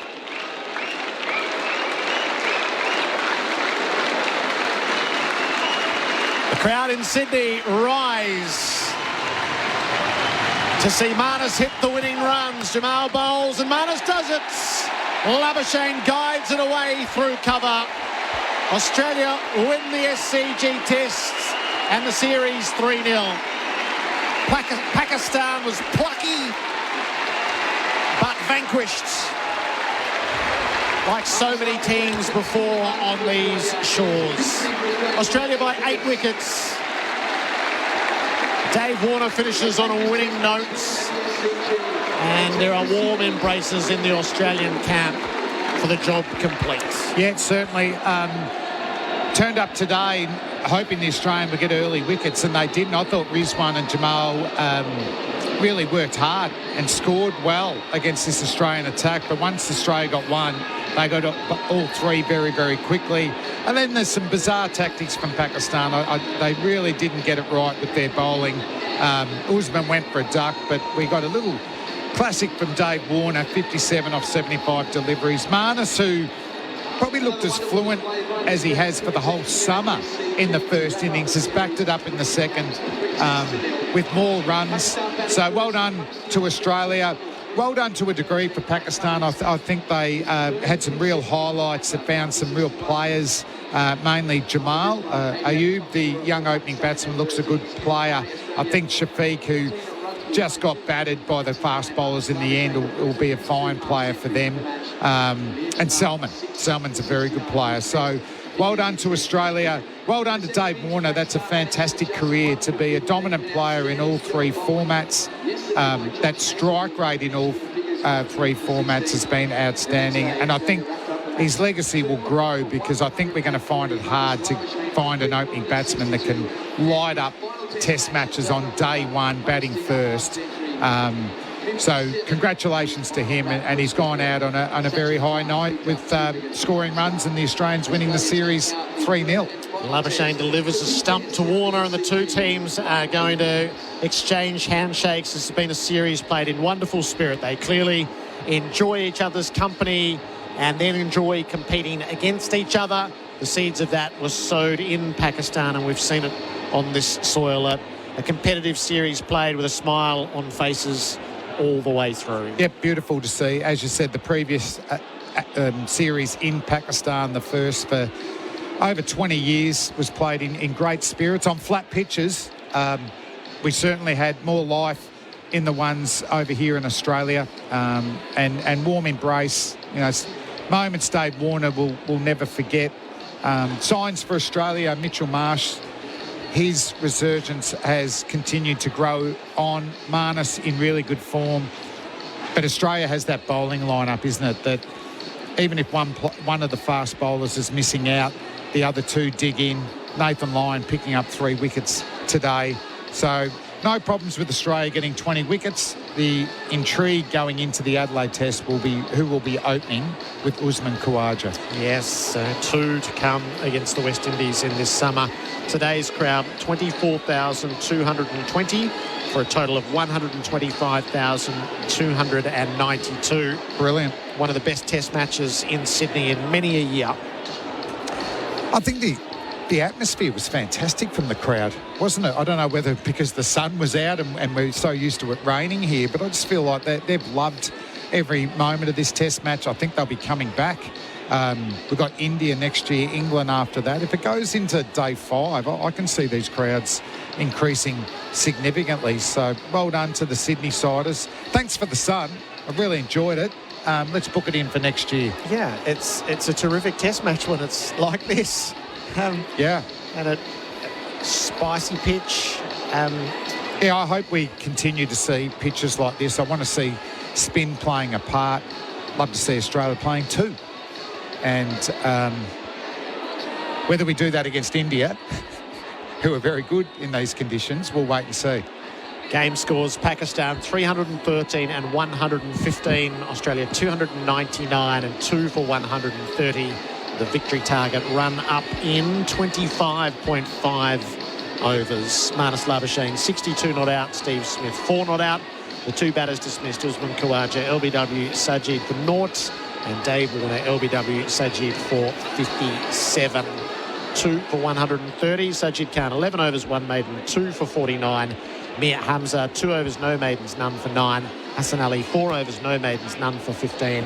Aga Salman 5 overs, no maidens, none for 28. And Amir Jamal 3.5 overs, no maidens, none for 22. Here's Dave Warner. Friends and family and adoring SCG. They talk about fairy tales, mate. I can't imagine it could get much better. Yeah, look, it's pretty much a dream come true. You win 3-0 and cap off what's been a great 18 months to 2 years for the Australian cricket team. On the back of the World Test Championship win, Ashes series draw, and then World Cup, and then come here and finish 3-0 is an outstanding achievement. And I'm just proud to be a bunch of great cricketers here. What do these guys mean to you? You've spent a lot of time with a lot of them, especially the bowlers, Stark and crew. It's been a long journey. I think their ears are going to get a break in the change room, which is great. But yeah, look, these guys, they work their backsides off. The engine room, the big 3 quicks, plus Mitchell Marsh. They work tirelessly in the nets and in the gym. And credit to them to stay on the park. The physios, the staff that are behind that is outstanding. But you look at them, they're amazing, and I don't have to face them ever again in the nets, which I don't do anyway. So that helps. Tell us about your own day. You woke up this morning. I'm sure your family was surrounding you. What were your thoughts at that stage, David? Just a casual walk up to the local cafe, get a coffee with a young one, and then I just got into the car and packed a wine or two. Shouldn't say that too loud, get in trouble. But I felt happy and really, really proud. And just to come here in front of your home crowd with the support that they've shown me and the Australian cricket team over my last decade or my career, I can't thank them enough. Without you guys, we aren't able to do what we do, and it's really, really much appreciated. The innings itself, talk us through the innings. You finished like the way you started, full of shots, through mid-wicket, reverse sweeps, you pulled out every trick in the book, and I can see you smiling about it, mate. Look, we're in the entertainment business, and I'm just happy to come out here and showcase what I try to do all the time. I started with the 2020 and tried to come out here and try and emulate that. But look, I tried to play my shots, go out the way that I had to play. Managed to get the win on the ball, which is great. We saw your girls and your wife Candice up there in the stand, your mum and dad. What does family mean to you? Obviously, it's an enormous part of your life, David. Massive part of your life. And, without their support, you can't do what you do. And, I have to owe credit to my parents for giving me a beautiful and great upbringing. My brother Steve, I followed in his footsteps, and then came along Candice and sort of got me in line. And we've had a beautiful family, and I cherish every moment I get with them, and I love them to death. And I'm not going to keep carrying on because I'll get too emotional. But thank you, Candice, for what you've done. You mean the world to me, and I appreciate it. These boys are up against the West Indies in a few weeks' time. What do you think that will be like for you? I think it'll be quite emotional to watch the guys go out there and not play, and knowing that I was able to come out here and do what I could do. But as I just mentioned, you've got a great bunch of cricketers here. We are all almost over 30 years of age, so as time goes by, we're not getting younger. But this team, they're energetic, they're world class, and they're a great bunch of guys. How would you like to be remembered? David Warner was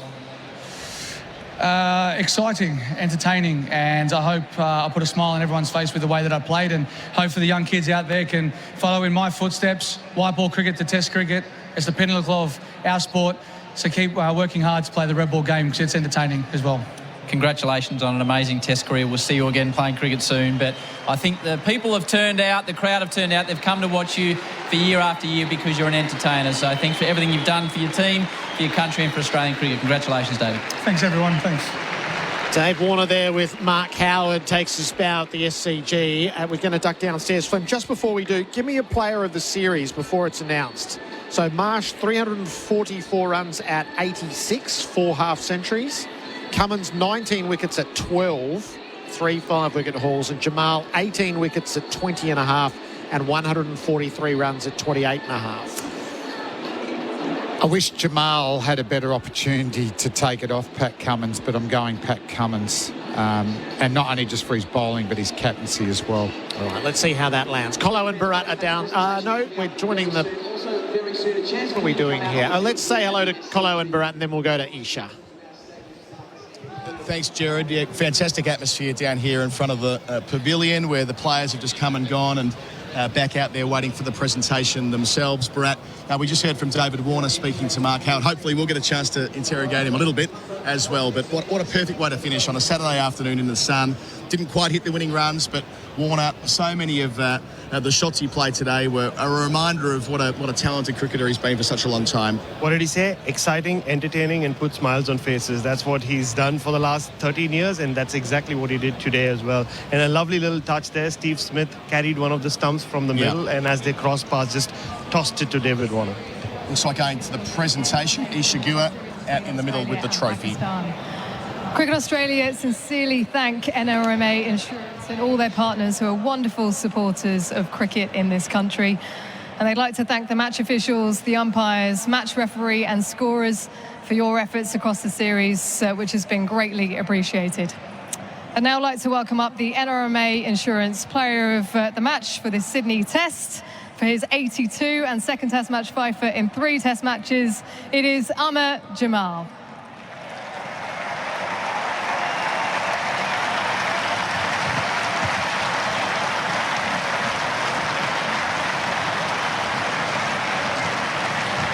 You've got a smile on your face. You've been incredible in this Test series. You had to wait a long time to get your moment, but you certainly made it count. Yeah, definitely. I've waited so long to get here to this stage. First of all, I would like to congratulate Team Australia.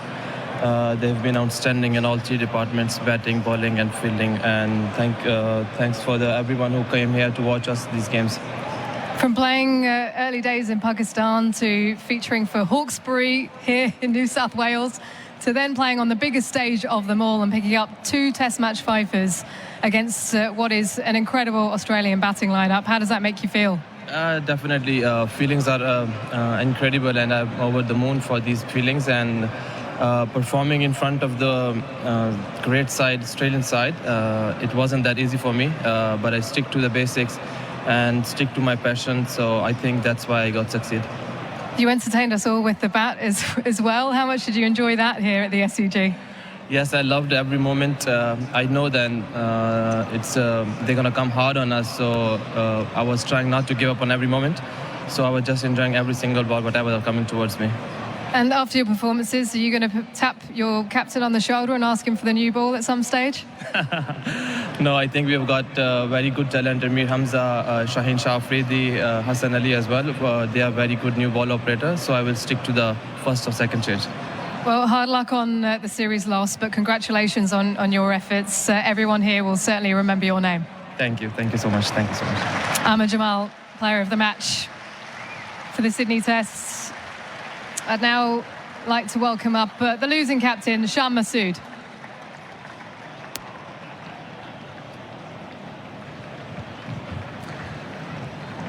Shan, another topsy-turvy match for your team, but you've still got a smile on your face. How do you reflect on this one? I think a bit similar to Melbourne. We're learning things the hard way. We have to look at a lot of positives. Taking a lead, putting a good score on the board. Again, missing a few chances. I think that could have been a lead of 50, 60 if we get a play like Mitchell Marsh out over there. So it's a bit of deja vu since Melbourne, but a lot of positives to look at. When we're facing Australia and their conditions, there's going to be a response like yesterday, and They went for wickets, they went searching for wickets, and they had quality bowlers, and we made a few mistakes which left the gate open, and they made full use of it. 130 the target for Australia. You must have felt you were in the game on that surface. What was the thinking around the bowlers that you used? I think the thinking was to have the spinner ball from the start, and he did pick a wicket, but then I think David Warner and Marnus Labuschagne counter-attacked a bit, and then that set us back in the game. Like I said, realistically, we would have liked anything over 200. That makes a different game. That makes the batsmen not take that many risks early on as they were able to with 130. With 130, you can have a go at the start and then have your batsmen sort of defend if it needs to be. So I think we were quite a few runs short by the end of it. The Australians bowled really well in the second innings, and again, that's a lesson to learn, that it's a game of 4 innings, not 2 innings, and we're learning it the hard way. Well, you've taken a lot of learnings from this trip, but there have been a lot of players that have stood up. Amar Jamal in particular, Salman and young Saeem Ayub, who hit Mitch Starc for a 6-over point. I think that's the thing we have to do as a test team taking forward. Like I said, it's more about team goals. If you look at our batting unit, I think Rizwan top scored, but nobody scored over 200 runs in that series. And we picked 20 wickets in Melbourne. We got them out in Sydney over here. We got some wickets in Perth as well. So those are positive things that we are doing as a side. But if we can make those little improvements, those 1%ers, grab onto our chances, make the 50s into 100s, when we're bowling good spells, if we're getting 3 wickets, get 5 wickets over there. So little improvements that we can take forward with us. We've got 10 months till we play our next test match, so plenty of time for the players to go back and sort of reapply themselves, and hopefully when we get together as a squad in August playing Bangladesh, where we have a good run of test matches, we can continue playing cricket the same way. And I believe, Sean, you'd like to make a presentation as well. Yes, if we could just give a token of appreciation and a parting gift to David Warner. If he could come up to the stage, please. Just describe what it is. Thank you so much. Inshallah. We'll see you at the TSL, inshallah. And we just thought the whole squad could give you Babar Azam shirt as a gesture, as a parting gift, and we wish you all the best in your future endeavours. Cheers, mate. Thank you so much. Thank you very much. Sean, you've been a credit to Pakistan. It's been wonderful having you here in this country, and we welcome Pakistan back very, very soon. Right, over to the NRMA Insurance Player of the Series. But before that, I'd like to welcome up Daphne Benno, who will be presenting the Benno Kadir Trophy.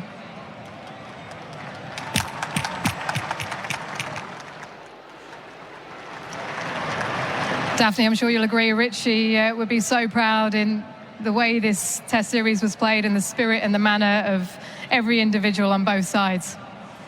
Great to have you up here on stage. So the player of the series then, Mitch Marsh, averaging 80 in the series with 4 50s and 2 90s, some key wickets as well. Amar Jamal for his 18 wickets, but for his 19 wickets at an average of just 12, it is the Australian captain, Pat Cummins.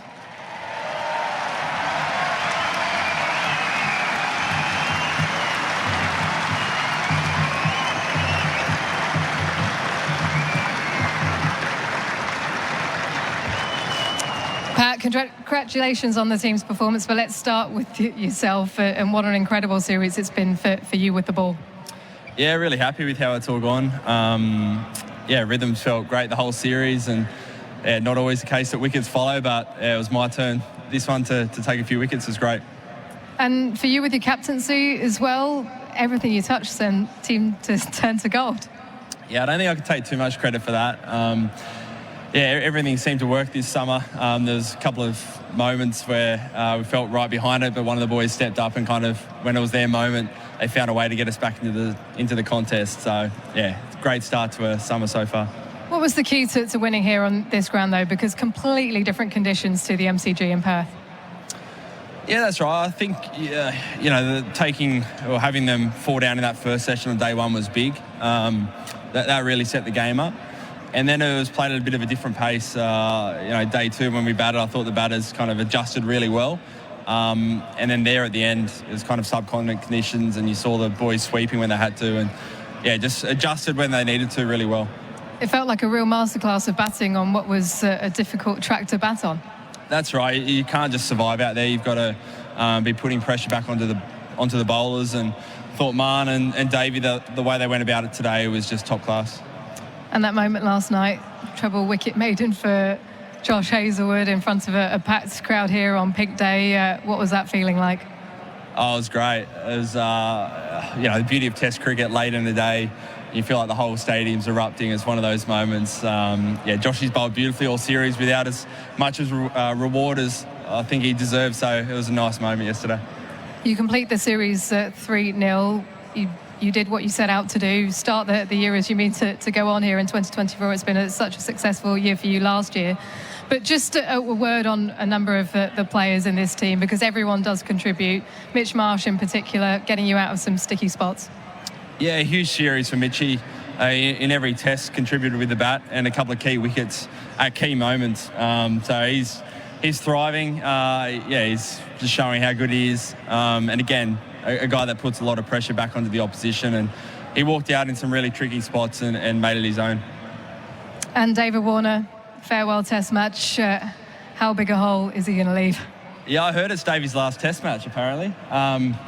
It's going to be hard to replace Davey. He's basically played every game for the last dozen years. He's a huge personality.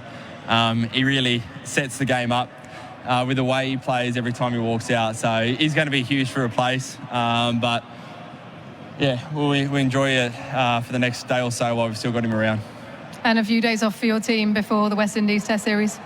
That's right, about a week at home till we get down to Adelaide. So good time to reflect on this series, but also the year that's been and obviously Davey's career. Pat, well done once again. Congratulations on the player of the series. You can go and collect your trophy and ask your teammates to come up as well. Pat Cummins, the winning captain for the Benno Kadir Trophy, as we welcome up the Australian team to join your captain.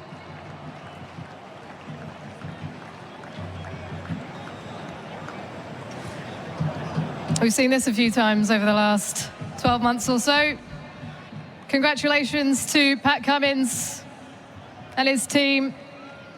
They win the series 3-0.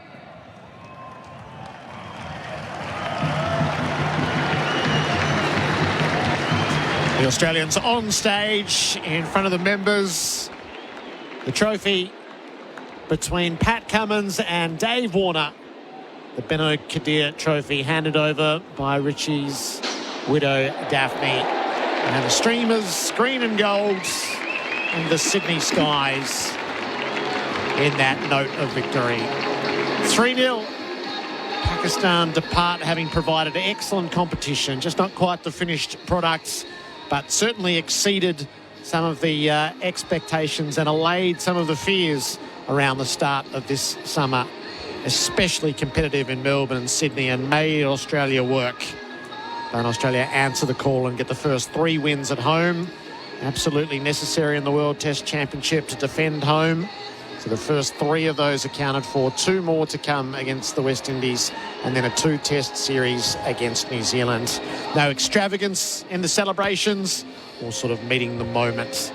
And Pat Cummins rightfully recognised Damien Fleming. Sometimes the bowlers get too readily overlooked for awards. Australia win the series on the back of his moment bowling. Yeah, and his captaincy as well. And we haven't had that in a fast bowling captain in the history of the game. And really the last bowler to do that was Richie Beto. He was. So Mitch Marsh is down with Adam Collins and Bharat Sunderasen.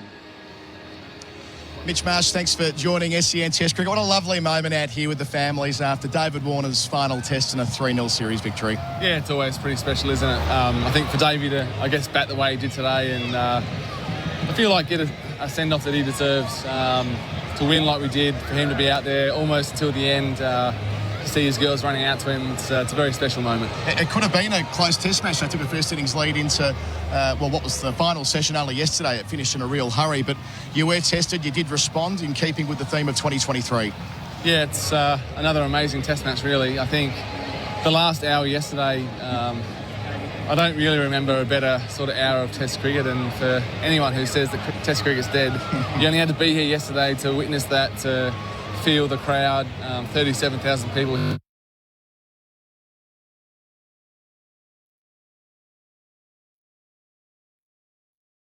That's a little bit frustrating, isn't it? A fabulous win of a fabulous series for the Australian cricket team. I hope you're enjoying a wonderful time out on the turf here at the SCG. So that's dropped out.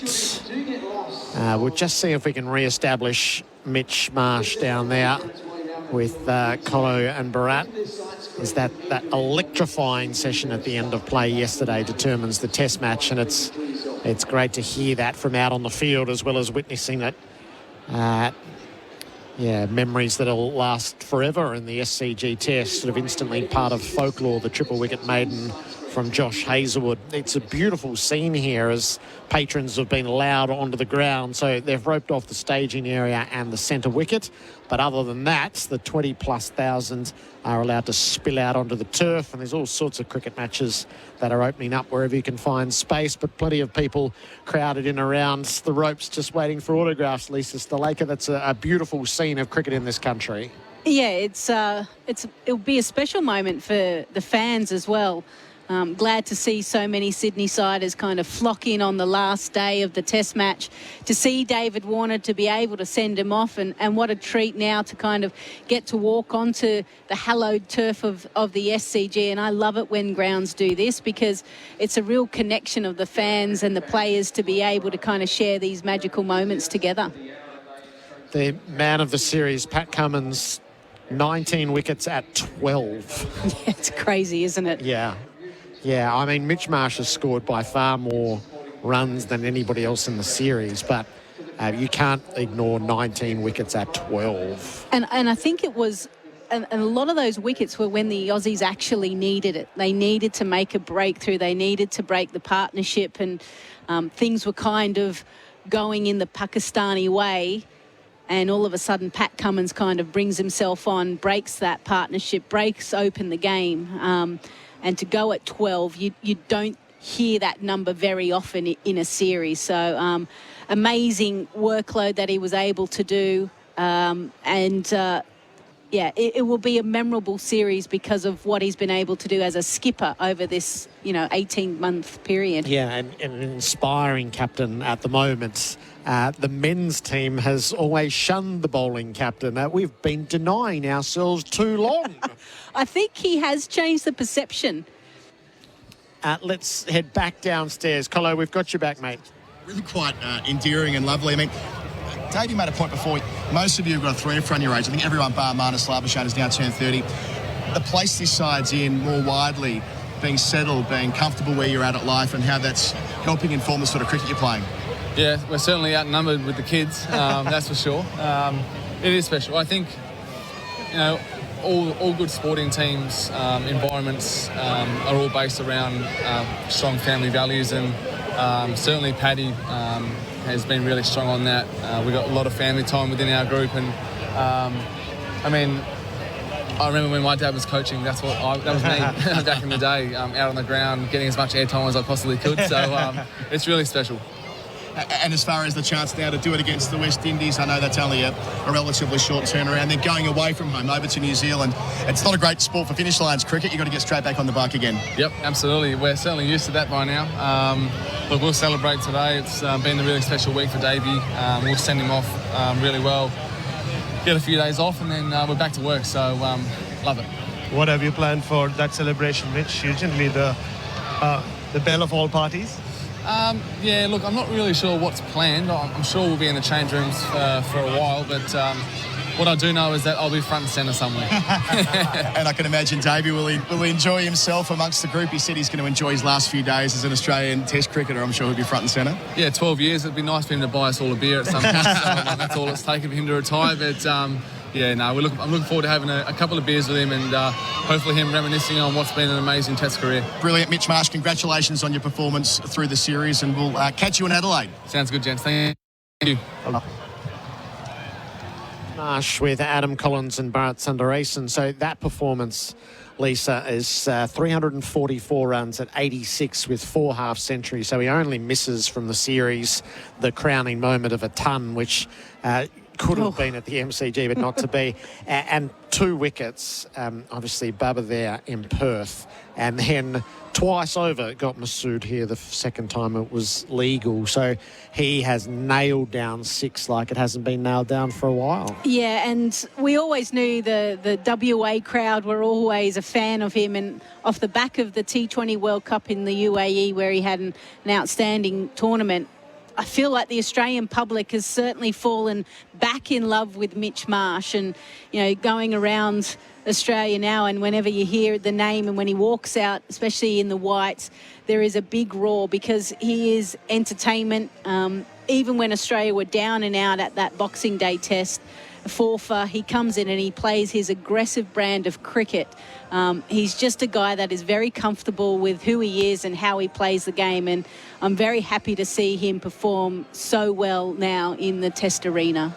Simon Katich joins us back in the SEN Test cricket box as well as we reflect upon the SCG Test, which Australia has won by 8 wickets and the series victory 3-0. And maybe on the Pakistan side of things first, so Shan Masood, lovely in his post-match presentation, completely nailed it. He knows exactly where Pakistan is in their development and the lessons learned. We just cross our fingers and hope he can nail down his Test career because he's a very lovely captain. Good afternoon, Gerard, Lisa and all our listeners. Yeah, you're spot on, Gerard. I thought he captained really well at times of this series. Today was probably a little bit questionable with how he went about it in that second innings, but I guess the big challenge for him, and this has been endemic in Pakistan cricket for a long time, is that they have a history of chopping and changing. And as Waqar Yunus said to us earlier in the series, he played in a Pakistan team at one stage that had 7 former captains in it. Yeah.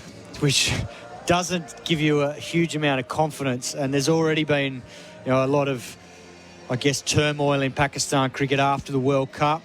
Obviously, all the support staff have come in fresh for this series. Mohammed Hafiz has taken over as, I think, the director of high performance or cricket. So there's been a lot of change. And Shan Masood himself has already been through an up and down roller coaster journey, having started as a test opener. We saw him playing Brisbane all those years ago when they toured, in and out of the team, and now back in as captain. So let's hope there is some sort of continuity because they've got some genuine talent in this team. They need to brush up on the basics of the game, and the first place they're going to have to start is with their fielding. And it will come down to selection because ultimately with fielding it comes down to technique and athleticism and the want to be a better fielder. And that's the thing that they're going to have to look at, who wants to be a better fielder. And if there's guys there that are skilled with bat and ball but are useless in the field and drop catches, then they're going to have to look at that and maybe those guys fall by the wayside because catching has cost them this series. As simple as that. They've batted well at times. There's still some question marks around their batting order, and there's question marks around what their best attack looks like. They're probably going to have to nail down a specialist spinner. I think they've got it in Abrar Ahmed with some mystery with him, but he was injured for this series, and then they've just got to look after their quicks. And they've always had a history of producing really good young quicks, but this series, they didn't have a lot of firepower in their attack. So Shan Masood's done pretty well with what he's got, but there's so much talent in Pakistan cricket. They'll be able to put together a very good team and start winning tests. The assessment of Australia's overall performance, so uneven in Melbourne and Sydney, and only one century. Australia, I'm sure, would have in their checklist it'd be a century a match at least, particularly against this level of opposition on home soil. Yeah, that was a surprise, only 1 century, and that man now, David Warner's retiring. So there's huge opportunity now. You're right, Cap. For someone to step up at the top of the order. Obviously, Labuschagne and Smith have had difficult series, but I thought Labuschagne today showed exactly the kind of form that we've become accustomed to seeing from him. And I think all it was he flicked a switch with his mindset.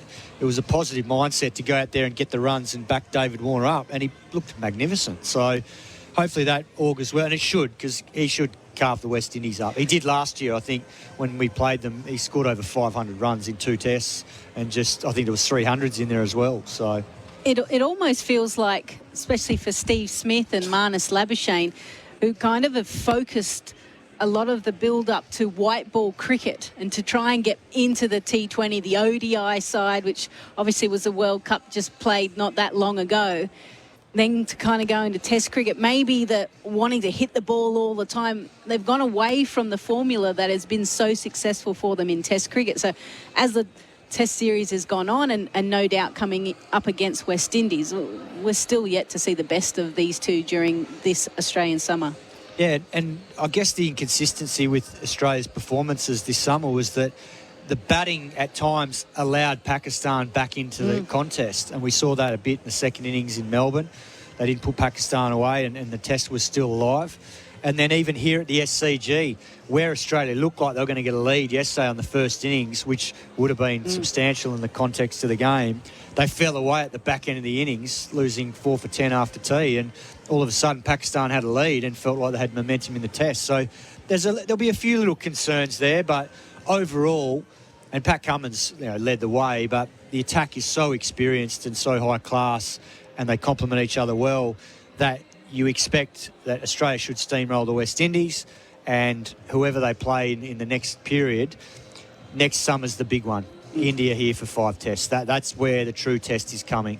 So the batting readout for Australia: Marsh 344 runs at 86, Warner 299 runs at 50 essentially, Khawaja 220 runs at 36.6, Labuschagne 270 runs at 41.4, Smith 194 runs at 38.8, and Carey 129 runs at 32. Travis Head 81 runs at 16. So after being so instrumental for Australia, he may very, very well end up as the International Cricketer of the Year. He's had a bit of an RSO. He's had the rostered series off. I would liken it to the hangover.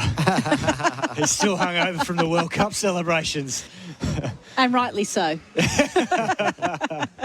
On the bowling side of things, so Cummins 19 wickets at 12. Nathan Lyon 13 wickets at 26 and a half. Stark 12 wickets at 26. Hazelwood 11 wickets at 20. And Head 2 wickets at 12. Marsh 2 wickets at 42 and a half. What did you make of the bowling overall? Look, you go through those numbers there, they're all excellent. I mean, Nathan Lyon's probably the one that came in with a lack of cricket, obviously after the calf injury in England. But I think he just balances this team out. And we saw that, I guess, in the first test in Perth. And the beauty is these quicks keep getting through test matches, and you can't underestimate that. Whilst he would have liked more of a haul here at his home ground, it's always been a bit of a bogey ground for him here. He averages over 40 with the ball, which is amazing, given that there was some good assistance there. But this attack, it complements each other, as I said before. And there's a reason they're all in the top 10 wicket takers for Australia, because they're all class performers. And while they're all playing and performing, I can't see there being too many changes unless there's a niggle here or there, or they want to give someone an opportunity when there is someone whose workload has spiked. What do you think of the bowling, Lise, and all that we saw?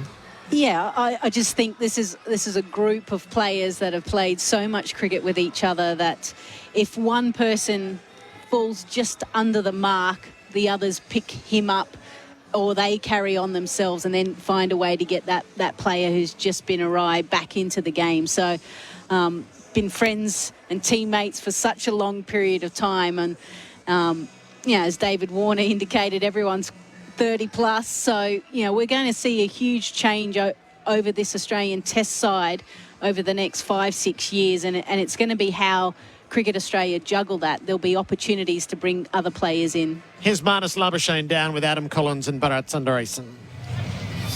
Marnus Labuschagne, thanks for joining SEN Test Cricket. Wonderful scenes down here, autographs being signed, kids playing in the streamers, and a lovely performance to complete the series, winning 3-0. How's this? Oh, it's a great experience. Beautiful day in Sydney, which is a rarity.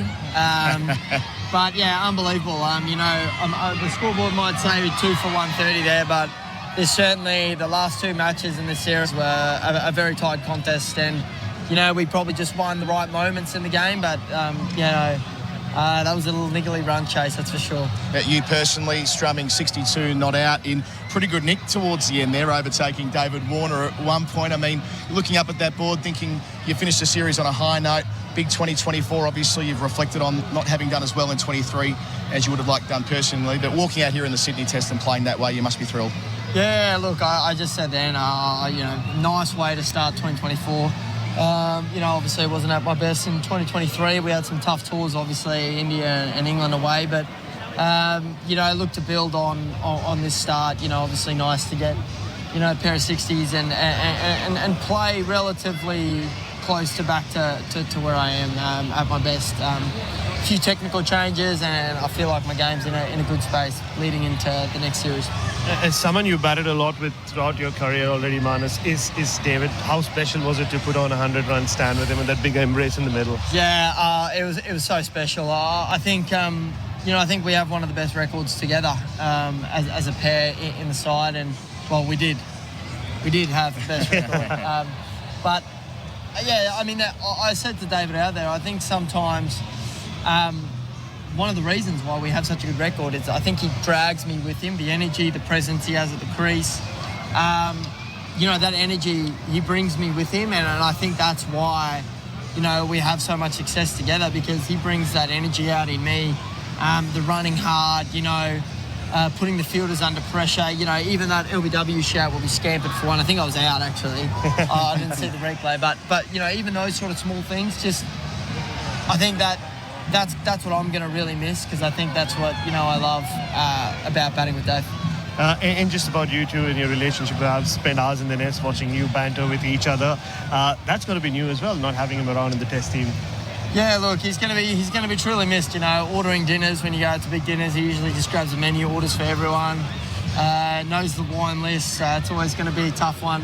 He's going to be truly missed. I mean, he was an amazing player in all three formats. We still have him for the T20 format, but the way this World Cup, the time that we spent together, this World Cup, the performance he delivered in the World Cup with the bat and in the field, and then to come out here in his last series and be up there with probably one of the leading run scorers. I don't know what it finished with, but leading run scorer for the series in his last Test series, mate. He's a class act, and finished career averaging 45 at a strike rate of 70. Take my hat off for him. We were pondering aloud on commentary when you walked out there. He was off to an absolute flyer. Whether he might have said to you, "I'm half a chance of making a ton here." Was that reflected upon? Nah, look, I don't think it was a wicket that unfortunately I could have sat in and given him the opportunity.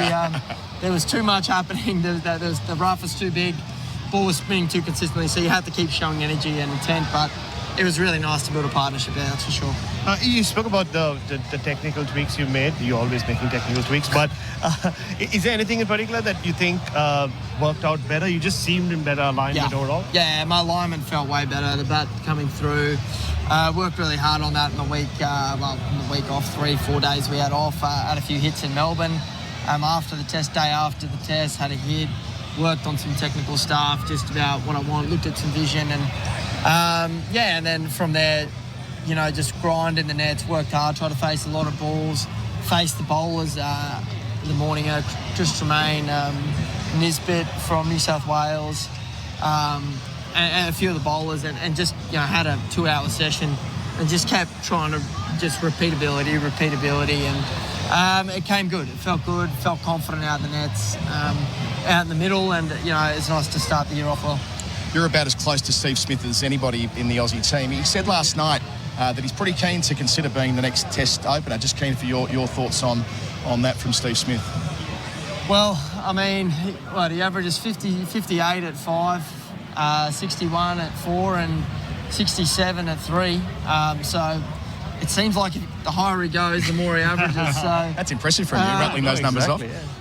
Well, you can check. You can fact check. But that it's impressive numbers. It seems the higher he goes, the better he gets. I got no doubt if that's the way we went, he would do very well.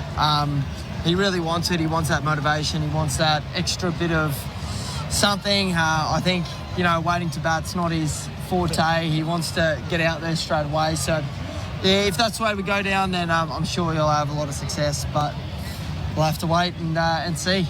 You're surely not doing it. Look, I'm happy to do what the team needs, but I'll just say I do love batting at 3.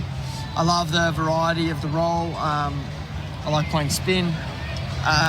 So, but whatever the team needs, if the team needs that and we need to do that, if we want to fit Cameron Green in down the order, then and that's the way we go, then that's how it is. Has that conversation been had with you? Andrew McDonald sort of hinted towards you before this series if they were going to do a reshuffle where Green came into the middle order, it kind of could be you. Is that an ongoing dialogue with the coach? Well, at the moment, it could be anyone. Okay. It could be anyone. I've seen the media throwing around Travis Head, throwing around me. Obviously the 3 openers outside of the squad: Cameron Bancroft, Matt Renshaw, and Marcus Harris. And then obviously Smudge. Smudge seems like the lead front runner and the one that really wants it.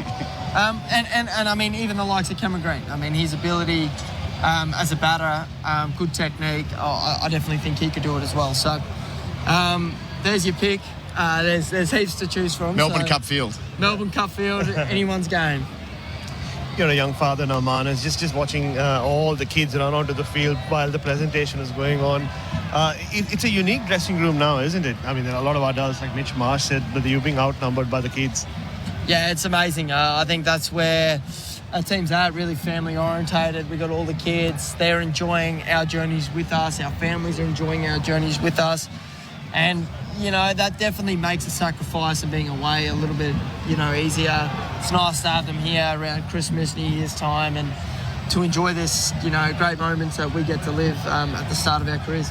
Marnus Labuschagne, well played this week. Thanks for joining us for a chat, and we'll see you very soon, I'm sure. Thank you very much, guys. Thank you. Marnus. Thank you, team. Well done. Thank you. Thanks, Marnus. Thank you very much. Position. His place in that, there's a big difference between being asked by the public and the media and then actually if the conversation is had behind closed doors formally. But that idea that it feels like Steve Smith wants it. And that was the case that Marnus made pretty compellingly. Yeah. And the thing is, he's got the ability and experience to be able to adapt to a new role. And this is the thing we spoke about recently with him, is when he has had these little lulls in the last couple of years, it's because of waiting and sitting around waiting to bat. It's not because he's done anything other than just chew up nervous energy, which no doubt he would at batting at 4, particularly when the top 3 were so dominant in a couple of those series. I think one of them was against Pakistan where Davey got the 100 and Labuschagne was getting big scores. And so from that perspective, and Khawaja was up there. So, yeah, it makes sense that if they're going to go down that path, Steve Smith wants to do it first and foremost. And if he's happy to do it, then you got experience at the top of the order in the engine room. Might be a masterstroke by the selectors and the coach not to have any public debate going and just to see what shook out. And it looks like Pete Lalor planted this idea, and it, like Inception, it has just taken hold first in the mind of Steve Smith and now clearly amongst his teammates. Did he actually plant it, or did someone from the Australian team plant it with him? I think, but Pete concocted it with Shane Watson. Okay. And it has grown from there. Well, the fact that in the press conference and Steve Smith basically saying, yeah, I'm happy to do it, if tapped on the shoulder. And you're right, there has been a swell of momentum since then, hasn't there? That's all we're talking about. And a little bit of David Warner and the final day of the test match. But it'll be fascinating to kind of watch it all unfold in the next few days. It's hard not to think that's now the favoured way.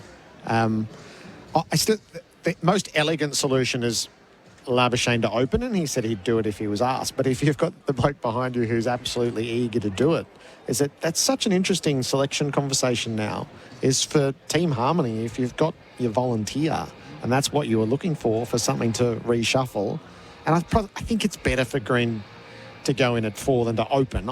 I suspect he could find his way as an opener. Yeah. It's just what does it do to the team? So Smith is a long-term linchpin at 4. Green would have to make really good runs at 4 pretty quickly. But you've got more of an opportunity compared to when you're batting at 6. And that's the challenge of batting at 6, is that you've got these scenarios where you can either be coming in early and there's been trouble, and then there's the other, and then you end up batting with the tail because you've only really got one more partnership with either the top 6 or then the keeper.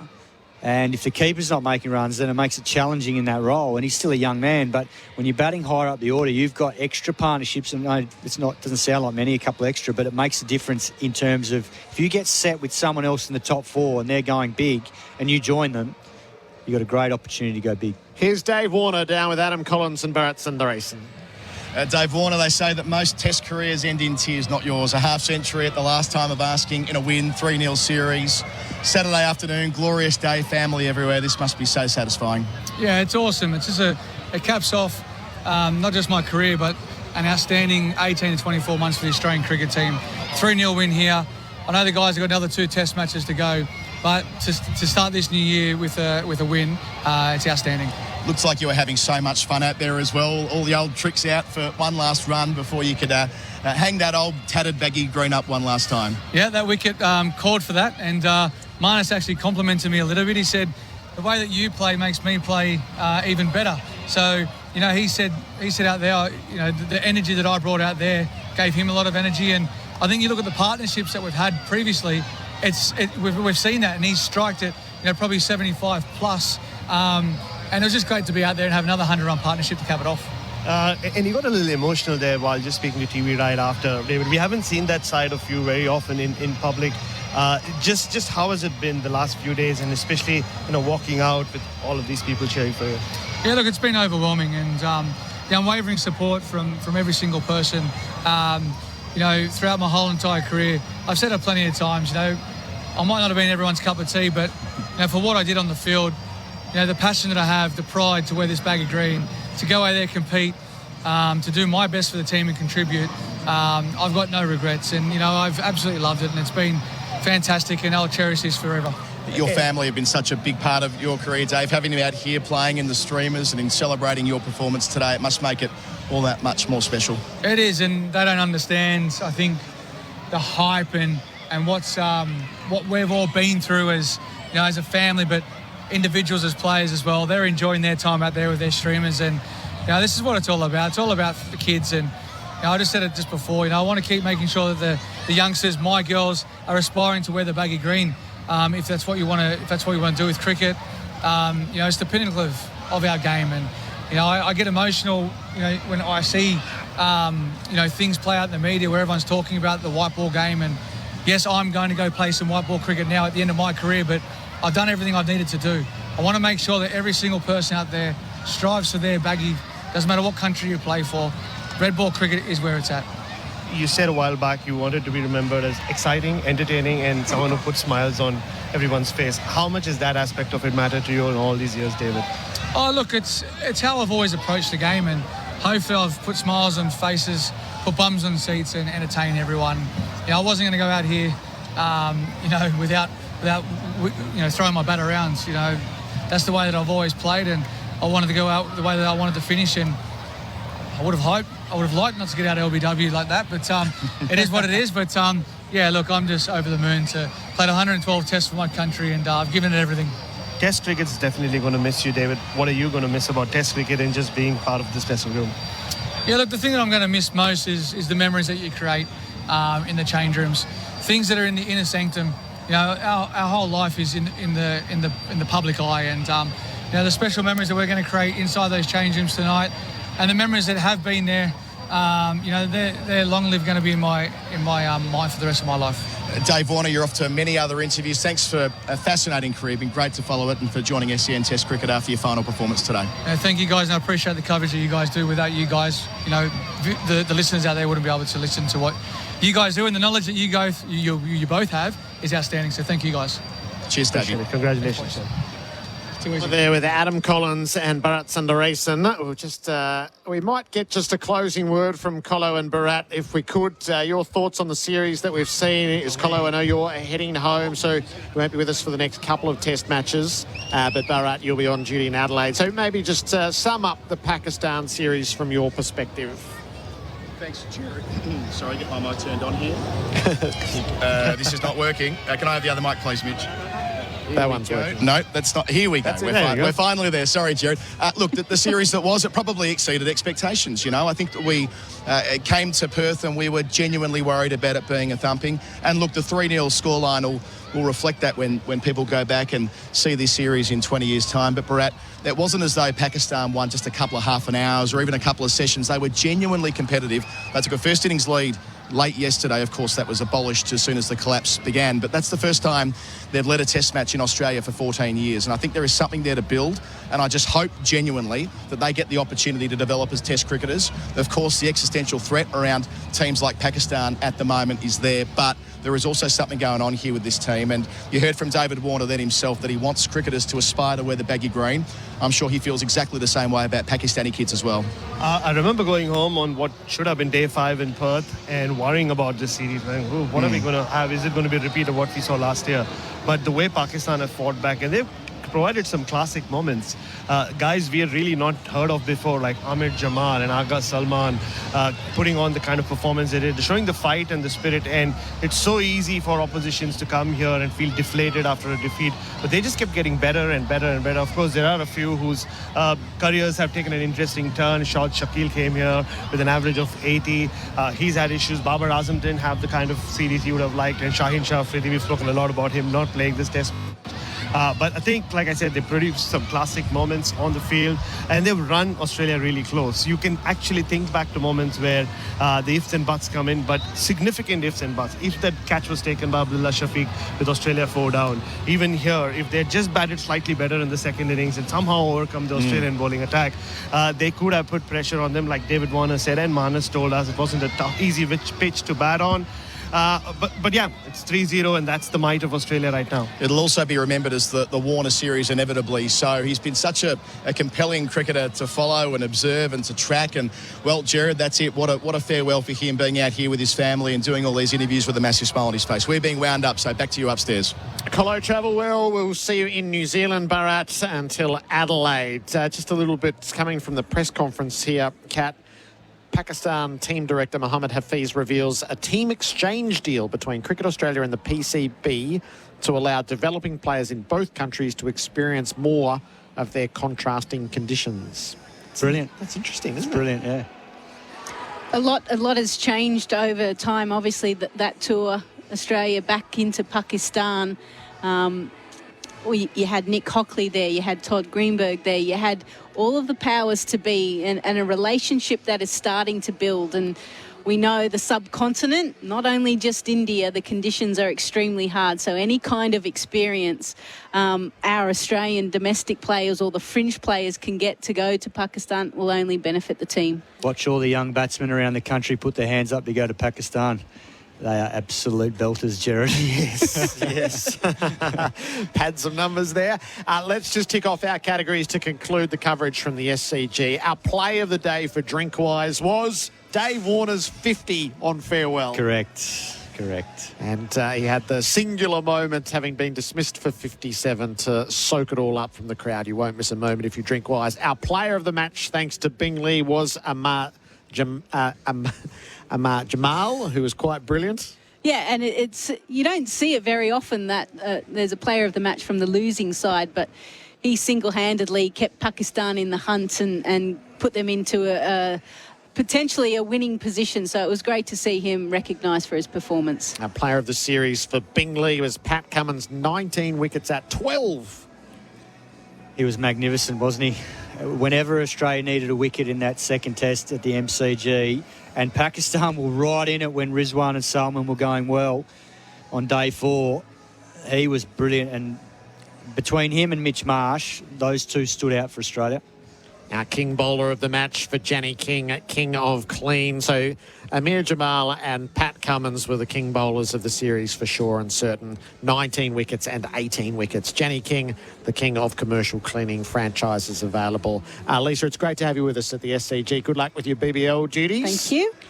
Kat, just finish it. So you're going to be quite in demand over the next 10 or 11 days to give your view on the opening position for Australia. So maybe you'd finish our broadcast. If the choice was yours and yours alone, so not what are they going to do, what would you do with the opening position heading to Adelaide? Yeah, I'll still stick with Green opening and leave Smith at 4. Simon Katich, see you then. Will do. We've been dressed by Ringers Western, whether it's the paddock or the pub. Ringers Western has the kit to keep you cool this summer. The Benno Kadir Trophy, Australia 3-0 victory at the SCG by 8 wickets. The game scores Pakistan 313 and 115, Australia 299 and 2 for 130. The Adelaide Test starts Wednesday, January 17. It is a day test, Australia and the West Indies. We will be with you then. SEN Test Cricket for Host Plus and Henley Homes. Build with confidence. We'll be back on SEN Test Cricket at the Adelaide Oval. Cummins here, inside edge. Cummins likes it for leg before, but he's turned down by umpire Goff. He's sending it upstairs to the TV umpire Joel Wilson. 2 reds, hits in line with middle and hitting. Wickets hitting. Cummins is bowling to him. He's edging and he's out into the gloves of Carey. He fended at the ball outside the off stump. And the Australians are running through Pakistan on the opening morning in Sydney. Hazelwood delivers here to Rizwan, who slips the gully, swings across the line, down to deep backward square, and clears Mitchell Stark for 6. Cummins bowls again. Sajid pulls and he's caught. He's pulled it straight to line at square leg. Cuts deftly. He brings up another half century as he plays it down to third man. A finely crafted half century from Salman. Stark and he bowls. Salman pulls straight to mid-wicket and he's out as well. Good tactic. Head takes the catch low down. Cummins bowls here, back of a leg. Hassan Ali helps it down to fine leg, and it carries as well. A 5 for Pat Cummins, 3 on the trot for the captain. Jamal, 5 back, Stark bowls, short ball, takes it on, out to deep backward point, finds the gap for more. The Pakistan bench are up on their feet because that's his half century. What a splendid innings it's been. Khawaja uses his speed, he lashes out straight down the ground. A couple of bounces into the rope for 4. He bowls to Warner, who's jammed up. That ball edges and slews away through the cordon again, through third slip, down to the boundary for 4. Warner's living dangerously. Here's Khawaja again, carving in front of point, out to the O'Reilly stand for 4. Oh, caught it slip, yes. Yes, it is caught it slip.